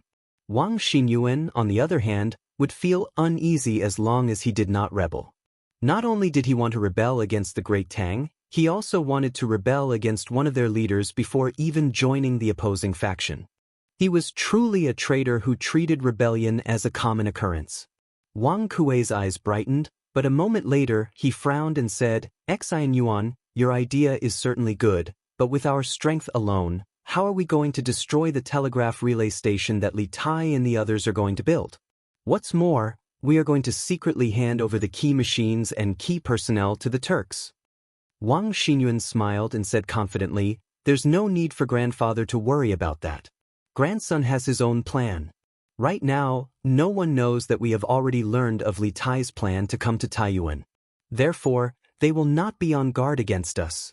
I have already received the news that Li Tai and the others are going to build the telegraph relay station at Longshan. This morning, many teachers and students of Yanhuang College went to Longshan. As far as I know, they came to Taiyuan this time with many important machines developed by the college. As long as we steal or destroy one or two of the key machines, the telegraph relay station will definitely not be built. Chapter 1882. This child is intelligent, ambitious, and scheming. Wang Yu has misjudged him. Wang Kuei couldn't help but sigh as he watched Wang Xinyuan leave. It's just that, he's a little too smart. If he really was a child of the second branch, that would be great. In the end, Wang Kuei shook his head and said this without any reason. Wang Xinyuan's plan to rebel against Guardian Zhao was for his own good, but this act of rebelling against the Great Tang and then against Guardian Zhao left Wang Kuei a little uneasy. He was worried that Wang Xinyuan would one day break free from his control, and even more worried that Wang Xinyuan would one day betray him. Wang Li, come in. After some time, Wang Kuei's complexion returned to normal, and he raised his head and called out to the door. Second elder. Wang Li, dressed in plain clothes, pushed open the door and entered. After closing the door, he cupped his fists and greeted Wang Kuei. You should have heard what this old man said to Xinyuan just now, right? Wang Kuei looked at Wang Li and indifferently asked. Yes, this subordinate heard it all. While Wang Xinyuan and Wang Kuei were talking in the study, Wang Li had been standing under the great banyan tree not far from the study. On the one hand, he had been keeping watch for the two in the room to prevent anyone from sneaking in and eavesdropping. On the other hand, this could be considered Wang Kuei's arrangement. Wang Kuei knew that as a Grandmaster Realm expert, Wang Li's hearing was sharper than ordinary people's. Even at such a distance, he would definitely be able to hear what was going on in the room. Since you've heard it all, this old man won't repeat it. Starting today, you and your subordinates must all obey Xinyuan's orders. Xinyuan's words are equivalent to this old man's words. All of you must strictly obey them, understand? Wang Kuei sternly said. Wang Li's expression turned solemn as he bowed and cupped his fists. Second elder, be at ease. This subordinate will do our best to assist young master. This child is intelligent and ambitious. Wang Yu has misjudged him. Wang Kuei couldn't help but sigh as he watched Wang Xinyuan leave. It's just that, he's a little too smart. If only he were really a child of the second branch. In the end, Wang Kuei shook his head and said this without any reason. Wang Xinyuan's plan to betray Guardian Zhao was for his own good, but this betrayal of the Tang Empire and then of Guardian Zhao made Wang Kuei feel a little uneasy. He was worried that Wang Xinyuan would break away from his control one day, and even more worried that Wang Xinyuan would betray him one day. Wang Li, come in. After an unknown period of time, Wang Kuei's complexion returned to normal. He raised his head and shouted towards the outside. Second elder. Wang Li, who was dressed in plain clothes, pushed open the door and entered. After closing the door, he stepped forward and cupped his fists towards Wang Kuei. You should have heard what I said to Xan Yuan just now, right? Wang Kuei looked at Wang Li and asked indifferently. Yes, this subordinate heard it all. While Wang Xinyuan and Wang Kuei were talking in the study, Wang Li was standing under the great banyan tree not far from the study. First, he was keeping watch for the two in the room to prevent anyone from quietly sneaking in to eavesdrop. Second, Wang Kuei had intentionally arranged this because he knew that as a Grandmaster expert, Wang Li's hearing was sharper than ordinary people's. Even if he was so far away, he would definitely be able to hear what was going on in the room. Chapter 1883. The most adorable person. When the country is in trouble, they will answer the call. Sacrificing their lives for the country, looking death in the eye. They are the most adorable people. In the eyes of countless people, merchants who only value profit over righteousness. Raising 428,500 strings of cash for the military. At the crucial moment, each and every one of them took the Saraira for righteousness and shared the country's burden. They are also the most adorable people, in the backyard of the Wang family's main branch. After lunch, Wang Yu ordered someone to bring in the latest edition of Datang Daily.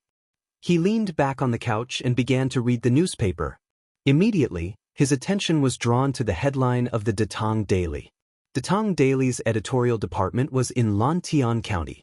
Every morning, the citizens of Chang and its surrounding areas would be able to enjoy the latest edition of the newspaper.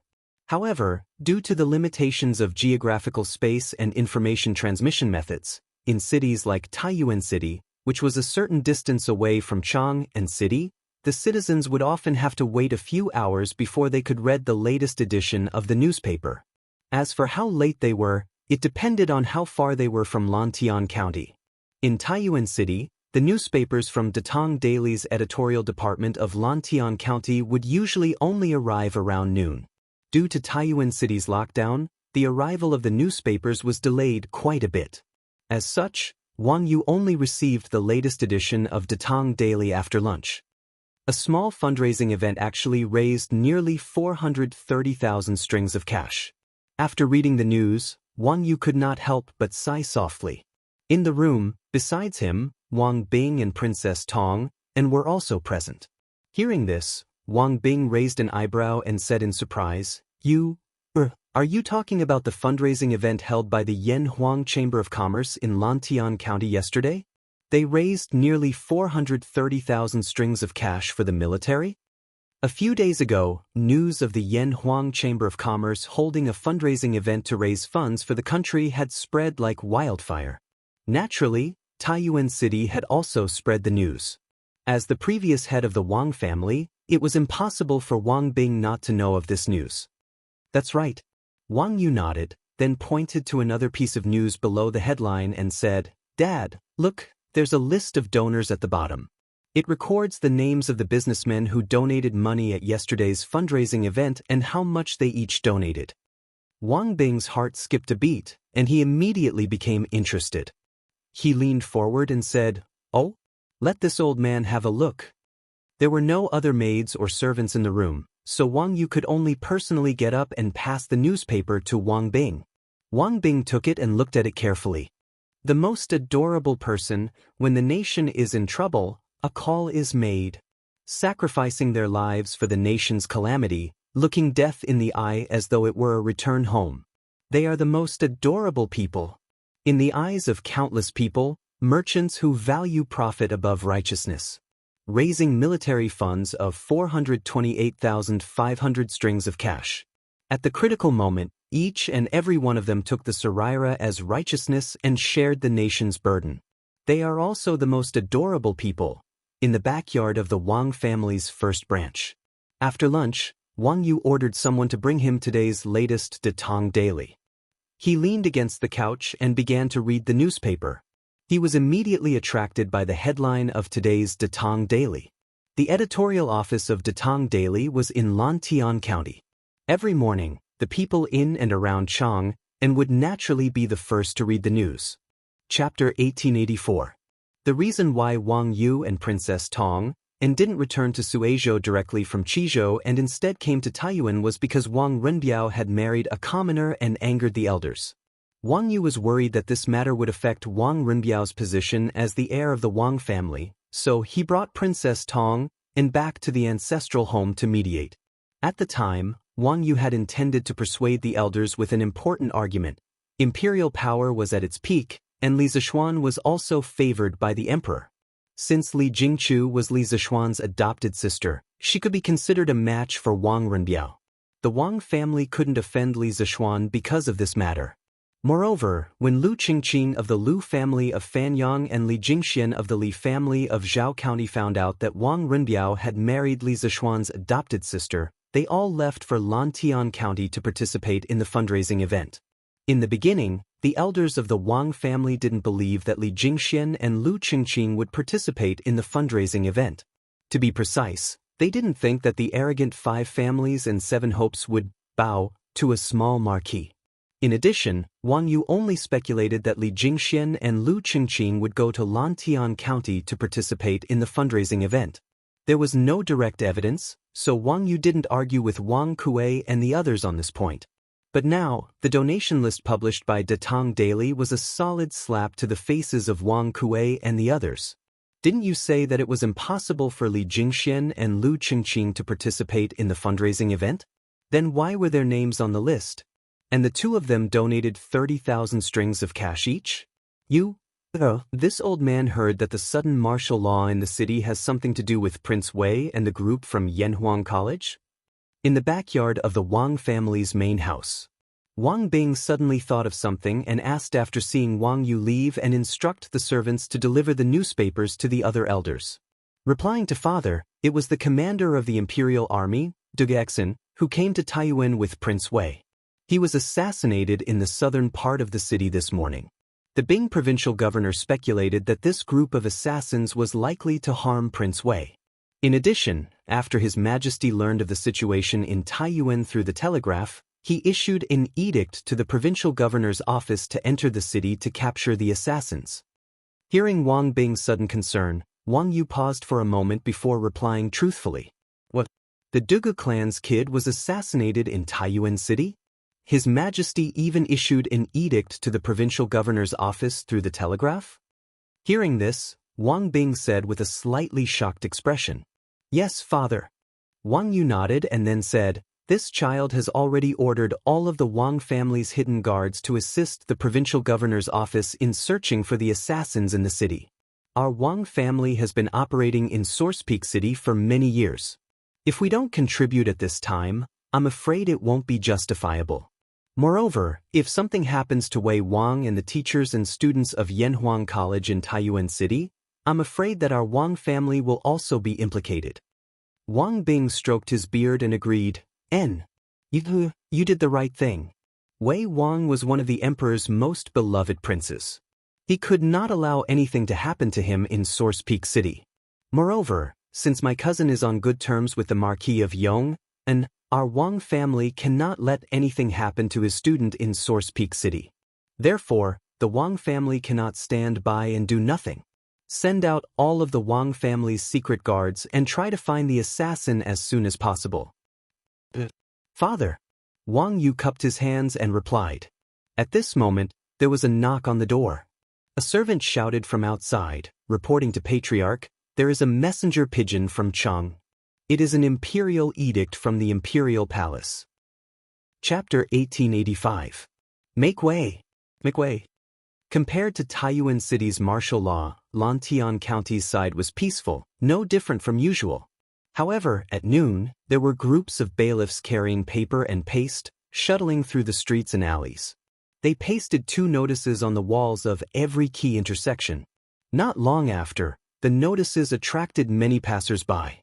His Majesty has decreed that the 713 people who participated in the charity event yesterday were selfless and generous. They were in the interest of the nation. As a reward, the merchants who donated money yesterday will receive the same amount of tax exemption this year. The same goes for Lantian County. Such a notice immediately attracted everyone's attention, especially the merchants. Isn't this the imperial decree that His Majesty issued this morning to reward the merchants of the charity event? Soon, someone recognized the source of the content in the notice. It was an imperial edict of commendation issued by Li Er in the morning. In the morning, this imperial edict was posted all over the streets and alleys of Chang and City in the form of notices. Lantian County was adjacent to Chang and City, so the news spread quickly. In the morning, the people of Lantian County were still talking about this matter. Why did this notice appear in Lantian County? Could it be that the preferential business tax policy mentioned in the imperial decree will be implemented in our Lantian County? Someone could not help but wonder. This was because the imperial edict was sent out from the palace early in the morning. As the capital, Chang, and City was the first to post this notice. However, Lantian County was only 20 to 30 miles away from Chang and City. If one were to ride a horse at a fast speed, the notice could be sent from Chang and City to Lantian County within an hour. However, after the notice was posted in Chang and City, there was no movement from Lantian County for the entire morning. Make way. Compared to Taiyuan City's martial law, Lantian County's side was peaceful, no different from usual. However, at noon, there were groups of bailiffs carrying paper and paste, shuttling through the streets and alleys. They pasted 2 notices on the walls of every key intersection. Not long after, the notices attracted many passers-by. His Majesty has decreed that the 713 people who participated in the donation gathering yesterday were selfless and generous. It is indeed the righteousness of the country. As a reward, the merchants who donated money yesterday will receive the same amount of tax exemption this year. The same goes for Lantian County. Such a notice immediately attracted everyone's attention, especially the merchants. Isn't this the imperial decree that His Majesty issued this morning to reward the merchants of the charity event? Soon, someone recognized the source of the content in the notice. It was an imperial edict of commendation issued by Li Er in the morning. In the morning, this imperial edict was posted all over the streets and alleys of Chang and City in the form of notices. Lantian County was adjacent to Chang and City, so the news spread quickly. In the morning, the people of Lantian County were still talking about this matter. Why did this notice appear in Lantian County? Could it be that the preferential business tax policy mentioned in the imperial decree will be implemented in our Lantian County? Someone could not help but wonder. This was because the imperial edict was sent out from the palace early in the morning. As the capital, Chang and City was the first to post this notice. However, Lantian County was only 20 to 30 miles away from Chang and City. If one rode a horse at a fast speed, the notice could be sent from Chang and City to Lantian County in an hour. However, after the notice was posted in Chang and City, there was no movement from Lantian County for the entire morning. Chapter 1886. Have all of you heard? It is said that the old Khan told the young Khan in a dream that the great Khan had lost his virtue, usurped the throne and persecuted his nephew. Longevity Heaven is furious and will send frost at the end of the 7th month. What? There's such a thing? Could it be that the young Khan made up a lie to get out of trouble? That's right.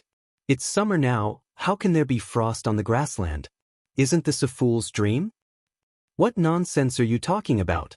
Even if the young Khan wanted to make up a lie, why would he dare to make it in the name of Longevity Heaven?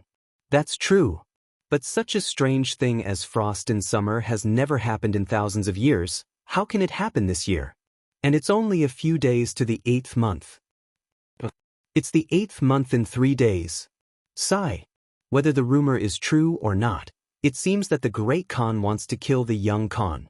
If the old Khan was still alive and saw this scene, I wonder what he would think. Say, if the phenomenon of frost does appear in the next 3 days, does it mean that the great Khan has really angered the Longevity Heaven? On the prairie today, there were suddenly some rumors and slanders among the various tribes. Although the content of the rumor was a bit unbelievable, the people who spread the rumor all made it sound very convincing. Most importantly, the rumor mentioned the everlasting heaven. As a prairie man, no one dared to make fun of the everlasting heaven. In this way, this seemingly absurd rumor gained much more credibility, allowing it to quickly spread among the Turkic common people and soldiers. This was a public opinion attack from the bottom up. When it was close to noon, many tribe leaders began to notice this rumor. Some of them scoffed and did not believe it at all. Some of them were thoughtful and thought that there was no smoke without fire.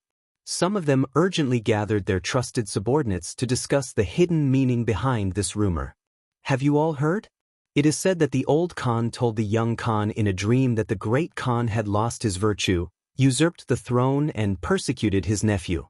Longevity Heaven is furious and will send frost at the end of the 7th month. What? There's such a thing? Could it be that the young Khan made up a lie to get out of trouble? That's right. It's summer now, how can there be frost on the grassland? Isn't that just a pipe dream? What nonsense are you talking about?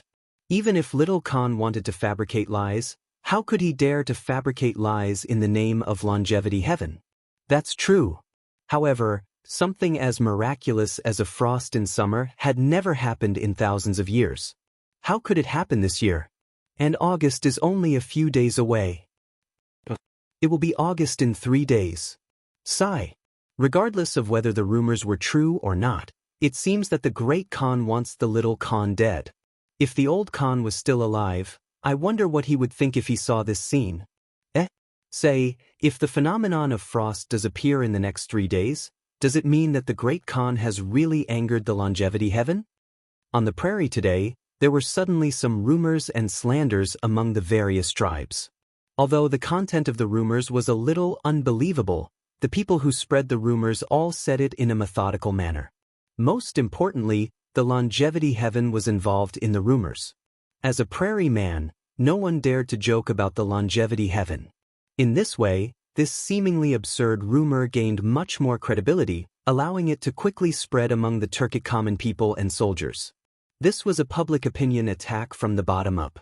When it was close to noon, many tribe leaders began to notice this rumor. Some of them scoffed and did not believe it at all. Some of them were thoughtful and thought that there was no smoke without fire. There were also some who urgently gathered their trusted subordinates to discuss the hidden meaning behind this rumor. Chapter 1887. Retreat? Big brother, what do you mean? In the tent of the Qigong clan, Qigong shaman opened his eyes widely and looked at Qigong Heli with a confused face. Qiji Heli narrowed his eyes and said lightly, "Since the Great Khan's army arrived at Chang and city 2 years ago, the grassland has fallen into endless wars and civil strife. Now that the Great Khan and the Little Khan are fighting, although the Great Khan seems to be strong and has the upper hand, the Little Khan has a group of tribes that are extremely loyal to him. That is the foundation left by the old Khan. Although the Great Khan has the ability to destroy the Little Khan's tent, but after a battle, the Great Khan's tribes will be greatly weakened. And in the past 2 years, the Great Khan appointed Han people as officials, especially that Zhao. The Great Khan is trying to implement the Central Plains system in the grassland and control all the tribes in the grassland in his hands. Now, even if the tribes were obedient to the Great Khan on the surface, they were already disloyal behind his back. The Great Khan has always been on guard against our Kiji tribe, Shui Yentua, Hueha, Duban and other Tiela tribes, and even intends to weaken our strength. This time, in the attack on the Little Khan's palace, the Great Khan deliberately let our warriors charge in front. His ambition is obvious. In the face of absolute strength, even if we are dissatisfied with him, what can we do? I can only watch as the warriors of my tribe die at the hands of my fellow tribesmen. But now, the situation seems to be different from before. The Little Khan spread this rumor, he must have a plan behind it. As long as he has a plan to escape and defect to the Tang Empire, our Kiji tribe can follow suit and surrender to the Tang Empire together with the Little Khan. The Kiji tribe and Shui Yentua tribe were both part of the Gaoche tribe. They once followed Fuzhilua to the Yongar Basin to build the Gaoche kingdom. During the northern and southern dynasties, they were nomadic in the south of the Altai Mountains, around the Erdix River, and a few of them stayed in the Dujin Mountains. In the first year of the Sui dynasty, the Tiela tribes rose up against the tyranny of the Western Turks and elected the leader of the Kiji tribe, Kiji Jeling as Yuwuzan Moh Khan, and the leader of the Shui Yentua tribe, Yeshur Khan. Thus, Yeshur Khan led his tribe and Yen Mo Mountain became the strongest tribe of Tiela. In the 7th year of the Sui dynasty, the Western Turks' Shikwe Khan was established, and Kiji Jeling and Yeshur Khan automatically cancelled their titles. Thus, Shui Yentua and the other tribes were ruled by the Turks. Retreat? Big brother, what do you mean? Inside the tent of the Qigong clan, Qigong shaman popped out his eyes and looked at Qigong Heli in confusion. Qigai Heli narrowed his eyes and said lightly, "Since the Great Khan's army arrived at Chang, and 2 years ago, the grassland has been plunged into endless wars and civil strife. Now the Great Khan and the Little Khan are fighting. Although the Great Khan seems to be strong and has the upper hand, the Little Khan has a group of tribes that are infinitely loyal to him. That is the foundation left by the old Khan. Although the Great Khan has the ability to destroy the Little Khan's tribe, but after the battle, the tribes under the Great Khan will be greatly weakened. Moreover, in the past 2 years, the Great Khan appointed Han people as officials, especially that Zhao. The Great Khan is trying to implement the Central Plains system in the grassland and control all the tribes in the grassland. Now, Even if the tribes were obedient to the Great Khan on the surface, they were already disloyal behind his back, paying lip service to him in secret. The Great Khan has always been on guard against our Kiji tribe, Shui Yentua, Kiji, Hueha, Duban and the other Tiela tribes, and even intends to weaken our tribe's strength. This time, in the attack on the Little Khan's palace, the Great Khan purposely let our warriors charge at the front. His ambition is obvious. In the face of absolute strength, what can we do even if we are dissatisfied with him? I can only watch as the warriors of my tribe die at the hands of my fellow tribesmen. But now, the situation seems to be different from before. The Little Khan has spread this rumor. He must have a plan behind it. As long as he has a plan to escape and join the Tang Empire, our Kiji tribe can follow suit and surrender to the Tang Empire together with the Little Khan. Chapter 1888. Mr. Mo Chue, in the morning, the preliminary survey at Longshan has been completed, and the machinery related to the thermal generator has almost been assembled at the post house. I intend to have General Feng personally lead the Imperial Army to escort this batch of machinery to Longshan after lunch. In these 2 days, we have to first clean and repair the boys' temple, and second, we have to adjust and install the thermal generator. As for the coal needed for the thermal generator, I'll leave it to you and the other gentlemen to purchase it quickly in Taiyuan City. Li Tai, who had just finished lunch, found Mo Chue and spoke softly. In the morning, Li Tai and the others had carried out various surveys on Dragon Mountain and determined the location of the telegraph relay station. However, the boys' temple on Dragon Mountain had been abandoned for a long time, and the amount of work needed to clean and repair it was not to be underestimated. It was not something that could be done in a day or two. Furthermore, there was no way to cook on Dragon Mountain, so they could only go down the mountain and return to the post for lunch. Qingke, your allocation is very reasonable. To build the telegraph relay station, we have to adjust the thermal generator on Dragon Mountain first. You don't have to worry about the purchase of coal. Before dark today, I will have enough coal sent to Dragon Mountain.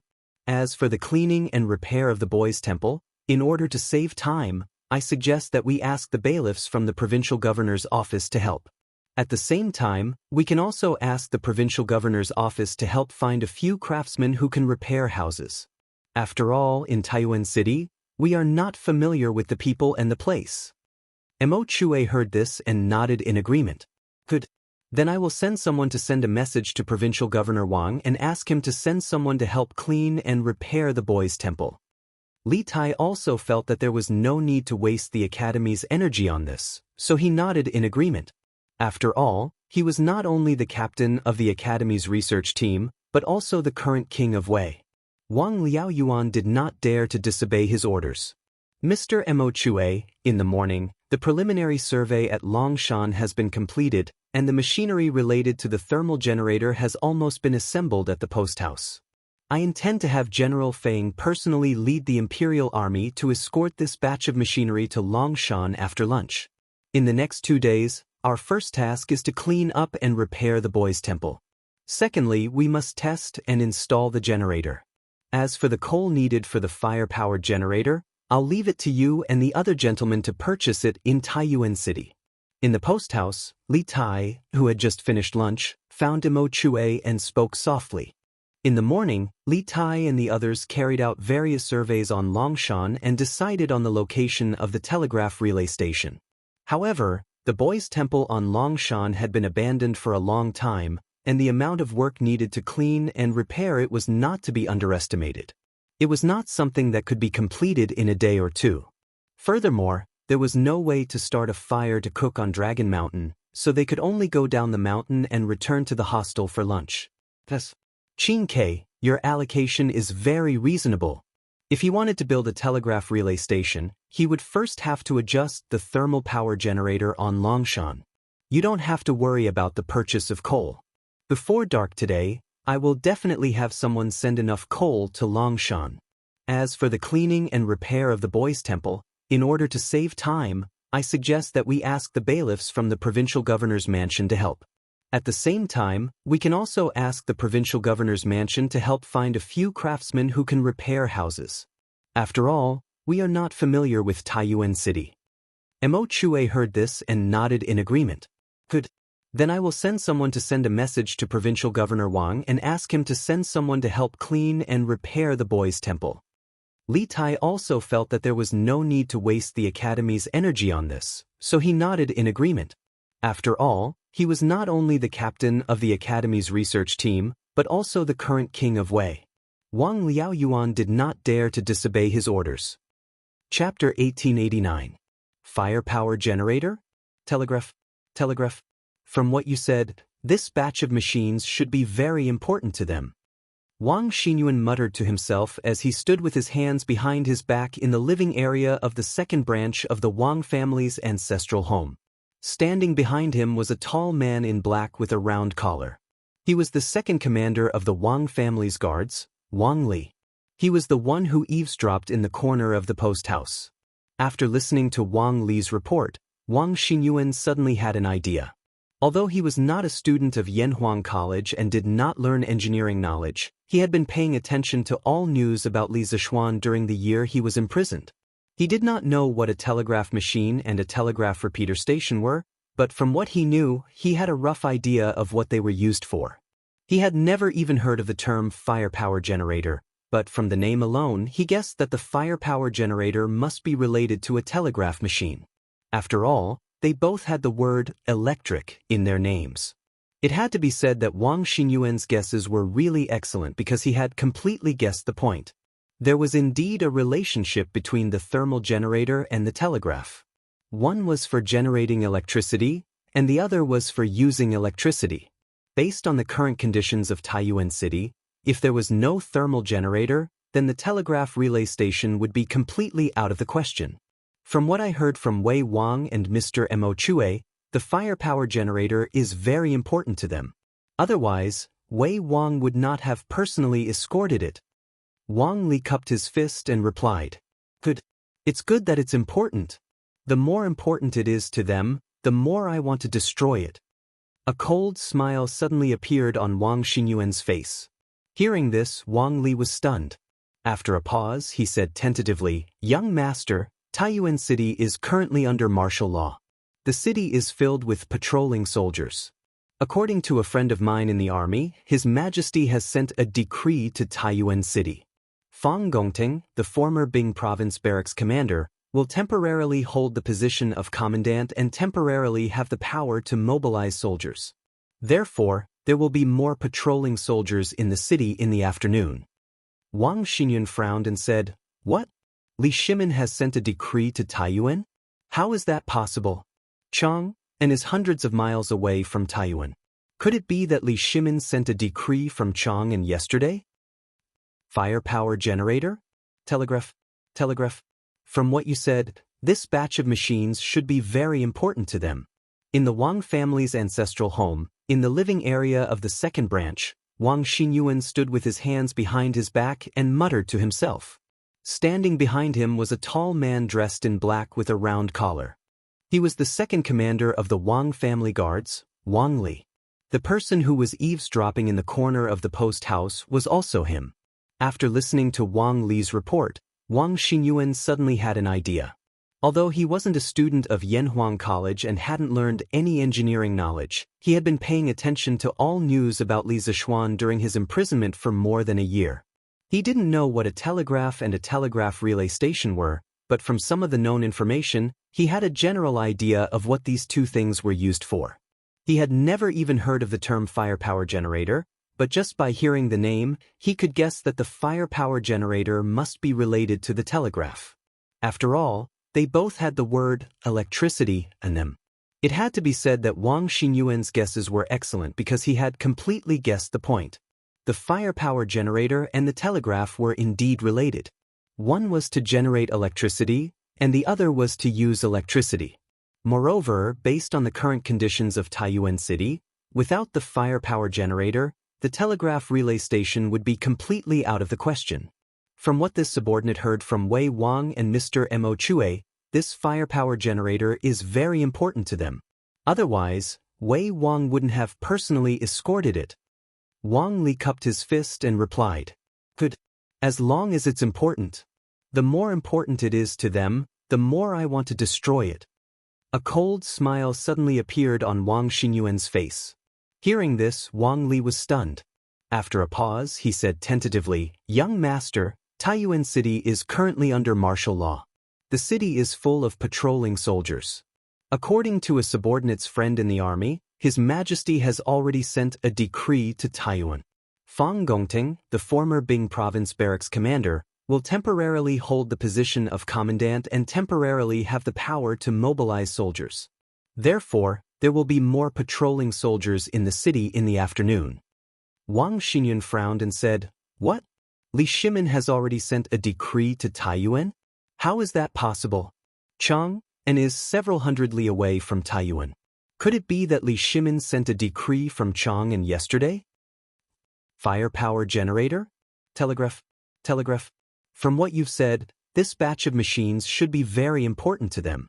In the Wang family's ancestral home, in the living area of the second branch, Wang Xinyuan stood with his hands behind his back and muttered to himself. Standing behind him was a tall man dressed in black with a round collar. It was the second commander of the Wang family's guards, Wang Li. The person who was eavesdropping in the corner of the post house was also him. After listening to Wang Li's report, Wang Xinyuan suddenly had an idea. Although he was not a student of Yanhuang College and did not learn engineering knowledge, he had been paying attention to all news related to Li Zishuan during his imprisonment for more than a year. He did not know what a telegraph machine and a telegraph repeater station were, but from what he knew, he had a rough idea of what they were used for. He had never even heard of the term firepower generator, but from the name alone, he guessed that the firepower generator must be related to a telegraph machine. After all, they both had the word electric in their names. It had to be said that Wang Xinyuan's guesses were excellent because he had completely guessed the point. The firepower generator and the telegraph were indeed related. One was to generate electricity, and the other was to use electricity. Moreover, based on the current conditions of Taiyuan City, without the firepower generator, the telegraph relay station would be completely out of the question.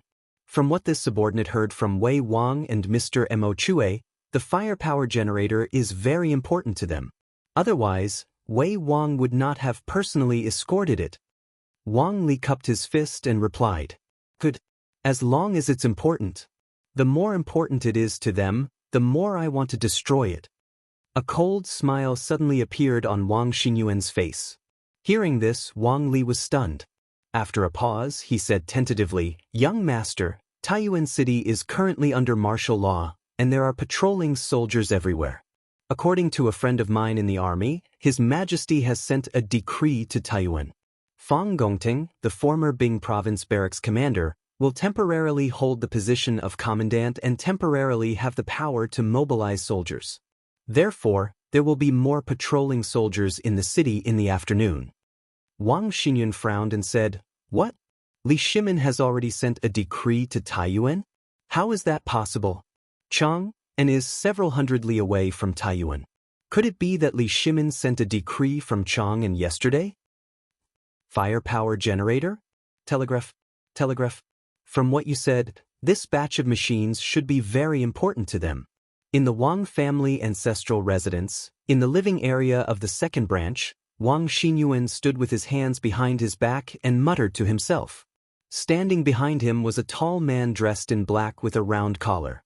He was the second commander of the Wang family guards, Wang Li. The person who was eavesdropping in the corner of the post house was also him. After listening to Wang Li's report, Wang Xinyuan suddenly had an idea. Although he was not a student of Yanhuang College and did not learn engineering knowledge, he had been paying attention to all the news about Li Zishuan during his imprisonment for more than a year. He did not know what a telegraph and a telegraph relay station were, but from some of the known information he had a general idea of what these two things were used for. He had never even heard of the term firepower generator, but just by hearing the name, he could guess that the firepower generator must be related to the telegraph. After all, they both had the word electricity in their names. It had to be said that Wang Xinyuan's guess was excellent because he had completely guessed the point. The firepower generator and the telegraph were indeed related. One was to generate electricity, and the other was to use electricity.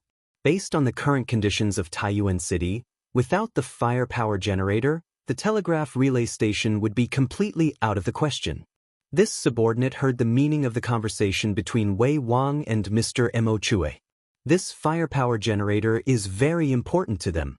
Otherwise, Wei Wang would not have personally escorted it. Wang Li cupped his fists and replied, "Good. It's good that it's important. The more important it is to them, the more I want to destroy it." A cold smile suddenly appeared on Wang Xinyuan's face. Wang Li was stunned when he heard this. He paused and said tentatively, "Young master, Taiyuan City is currently under martial law. The city is full of patrolling soldiers. According to a subordinate's friend in the army, His Majesty has already sent a decree to Taiyuan. Fang Gongting, the former Bing Province barracks commander, will temporarily hold the position of commandant and temporarily have the power to mobilize soldiers. Therefore, there will be more patrolling soldiers in the city in the afternoon." Wang Xinyun frowned and said, "What? Li Shimin has already sent a decree to Taiyuan? How is that possible? Chang, and is several hundred li away from Taiyuan. Could it be that Li Shimin sent a decree from Chang'an yesterday? Firepower generator? Telegraph? From what you've said, this batch of machines should be very important to them." In the Wang clan's ancestral home, in the living area of the second branch, Wang Xinyuan stood with his hands behind his back and muttered to himself. Standing behind him was a tall man in black with a round collar. It was the second commander of the Wang clan's guards, Wang Li. The person who was eavesdropping in the corner of the post house was also him. After listening to Wang Li's report, Wang Xinyuan suddenly had an idea. Although he was not a student of Yanhuang College and did not learn engineering knowledge, he had been paying attention to all news related to Li Zishuan in the past year or so of being imprisoned. He did not know what a telegraph and a telegraph relay station were, but from some of the known information he could roughly guess what these two things were used for. He had never even heard of the term firepower generator, but just by hearing the name, he could guess that the firepower generator must be related to the telegraph. After all, they both had the word electricity in their names. It had to be said that Wang Xinyuan's guesses were excellent because he had completely guessed the point. The firepower generator and the telegraph were indeed related. One was to generate electricity, and the other was to use electricity. Based on the current conditions of Taiyuan City, without the firepower generator, the telegraph relay station would be completely out of the question. This subordinate heard the meaning of the conversation between Wei Wang and Mr. Mo Chue. This firepower generator is very important to them. Otherwise, Wei Wang would not have personally escorted it. Wang Li cupped his fist and replied, "Good. It's good that it's important. The more important it is to them, the more I want to destroy it." A cold smile suddenly appeared on Wang Xinyuan's face. Hearing this, Wang Li was stunned. After a pause, he said tentatively, "Young master, Taiyuan City is currently under martial law. The city is full of patrolling soldiers. According to a subordinate's friend in the army, His Majesty has already sent a decree to Taiyuan. Fang Gongting, the former Bing Province barracks commander, will temporarily hold the position of commandant and temporarily have the power to mobilize soldiers. Therefore, there will be more patrolling soldiers in the city in the afternoon." Wang Xinyun frowned and said, "What? Li Shimin has already sent a decree to Taiyuan? How is that possible? Chang, and is several hundred li away from Taiyuan. Could it be that Li Shimin sent a decree from Chang'an yesterday? Firepower generator? Telegraph? From what you've said, this batch of machines should be very important to them." In the Wang family's ancestral home, in the living area of the second branch, Wang Xinyuan stood with his hands behind his back and muttered to himself. Standing behind him was a tall man dressed in black with a round collar. It was the second commander of the Wang family's guards, Wang Li. The person who was eavesdropping in the corner of the post house was also him. After listening to Wang Li's report, Wang Xinyuan suddenly had an idea. Although he was not a student of Yanhuang College and did not learn engineering knowledge, he had been paying attention to all news related to Li Zishuan during his imprisonment for more than a year. He did not know what a telegraph machine and a telegraph repeater station were, but from what he knew, he had a rough idea of what they were used for. He had never even heard of the term firepower generator, but from the name alone he guessed that the firepower generator must be related to a telegraph machine. After all, they both had the word electric in their names. It had to be said that Wang Xinyuan's guesses were excellent because he had completely guessed the point. The firepower generator and the telegraph were indeed related. One was to generate electricity, and the other was to use electricity. Moreover, based on the current conditions of Taiyuan City, without the firepower generator, the telegraph relay station would be completely out of the question. From what this subordinate heard from Wei Wang and Mr. Mo Chue, the firepower generator is very important to them. Otherwise, Wei Wang would not have personally escorted it. Wang Li cupped his fist and replied, "Good. As long as it's important. The more important it is to them, the more I want to destroy it." A cold smile suddenly appeared on Wang Xinyuan's face. Wang Li paused and said tentatively, "Young master, Taiyuan City is currently under martial law. The city is full of patrolling soldiers. According to a subordinate's friend in the army, His Majesty has already sent an edict to Taiyuan. Fang Gongting, the former Bing Province barracks commander, will temporarily hold the position of commandant and temporarily have the power to mobilize soldiers. Therefore, there will be more patrolling soldiers in the city in the afternoon." Wang Xinyun frowned and said, "What? Li Shimin has already sent an edict to Taiyuan? How is that possible? Chang, and is hundreds of miles away from Taiyuan. Could it be that Li Shimin sent an edict from Chang and yesterday?" Chapter 1890. Humph. Barbarian man, you are playing dumb in front of this Khan. Inside the palace, Xieli couldn't stand Barbarian man's sloppy attitude. He snorted coldly with an angry look on his face. Then, he didn't beat around the bush with the crowd and said bluntly, "Everyone here knows who benefits the most from this rumor. Now that Tuli is surrounded by this Khan's army of 300,000, seeing that there is no hope of breaking out, he sent people to spread this rumor in an attempt to make this Khan lose heart and morals on the prairie. His intentions are truly worthy of death. Great Khan is wise. Barbarian man also thinks that this rumor is related to Tuli." Seeing Xieli angry, Barbarian man's expression became more or less serious. After all, he also didn't want to provoke Xieli. He put away his mischievous smile and cupped his fist towards Xieli. Of course, Barbarian man was sitting down when he spoke. This guy didn't even move his butt, let alone stand up. The current situation has something to do with all of you. Xieli slapped the table in front of him and pointed at the leaders of the various tribes sitting below him. He said coldly, 10 days ago, this Khan transferred 300,000 elite troops from your tribes and already surrounded Tuli's court.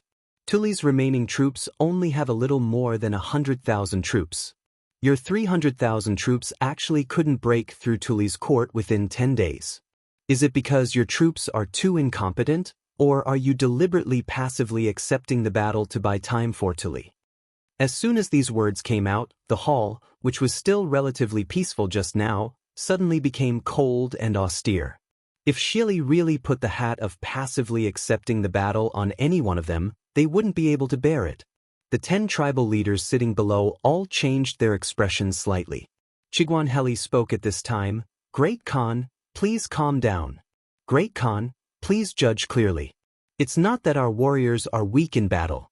Although Tuli only has a little more than 100,000 remnant troops, these troops are all elite troops and strong generals. Presently Tuli's troops are besieged by us. People of the Central Plains have a saying, 'Cut off the cauldrons and sink the boats, like a cornered beast will still fight.' Under this kind of desperate situation, the troops and horses under Tuli's command are fighting valiantly without fear of death. In the previous several battles, our Chiguan tribe has lost more than 1,000 warriors. Our losses are disastrous. Therefore, Tuli has been attacking for a long time. It is definitely not because we are passively fighting back." Facing Xieli's post-battle accountability, Chiguan Heli must stand up for his own tribe, and at the same time, speak up for the warriors of the other tribes who participated in the battle. After all, who asked him and the barbarian man to be the big brothers of the various tribes of Tiela? As the big brother, it was time for him to step up and share the firepower for his little brothers. Brother Healy is right. Tuli's troops have been attacking for a long time without success because they want to fight to the death in a desperate situation. It's not that we are passively accepting the challenge. Great Khan, please judge clearly. My Shui Yentua tribe has already lost more than 3,000 warriors. None of my warriors retreated a single step when we were fighting against Tuli's tribe. I beg the Great Khan for your judgment. My Ba Yegu tribe has already lost more than 2,000 warriors and killed more than 3,000 people of Tuli's tribe. We are not passively accepting the challenge. I beg the Great Khan for your judgment. My Hueha tribe has already lost more than 1,000 warriors and killed more than 3,000 people of Tuli's tribe. We are not passively accepting the challenge. Puga tribe has already lost more than 2,000 warriors and killed more than 2,800 people of Tuli's tribe.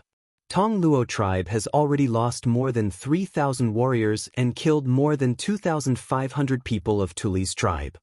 I beg the Great Khan for your judgment. Qigong He Li's words instantly attracted everyone's agreement. These people all rushed to be the first to cup their hands and complain, express their loyalty, to Xieli. The hall, which was still considered peaceful earlier, was now as lively as a market. Xieli frowned as he listened. That was because although these people were expressing their loyalty on the surface, they were actually complaining to him. You see, several thousand of my tribe's soldiers have already died in the encirclement of Tuli, and we've also killed several thousand people of the other side. You can't possibly say that I'm passively accepting the challenge, right? If you insist that I'm passively accepting the challenge, then all the other tribes will also passively accept the challenge. You're pushing all the other tribes to the opposite side. Xieli could not bear the consequences of this. The Ashina tribe was a golden clan of the steppe. Although they were strong, they were not strong enough to unite with the other tribes. Moreover, these were troubled times. He urgently needed the steppe to unite and integrate all the forces of the steppe to deal with the Great Tang. He could not possibly push all the other tribes to the opposite side. Great Khan, this subordinate thinks that since we have already surrounded Tuli's tribe, we can surround them without attacking. Their rations are limited, so we can wait until their rations are depleted before launching an attack. At that time, I believe we can defeat Tuli's tribe effortlessly. This way, we can also reduce the casualties of our tribes. Seeing that everyone had more or less said their piece, Chigu Heli stood up and cupped his fist to Xieli. Xieli's face darkened. To be able to say such words, Chigu Heli was either pretending to be stupid or really bad. Who would not have thought of this idea of surrounding them without attacking? But the key point was that Tuli had deliberately let people spread rumors. It was obvious that he was secretly relying on something. If they continued to use the tactic of surrounding them without attacking, wouldn't they be buying time for Tuli and creating additional variables in this encirclement that had already decided the outcome of the battle? That's right. Brother Heli is right. Since Tuli's tribe is not afraid of death and is resisting with all their might, there's no need for us to meet them head-on. We can just surround them without attacking. Once their rations are exhausted, won't it be easy to take them down? Xieli was about to speak when the barbarian man jumped out to support Chigu Heli. That's right. We should surround them without attacking. That's right. With these two people echoing each other in the main hall, how could the leaders of the other tribes not agree? After all, this strategy of surrounding them without attacking was in line with the interests of all their tribes. They had no reason to not support it. After waiting for a while, when the main hall quieted down again, Xieli said with a dark face, "Surround them without attacking? What a good strategy of surrounding them without attacking. It sounds nice, but in this Khan's opinion, you are just greedy for life and afraid of death. You are all the people of the Longevity Emperor, but each and every one of you is greedy for life and afraid of death. What right do you have to call yourselves the warriors of the grassland in the future?" After a pause, Xieli slammed the table and said loudly, "This Khan doesn't care what method you use, but you must annihilate Tuli's tribe and trample Tuli's imperial court within 2 days. After the warriors of each tribe have been killed, this Khan will compensate them with a large sum of money. In addition, this time, this Khan will let Shur Tofi lead 10,000 wolf riders to join the battle with your tribes. If you still can't take down Tuli in 2 days, This Khan will investigate carefully which tribe is the one that is passively accepting the battle. Xieli changed his previous polite attitude and directly suppressed the voices of opposition from these tribal leaders with a forceful method. According to him, this time his subordinate Xianxia sure would lead 10,000 wolf riders to join the battle. This was to put pressure on the leaders of the other tribes. After all, who didn't know the combat power of Xieli's wolf riders? Who wouldn't be afraid? At this time, even if they didn't agree in their hearts, they didn't dare to disagree verbally. Unless they wanted to rebel openly. The facts proved that the few people present still didn't have the guts to do so. The barbarian man and Chigu Heli looked at each other and secretly shook their heads at each other. Then, the two of them cupped their fists at Xieli and said, "This subordinate obeys." Seeing that the two of them had agreed, how could the leaders of the other 8 tribes dare to raise a different opinion? Everyone stood up and cupped their fists, saying, "This subordinate obeys." "It's getting late, let's all go back." Xieli's eyes narrowed as he waved his hand. Everyone responded and turned to leave the main hall. Chapter 1891. Brother He Li's words make sense. In the tent of Kiji tribe, after Kiji Heli finished speaking, everyone was silent for a moment. Then Inan agreed, "Tuli has always been cunning. I don't believe that he won't have a backup plan after spreading this rumor. In the upcoming battle between our tribe's warriors and the Tuli tribe, we only need to use 80% of our strength. However, we can't be too obvious. Otherwise, Xianxia will definitely report this to the Great Khan. Also, in order to show our sincerity to the Great Khan, I suggest that all of you immediately send reinforcements to the front line after you return to make up for the warriors lost in the previous battles. This way, even if we fail to take down the Tuli tribe in 2 days, I believe that the Great Khan won't be too harsh on us." In just a few words, Chiguan, He Li, and Inan had already formulated the battle strategy for the Tiela tribes. After listening to it, no one had any objections. Of course, the most important thing was that this battle strategy was only beneficial to them. Thus, the other leaders all clasped their fists in agreement. "Good idea. Let's do it. After I return to the tribe, I'll send someone to instruct the warriors at the front line to secretly go easy on the Tuli tribe in the upcoming battles. After I return, I'll immediately send 2,000 warriors to the front line to show our sincerity to the Great Khan. After I return to the tribe, I'll send 3,000 warriors to the front line as reinforcements." Seeing this, Kiji Heli couldn't help but secretly breathe a sigh of relief. After everyone finished speaking, Kiji Heli gestured with his hand and said, "Since that's the case, it's getting late. Everyone, please return to the tribe and prepare. Otherwise, the Great Khan will definitely be suspicious if you stay here for too long." "Alright, Chief Kiji, farewell." "Farewell." The chiefs of the various tribes bid farewell and left. Inan purposely stayed at the back. While everyone was leaving, he moved closer to Kiji Heli and asked softly, Brother Chihue, do you know what Tuli's trump card is?" Chiju Heli narrowed his eyes and did not answer immediately. Even though he and the barbarian man usually looked out for each other in front of Xieli and acted like good friends, Chiju Heli had never expected the barbarian man to treat him as a good friend whom he could confide in. The two of them had interacted for such a long time. Chiju Heli knew that the barbarian man was very ambitious. He only wanted to ensure the safety of his tribe, but the barbarian man was the same as Xieli. Therefore, Qianai Healy had always maintained a certain level of vigilance towards Inan. At this time, he pondered for a moment and said to the barbarian, "Brother, you must be joking. In terms of the ability to inquire about information, my Qian tribe is far inferior to your Hueha tribe. If you don't know something, how can I know?" The barbarian man pointed at Chia Healy and said with a faint smile, Brother Chihue, your words are too hypocritical. Why do you sound like the people of the Central Plains? In fact, you and I both know that Tuli may have a trump card. Although some of my Hueha tribe warriors are good at spying, the people who are now stationed at the southernmost part of Tuli's Yadong are your Qian tribe people. In recent days, whether Tuli's people have secretly gone south to Tang, you know it better than me." Hearing this, Chiju Heli's heart moved. He was not angry because of the barbarian man's words, but because the barbarian man's words made him think of something. Since he previously thought that Tuli's trump card was to ask for reinforcements from Tang, then in recent days, Tuli's people would definitely think of ways to go south.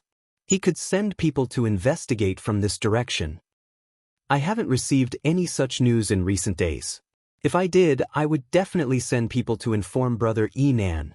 These thoughts only flashed through Chiju Heli's mind. After he recovered, he said to the barbarian man with a normal expression. Good. Then I'll wait for your good news, brother. The barbarian man cupped his fists, laughed, and left.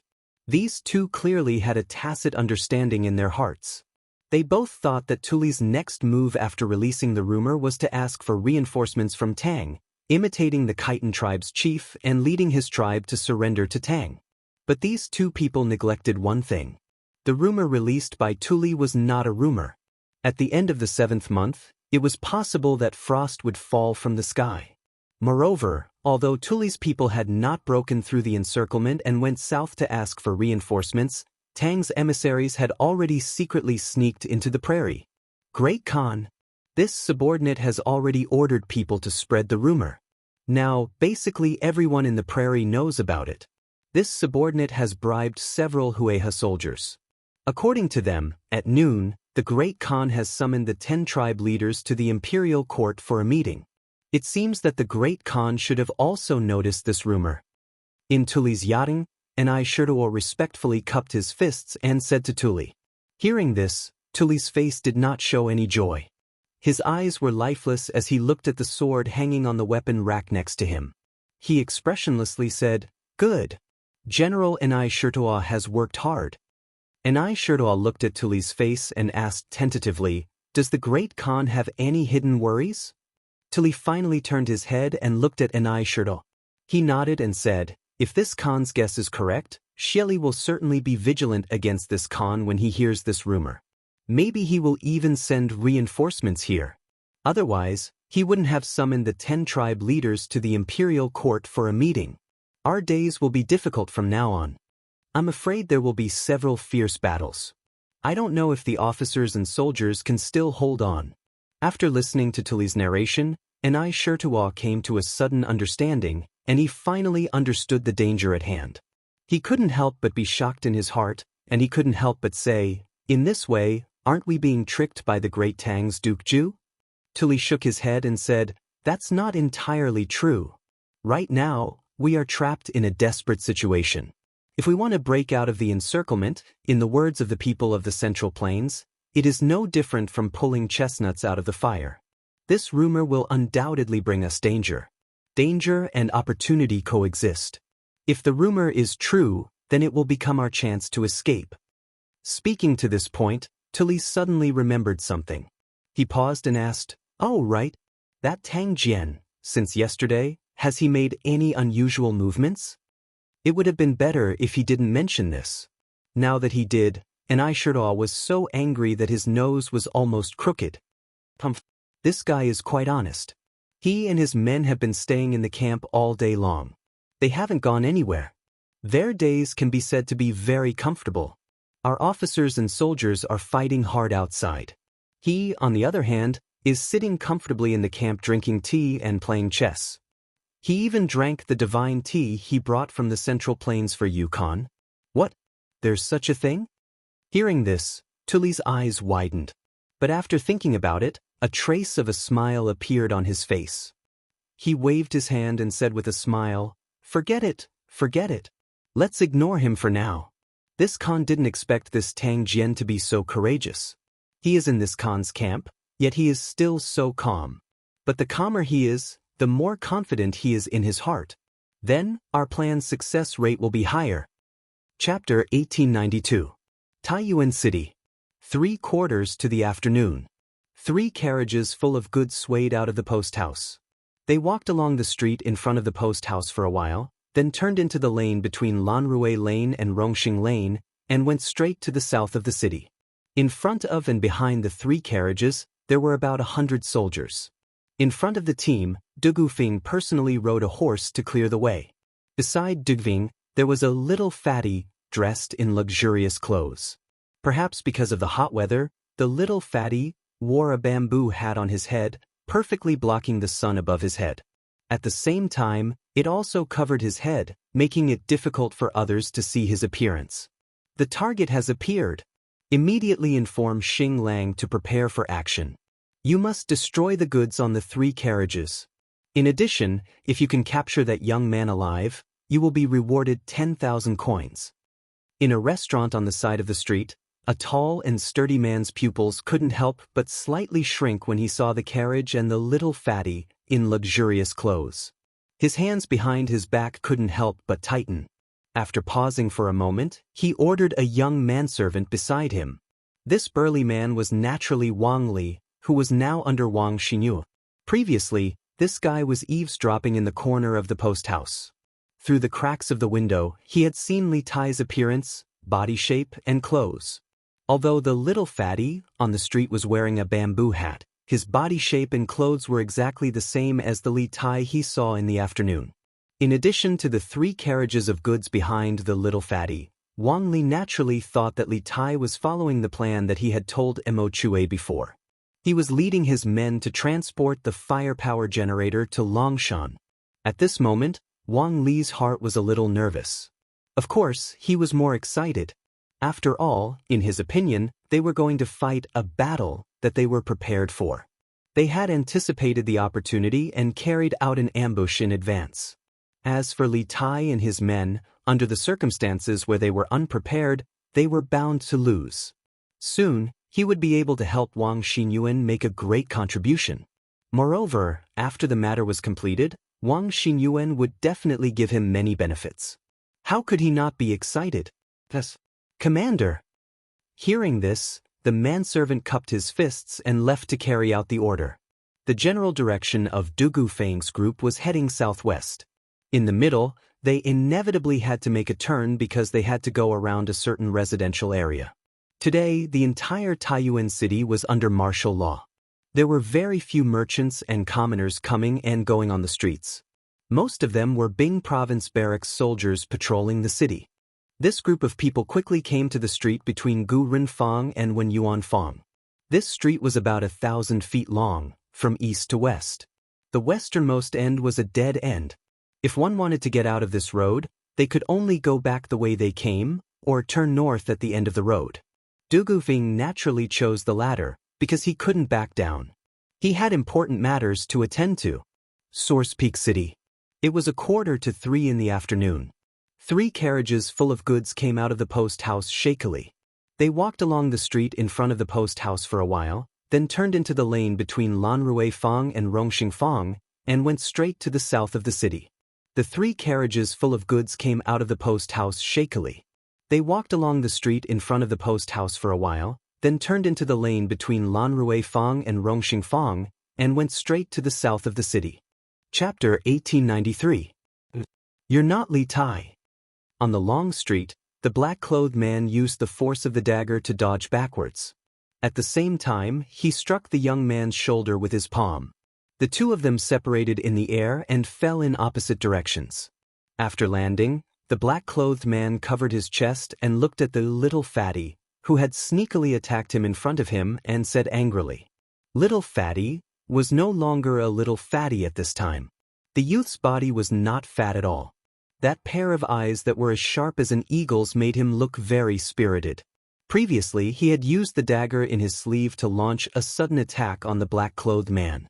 Although he had hit the black-clothed man, it was a pity that this attack did not cause the black-clothed man to be seriously injured. After the dagger had pierced through the layers of silk, only a very, very small part of it had scratched the black-clothed man's chest skin. At this moment, although there was blood on the man in black's chest, the wound was not deep.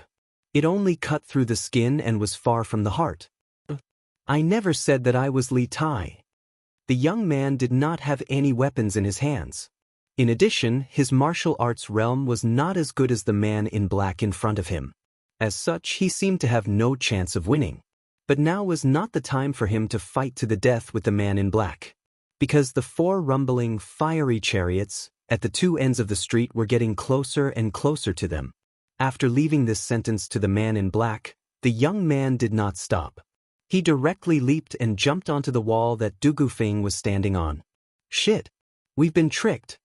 In the pavilion far away, Wang Li realized that something was wrong the moment the young man took off his bloated coat.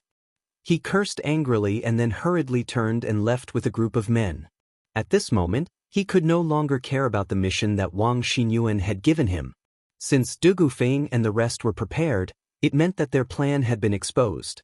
Now, the most important thing for him was to escape and not to complete the mission. You're not Li Tai.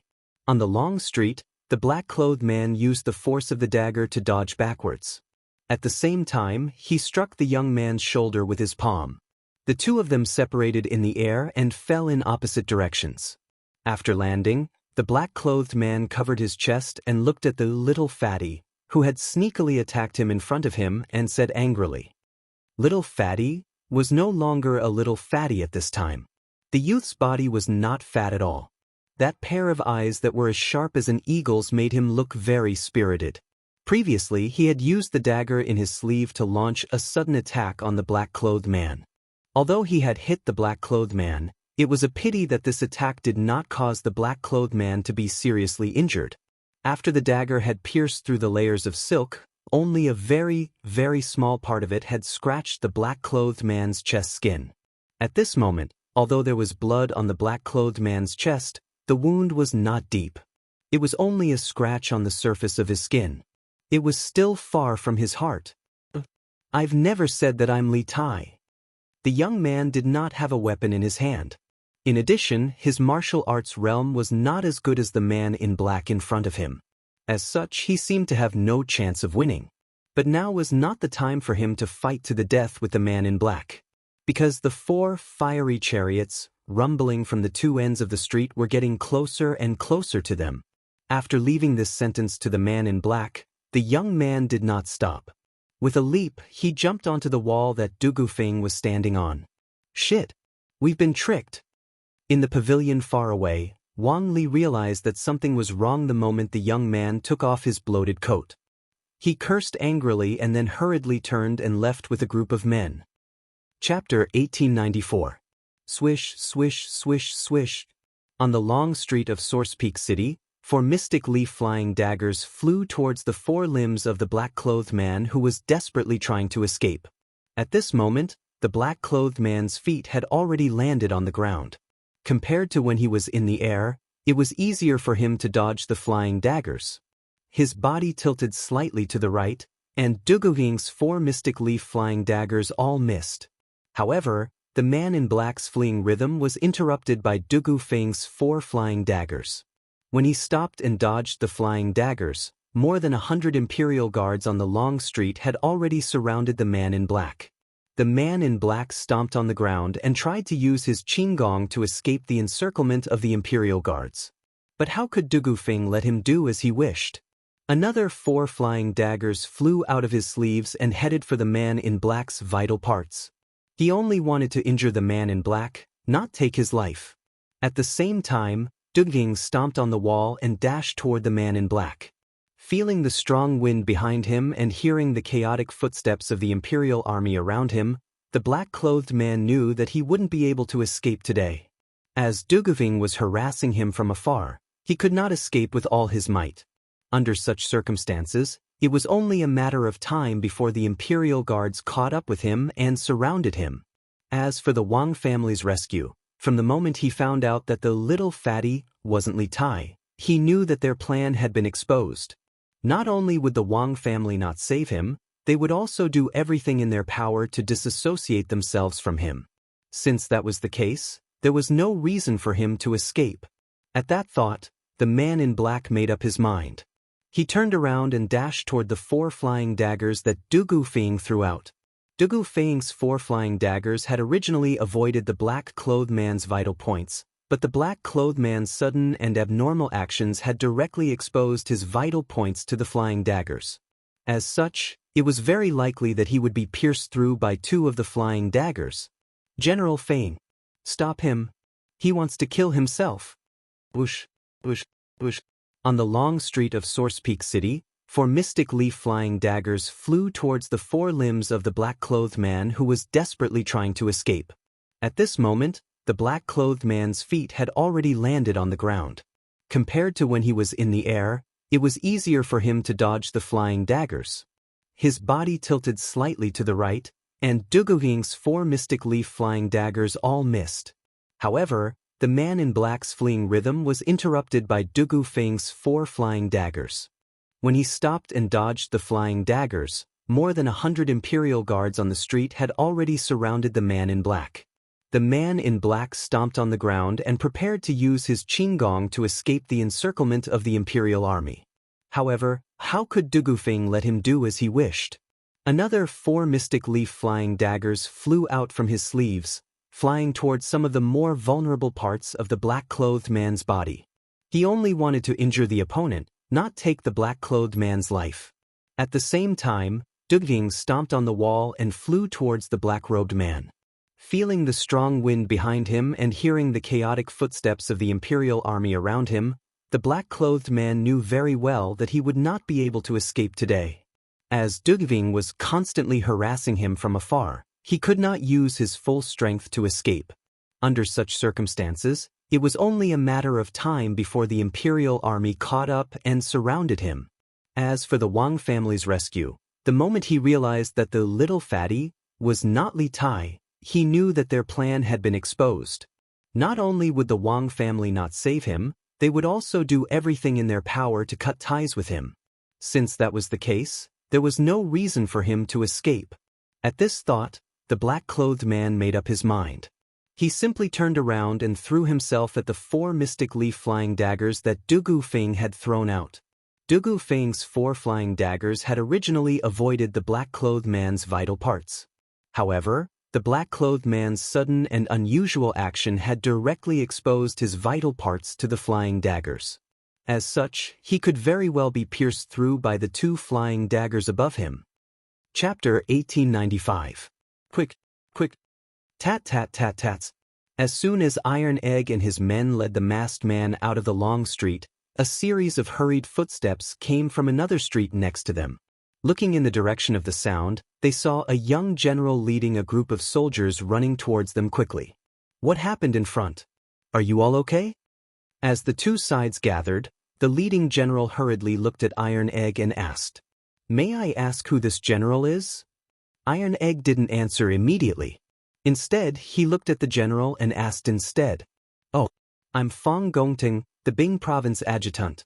I've been ordered to temporarily take up the post of Bing Province Commandant to maintain the law and order of Taiyuan. Just now, someone saw flames rising into the sky on this street, and there were sounds of fighting. I happened to be patrolling in the south of the city, so I brought people to check it out." The leading general was Fong Gongting, the Bing Province Adjutant. Seeing that Iron Egg and his men weren't injured, he couldn't help but feel relieved. Then he cupped his fist and said to Iron Egg, "So it's Adjutant Fong. I've heard my master mention you before." Hearing this, Iron Egg was slightly surprised. He quickly cupped his fist and bowed to Fong Gongting. During the Battle of Longmen Pass, Iron Egg, Li Zishuan, and the others weren't with Li Zishuan. Instead, they were treating the locust plague in the north, so he hadn't seen Fong Gongting before. After bowing politely, Iron Egg replied, "My name is Iron Egg. I'm a student of Yanhuang College. Earlier, General Feiying and I, quick, tat-tat-tat." As soon as Iron Egg and his men led the masked man out of the long street, a series of hurried footsteps came from another street next to them. Looking in the direction of the sound, they saw a young general leading a group of soldiers running towards them quickly. What happened in front? Are you all okay? As the 2 sides gathered, the leading general hurriedly looked at Iron Egg and asked, "May I ask who this general is?" Iron Egg didn't answer immediately. Instead, he looked at the general and asked, "Oh, I am the Bing Province Army Adjutant, Fong Gongting. I have been ordered to temporarily take up the position of Bing Province's Commandant, and I am responsible for maintaining Taiyuan's security. Just now, someone saw flames rising to the sky on this street, and there were sounds of fighting. I just happened to be patrolling the south of the city, so I brought some people to investigate." The leading general was the Bing Province Adjutant Fong Gongting. Seeing that Iron Egg and the others were not injured, he could not help but feel relieved. Then he cupped his fists and said to Iron Egg, "So it's Adjunct Fong. I've heard my master mention you before." Hearing this, Iron Egg was slightly surprised. He hurriedly cupped his fist and bowed to Fong Gongting. During the Battle of Longmen Pass, Iron Egg, Li Zishuan, and the others were not with Li Zishuan. Instead, they were treating the locusts in the north, so he had never seen Fong Gongting before. After politely bowing, Iron Egg replied, "My name is Iron Egg, a student of Yanhuang College. Previously, General Fei Ying and I, hurry up. Quick. Da-da-da-da." As soon as Iron Egg and the others led the masked man out of this long street, there was a burst of hurried footsteps from another street next to them. Looking in the direction of the sound, they saw a young general leading a group of soldiers running towards them quickly. What happened in front? Are you all okay? The two sides gathered together, and the leading general hurriedly looked at Iron Egg and asked, "May I ask who this general is?" Iron Egg did not answer immediately. Instead, he looked at the general and asked in return, "Oh, I'm the Bing Province Adjutant Fong Gongting. I've been ordered to temporarily take up the position of Bing Province Commandant to maintain the security of Taiyuan. Just now, someone saw flames rising to the sky on this street, and there were sounds of fighting. I just happened to be patrolling the south of the city, so I brought some people to investigate." The leading general was the Bing Province Adjutant Fong Gongting. Seeing that Iron Egg and the others were not injured, he could not help but feel relieved. Then he cupped his fists and said to Iron Egg, "So it's Adjunct Fong. I've heard my master mention you before." Hearing this, Iron Egg was slightly surprised.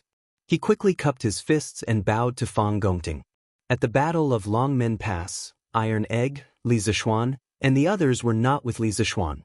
Instead, they were treating the locust plague in the north, so he had not seen Fong Gongting before. After politely bowing, Iron Egg replied, "My name is Iron Egg, a student of Yanhuang College. Previously, General Fei Ying and I." Chapter 1896. Qingke, come with me. Half an hour ago, in the post house, Mo Chue quickly put the piece of cloth with the words in his hand into his sleeve and vigilantly looked around. Then, he turned his head and said to Li Tai, "Okay." Li Tai nodded. Under the lead of Mo Chue, the two of them came to the backyard of the post hostel. The machines and equipment brought from the academy were piled up here and guarded by the Imperial Guards day and night. Therefore, this place was undoubtedly safer than the quiet room from before, and no one would secretly eavesdrop. Qingke, could this Li Junxian be the current commander of the 100 cavalry? Under a great banyan tree in the rear courtyard, after confirming that no one was eavesdropping, Mo Chue turned to Li Tai and solemnly asked. The Mo clan had lived in seclusion in a bitter and cold land and had not interfered with the affairs of the court.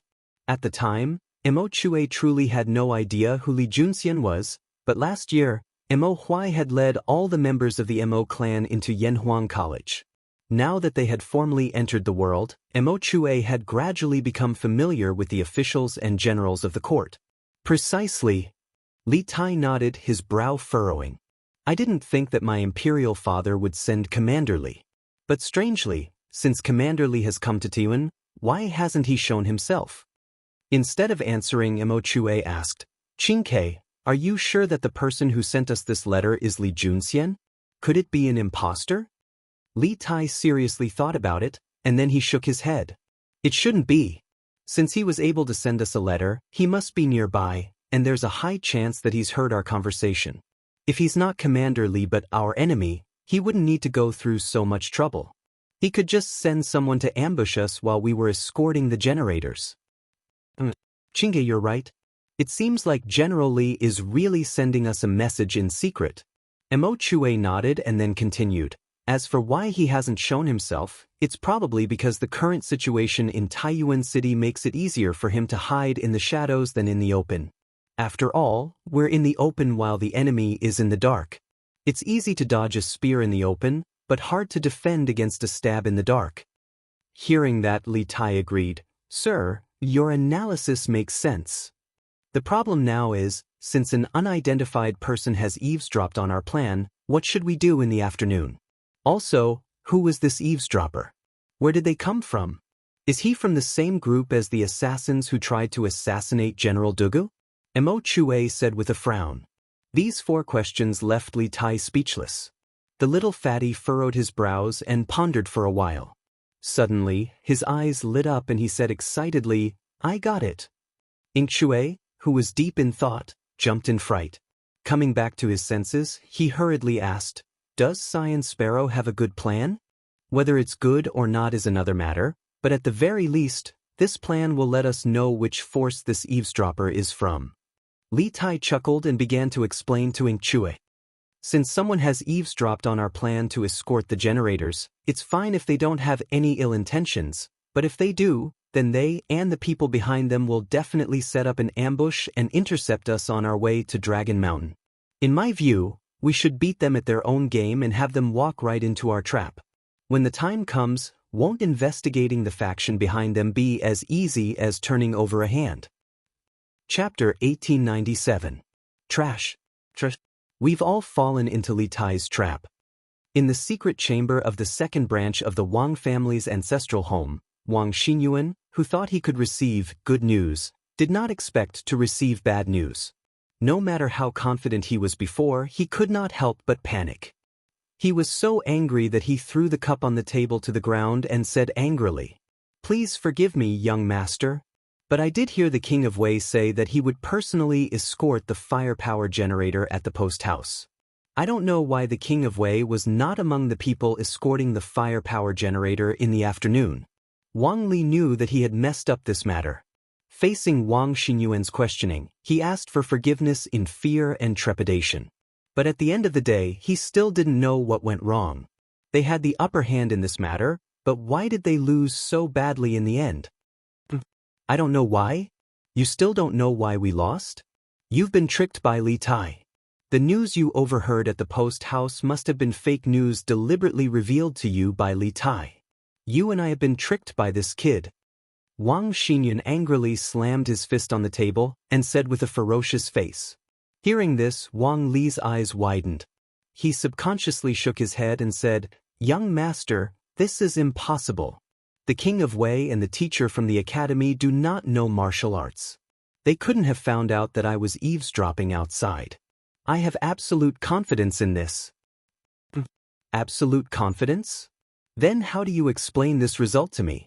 Wang Xinyuan glared at Wang Li and said angrily, You thought that your martial arts were much better than the other party, so you underestimated your opponent. In the end, you were played like a fool and almost put my grandfather and me in danger.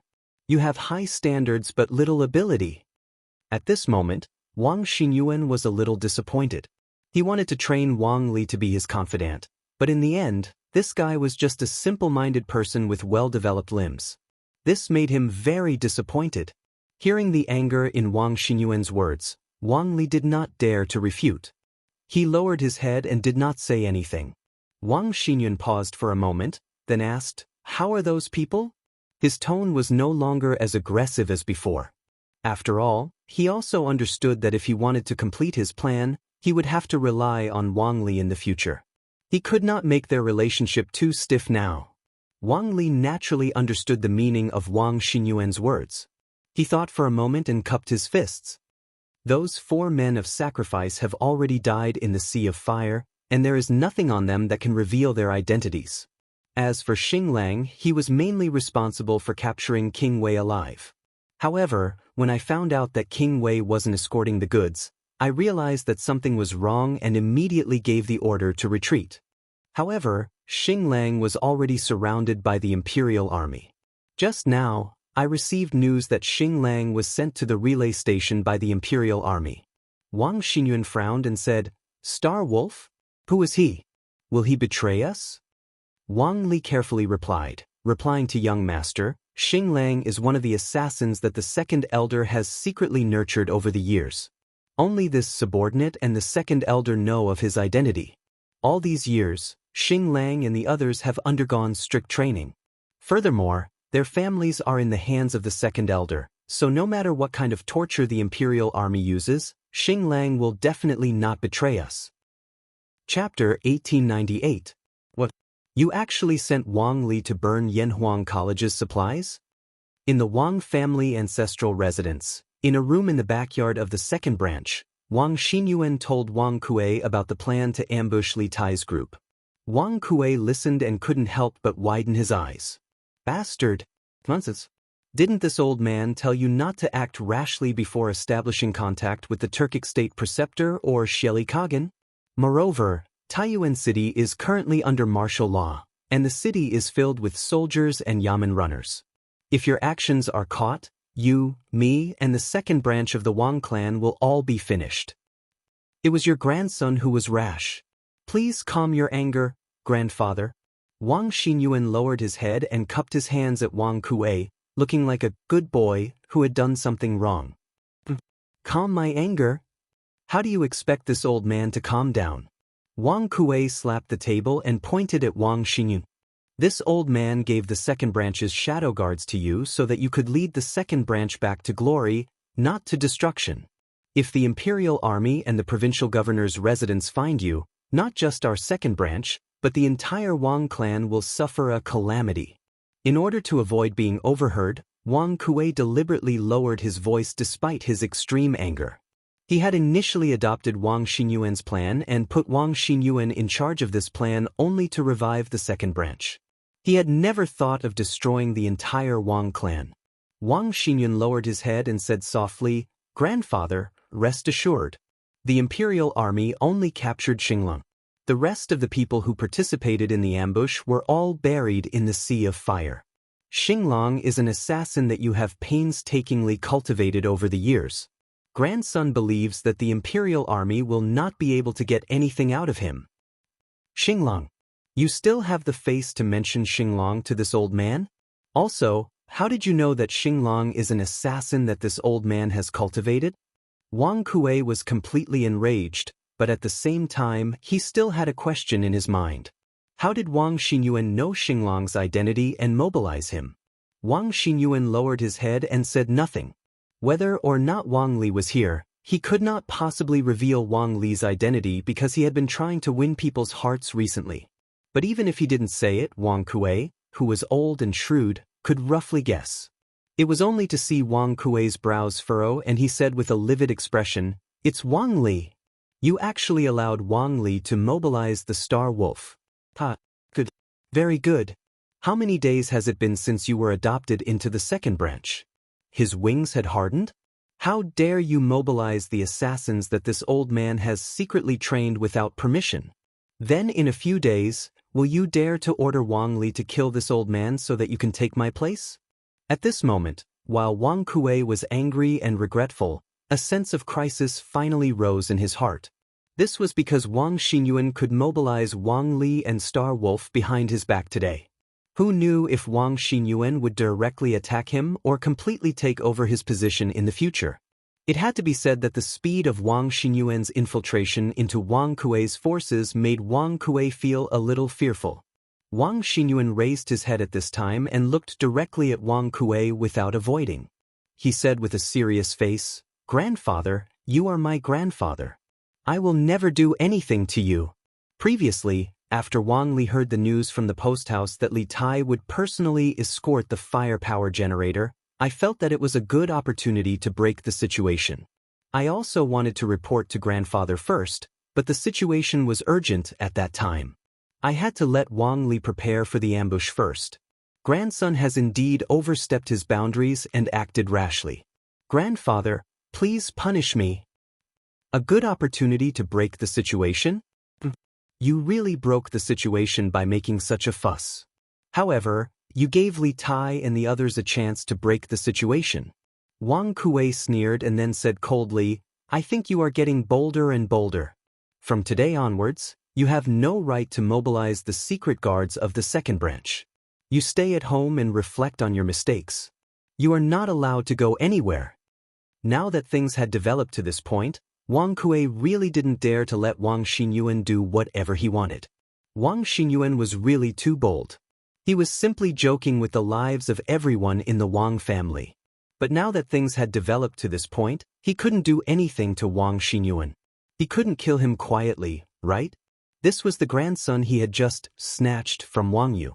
Even if he regretted it at this time, he could only swallow the bitter fruit. Therefore, Wang Kuei decided to temporarily stop the plan and let Wang Xinyan calm down to see what would happen next. No. Unexpectedly, Wang Xinyuan's attitude suddenly became tough. He looked at Wang Kuei with a firm face and said, "Grandfather, do you think that if you stop now, you and I can live in peace? It's impossible. There's no turning back. Since the moment we chose to rely on the Turks, there's no turning back. Especially now that Star Wolf has fallen into the hands of the Imperial Army. Even if he has undergone rigorous training before, he is always a hidden danger to us. As long as he is still alive, we will never be able to sleep and eat in peace. Only by successfully joining Khan Xieli and becoming his right-hand man can we completely get out of the current predicament. At this time, how can you let your grandson stop? What you're doing is driving the Wang family to a dead end." The plan to ambush Li Tai had failed. Although Wang Xinyuan felt regretful, he could also use this to kidnap Wang Kuei and make the latter stand firmly on the same front as him. Not only did he want to get Wang Kuei's full support, but he also wanted all the resources and power of the Wang family's second branch. Especially those killers that Wang Kuei had secretly cultivated over the years. Wang Kuei was so angry that he was about to die. At this moment, he finally understood what it meant to ask a tiger for its skin. Those who asked a tiger for its skin should be mentally prepared to be bitten by the tiger at any time. Wang Xinyuan, the tiger, was as docile as a kitten at the beginning, but now he had finally revealed his sharp fangs, which made Wang Kuei somewhat fearful. Although he was angry, Wang Kuei also understood that Wang Xinyuan's words were reasonable. There was no turning back. They had already attached themselves to the Turks through Guardian Zhao. Could they really stop now?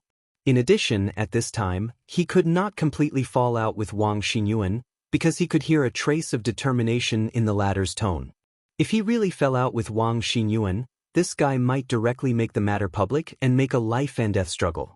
At that time, the Wang family's second branch would only die faster. Forget it. Forget it. Seeing that you're doing this for the sake of the second branch, this old man will not punish you this time. You don't have to reflect on your mistakes in these few days. After pondering for a moment, Wang Kuei suppressed the anger in his chest and sighed as if he had accepted his fate. Then he changed the topic and said, "But before you make any decision, you must discuss it with this old man. Don't make any more decisions without my permission. Otherwise, this old man can take back the secret guards in your hands at any time. Do you understand?" Seeing that Wang Kuei had compromised, Wang Xinyuan smiled inwardly. He did not want to push Wang Kuei too hard, so he cupped his hands and said, "This grandson understands. Thank you for your forgiveness, grandfather." Wang Kuei waved his hand at Wang Xinyuan rather tiredly. At this time, he had already begun to regret listening to Wang Xinyuan's slanderous words and mistakenly boarding the pirate ship. "Master, this subordinate has something to report." Wang Chengwu stood outside the study in the backyard of the Wang family's main house, knocked on the door frame, and spoke respectfully inside. "Come in." Soon, Wang Yu's voice came from inside the room. "Yes." Wang Chengwu did not enter immediately. He first turned his head and looked around. Seeing that there was no one around, he pushed the door open and walked in, then closed the door again. "Chengwu, what's the matter?" At this time, Wang Yu was reviewing official documents sent by the local government in Sui Province. Counting the days, he had left Sui Province for nearly half a month, and there was a backlog of government affairs in the local government. Wang Yu looked up at Wang Chengwu and asked faintly. Then he lowered his head and continued to review official documents. "Master, this subordinate has just received news that a fire suddenly broke out in the south of the city." Thick smoke billowed. An imperial guard was also at the scene at that time, and they also caught an unidentified man who seems to be an assassin. He has been escorted to the post house. Wang Chengwu cupped his hands and bowed. "What? Another assassin?" Hearing this, Wang Yu's right hand, which was reviewing official documents, could not help but tremble. A slanted red line suddenly appeared on the booklet. Speaking of which, Duga Xian had just been assassinated in the city this morning, and the security patrols in the city had also been upgraded. How did another assassin pop out now? How could Wang Yu not be shocked and angry? Can you confirm that person is an assassin? Also, is King Wei in this Imperial Guard? Is His Highness injured? Wang Yu looked nervously at Wang Chenggu and asked in a deep voice. We still can't confirm that person's identity. Wang Chenggu shook his head and said, this subordinate has already sent someone to investigate. However, according to the report of my subordinates, His Highness King Wei was not among them. No one saw His Highness injured either. Please rest assured, family head. Hearing this, Wang Yu inwardly heaved a sigh of relief. As long as Li Tai was fine, everything else could be discussed. Also, this subordinate has discovered something else, but I don't know if I should say it. At this time, Wang Chenggu suddenly said hesitantly. Wang Yu frowned and said, what is it? Speak quickly. Wang Chenggu thought for a moment, then cupped his hands and said, replying to Master, after the fire broke out in the south of the city, this subordinate saw Wang Li of the second branch return with some people in a hurry. This subordinate feels that they are a little, Who is Wang Yu? He had been an official for half his life. What had he not seen? Although Wang Chenggu's words were not complete, he understood what Wang Chenggu wanted to say. He put down the red brush in his hand and walked up to Wang Chenggu with a serious expression. You mean to say that the fire in the south of the city is very likely related to Wang Li? When he said this, even Wang Yu himself felt a little apprehensive. The implications of this matter were too great. If things were not handled properly, the entire Wang clan could be consigned to eternal damnation. Chapter 1899. This subordinate doesn't dare to be sure, but when I saw Wang Li and the others return, they all seemed to be in a hurry. This subordinate went forward to greet them, but they didn't respond and rushed straight to the second branch's courtyard. Wang Chenggu did not directly assert that there was a problem with Wang Li's group, but rather cautiously replied, no, there must be a problem with Wang Li. Wang Yu's brow furrowed. After a moment of silence, he said with certainty, at noon, an imperial edict was sent to Taiyuan, and Fang Gongting successfully took over military authority in Bing province. The tens of thousands of soldiers in the Bing province camp all poured out and spread throughout Taiyuan city. Afterward, this old man ordered the Wang clan's shadow guards to withdraw to the estate, leaving only a small number of people outside to gather information. For Wang Li to return at this time just in time for the fire in the southern part of the city, there must be a problem. Wang Yu had been an official for many years, and his sense of danger and conspiracy was far more sensitive than the average person's. Although he didn't have any direct evidence, he could conclude from Wang Chenggu's words that there was a problem with Wang Li. He didn't believe in coincidences, and he didn't believe that Wang Chenggu would hide such an important matter from him. Thus, he had already locked onto Wang Li's identity as a suspect. Has there been any unusual activity on Second Elder's side these past 2 days? Wang Yu quickly thought of the person behind Wang Li, Wang Ge. If the fire in the southern part of the city was really Wang Li's doing, then the person behind Wang Li could not escape responsibility. As Wang Yu's trusted aide, Wang Chenggu naturally understood the meaning behind Wang Yu's words. After thinking for a moment, he cupped his fists and said, ever since the second elder accepted the second young master, no, Wang Xinyuan, ever since the second elder accepted Wang Xinyuan as his grandson, he has been staying in the residence without any unusual movements.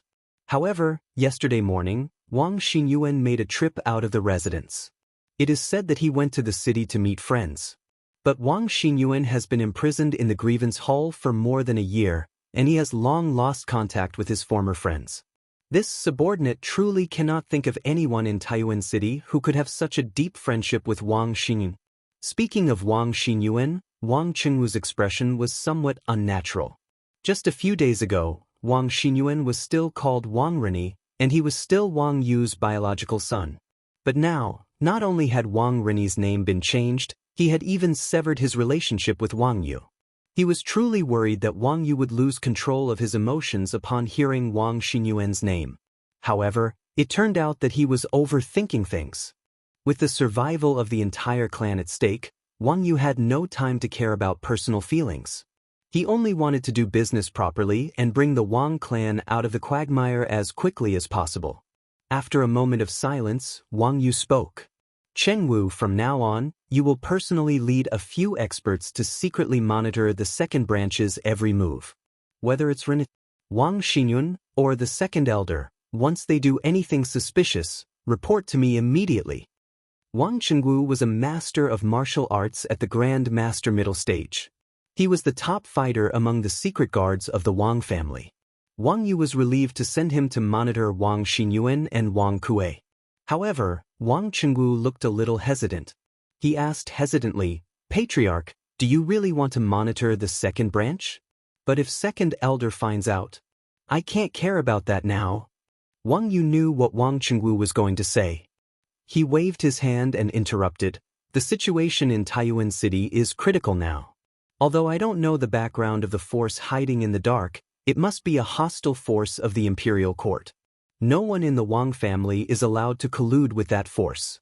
Otherwise, the entire Wang family will be buried with him. At this time, I'd rather kill by mistake than miss out. If second elder finds out, tell him to come to me. If he's really magnanimous, I, Wang Yu, am willing to offer him a humble apology. The fire in the south of the city, Wang Li and the others had coincidentally returned home in a hurry. Furthermore, Wang Xinyuan had suddenly gone out yesterday, and Duguexen had been attacked by an assassin this morning. All these coincidences made Wang Yu feel extremely uneasy. At this time, he had to show the courage of a family head. Otherwise, the Wang family might really be consigned to eternal damnation. Seeing that Wang Yu had said this, Wang Chengwu did not dare to hesitate. He quickly cupped his fists and said, this subordinate obeys. I'll take some people to monitor second elder and Wang Xinyu. After saying that, seeing that Wang Yu had no other instructions, Wang Chengwu cupped his fists and left. In the room, Wang Yu had long lost the mood to read the documents. He frowned and stared blankly in front of him. No one knew what he was thinking. After a long time, Wang Yu suddenly stood up and muttered, this won't do. This old man has to go to the post house personally. After saying that, he flung his sleeves and walked out of the door. He had to find out why the fire suddenly broke out in the south of the city, and why the imperial army coincidentally appeared in the south of the city. Only by understanding these details could he better judge whether Wang Li was involved or not. Also, according to Wang Chengwu, the imperial army had captured someone alive. He wanted to know if the person captured by the imperial army was a hidden guard of the Wang family. More accurately, if he was a hidden guard of the Wang family's second branch, Wang Kuei. Field Officer's son, General Chiu invites you to his tent. He has something important to discuss. On the drill ground of the Black Armored Army, the soldiers of the various battalions were training in full swing under the scorching sun. Suddenly, a soldier from the 2nd Battalion jogged over from outside the drill ground and found Sun Tao, who was guiding the soldiers in their training. I got it. Go back and report on the completion of the mission. I will go over after giving some instructions. Sun Tao frowned and looked expressionlessly at the tent on the west side of the drill ground before speaking to the soldier. Seeing that he had received the order, the soldier didn't stay any longer and left. Sun Tao turned around and called for the deputy general of the camp to supervise the training of the soldiers. After which, he walked towards the tent on the west side of the drill ground. Speaking of which, ever since Li Zixuan joined the Black Armored Army and introduced the new drill, he had given the veterans of the 2nd Battalion a great deal of pressure. In the past, they might have been a little sloppy during training, but now, under the immense pressure exerted by Sun Tao, they didn't dare to be sloppy even if they wanted to. Greetings to the general. Arriving at Qiu Xingong's tent, Sun Tao greeted him as usual. However, at this moment, he felt a little conflicted. This was because he could roughly guess the reason why Qiu Xingong called him over today. Sun Tao, you're here? There's no need to stand on ceremony. Take a seat. Qiu Xingong was looking through the military documents previously. When Sun Tao came in, he had already noticed him. However, he still waited for Sun Tao to finish his greeting before putting down the documents in his hands and raising his head. Thank you, General. Sun Tao thanked Qiu Xingong and did not stand on ceremony. He sat down on the seat to Qiu Xingong's left. Cough cough. Qiu Xingong coughed lightly and looked in the direction of the entrance of the tent. After that, he smiled and asked Sun Tao, "Field Officer Sun, the reason this old man called you here today is to ask you about the preparations of our 2nd Battalion for tomorrow's fighting competition." Sun Tao thought to himself that this was indeed the case, but he didn't show it on his face. He cupped his fists towards Qiu Xingong and said, "Replying to General, the entire 2nd Battalion has been training hard these few days. No one dares to slack off. In addition, most of the people in our battalion are veterans from the Black Armored Army who have experienced hundreds of battles. I believe that in tomorrow's martial arts competition, our 2nd Battalion will definitely not lose to the 5th Battalion." Qiu Xingong didn't directly ask Sun Tao if the 2nd camp could win against the 5th camp. However, how could Sun Tao not understand what Qiu Xingong meant? He didn't hide anything and directly asked the question that Qiu Xingong was most concerned about. From this, it could be seen that even though Sun Tao was working for Qiu Xingong, his personality was still relatively straightforward and even a little arrogant. Could, I really didn't misjudge you." Hearing such a confident answer from Sun Tao, Qiu Xingong couldn't help but be pleased. He smiled and said, "For tomorrow's combat competition, send out all the experts from the 2nd camp. Don't worry about the other camps, just make sure that they win against the 5th camp. I will definitely make Li Zishuan lose all his face in tomorrow's combat competition." For this old fellow to say such words, he was truly shameless. Just like what Sun Tao had said earlier, the majority of the soldiers in the B Battalion were veterans of the Black Armored Army. No matter if it was personal strength or battle experience, they had an advantage over the group of new recruits in the E Battalion. This was not an evenly matched competition to begin with. However, Qiu Xingong seemed to be going all out and wanting to kill all of them. Furthermore, this old man did not feel that he had an unfair advantage at all. In any case, as long as he won, no matter how the process was, he would still be very happy. This general obeys. Sun Tao's skin wasn't as thick as Qiu Xingong's. Hearing this, the corner of his mouth twitched and his face was a little embarrassed. However, after hesitating for a moment, he still cupped his fists and accepted the order. In fact, he had always wanted to win against the 5th camp fair and square. This kind of battle wasn't evenly matched to begin with. Even if he won, he wouldn't feel proud of it. Chapter 1900. In Qiu Xingong's tent in the camp of the Black Armored Army. Faced with Qiu Xingong's request, Sun Tao subconsciously rejected it. Not to mention that with his personality, he would never do such a thing. Even if he could get past him, he would not be able to get past the military law. The Black Armored Army was the most outstanding heavy cavalry force in Great Tang. The military law in the Black Armored Army was stricter than any other army. In the Black Armored Army, intentionally harming a fellow soldier would be punished according to the severity of the punishment. As for intentionally killing a fellow soldier, this was even more severe. The punishment would be death without any room for negotiation. Thus, even though Qiu Xingong was Sun Tao's superior, Sun Tao didn't dare to agree to such a request. Furthermore, under Qiu Xingong's instructions, Zhang Kangyan instigated a mutiny among the soldiers of the Wu Battalion. In the end, he was beheaded in front of everyone. This incident was still fresh in Sun Tao's mind. As Qiu Xingong's trusted aide, he knew better than anyone else who Zhang Kangyan was under. If he were to agree to Qiu Xingong's request, once the matter blew up, Duan Zhishuan would definitely hold him accountable as a lieutenant of the 2nd Battalion. He dared to guarantee that Qiu Xingong wouldn't save him, nor would he be able to save him. He might very well follow in Zhang Kangyan's footsteps and become Qiu Xingong's scapegoat. According to the military law, intentionally killing a fellow soldier is indeed a capital offense. However, it also depends on the situation. In this martial arts competition, swords and spears have no eyes. It's normal for one or two mishaps to occur. Seeing that Sun Tao had rejected his request, a hint of displeasure flashed across Qiu Xingong's face. However, he quickly concealed it. He smiled and patted Sun Tao's shoulder before saying, "Besides, Didn't Li Zishuan say that he would rather the soldiers sweat more on the training grounds and even suffer more injuries than losing their lives on the battlefield?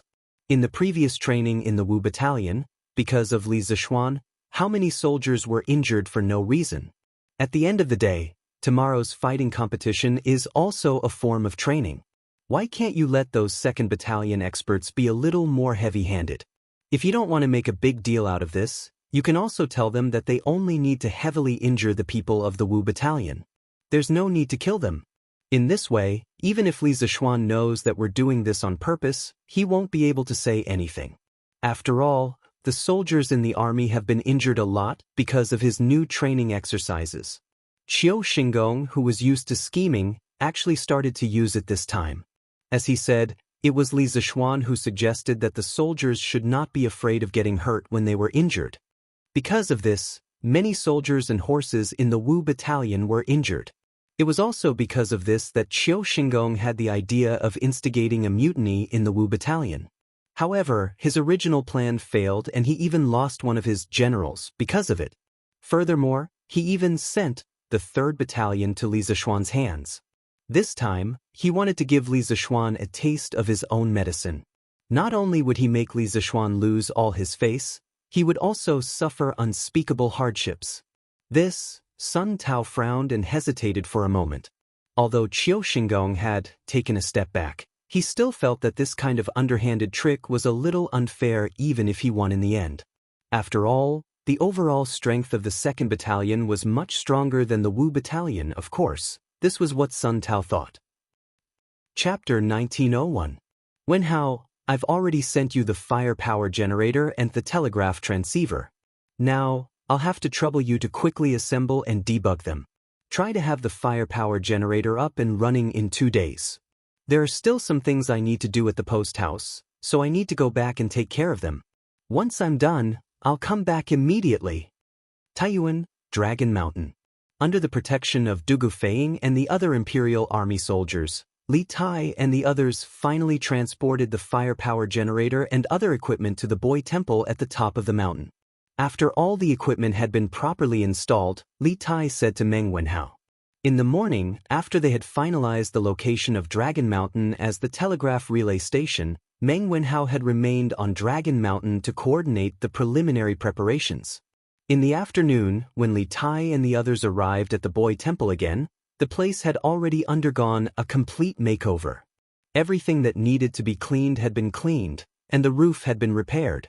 Most importantly, the Imperial Army had completed a comprehensive defense around Dragon Mountain according to the terrain. In the ravines, behind the boulders, on the treetops, and so on, there were Imperial Army spies hidden in every corner. The entire mountain had now become a solid iron bucket. Even a martial grandmaster like Wuxia would not be able to quietly sneak into the Boy Temple from the foot of the mountain. In other words, unless there was a well-trained army of more than 5,000 people attacking the mountain at all costs, it would be impossible to take down the current Dragon Mountain. If a weaker army rashly attacked the mountain, they would only suffer heavy losses because they had no idea where there were traps or where the Imperial Army soldiers were hiding in the dark. And you can rest assured. Although my experience in engineering projects is not as good as yours, these things won't be difficult for me. Besides, I have so many classmates helping me. Meng Wenhao nodded solemnly and promised.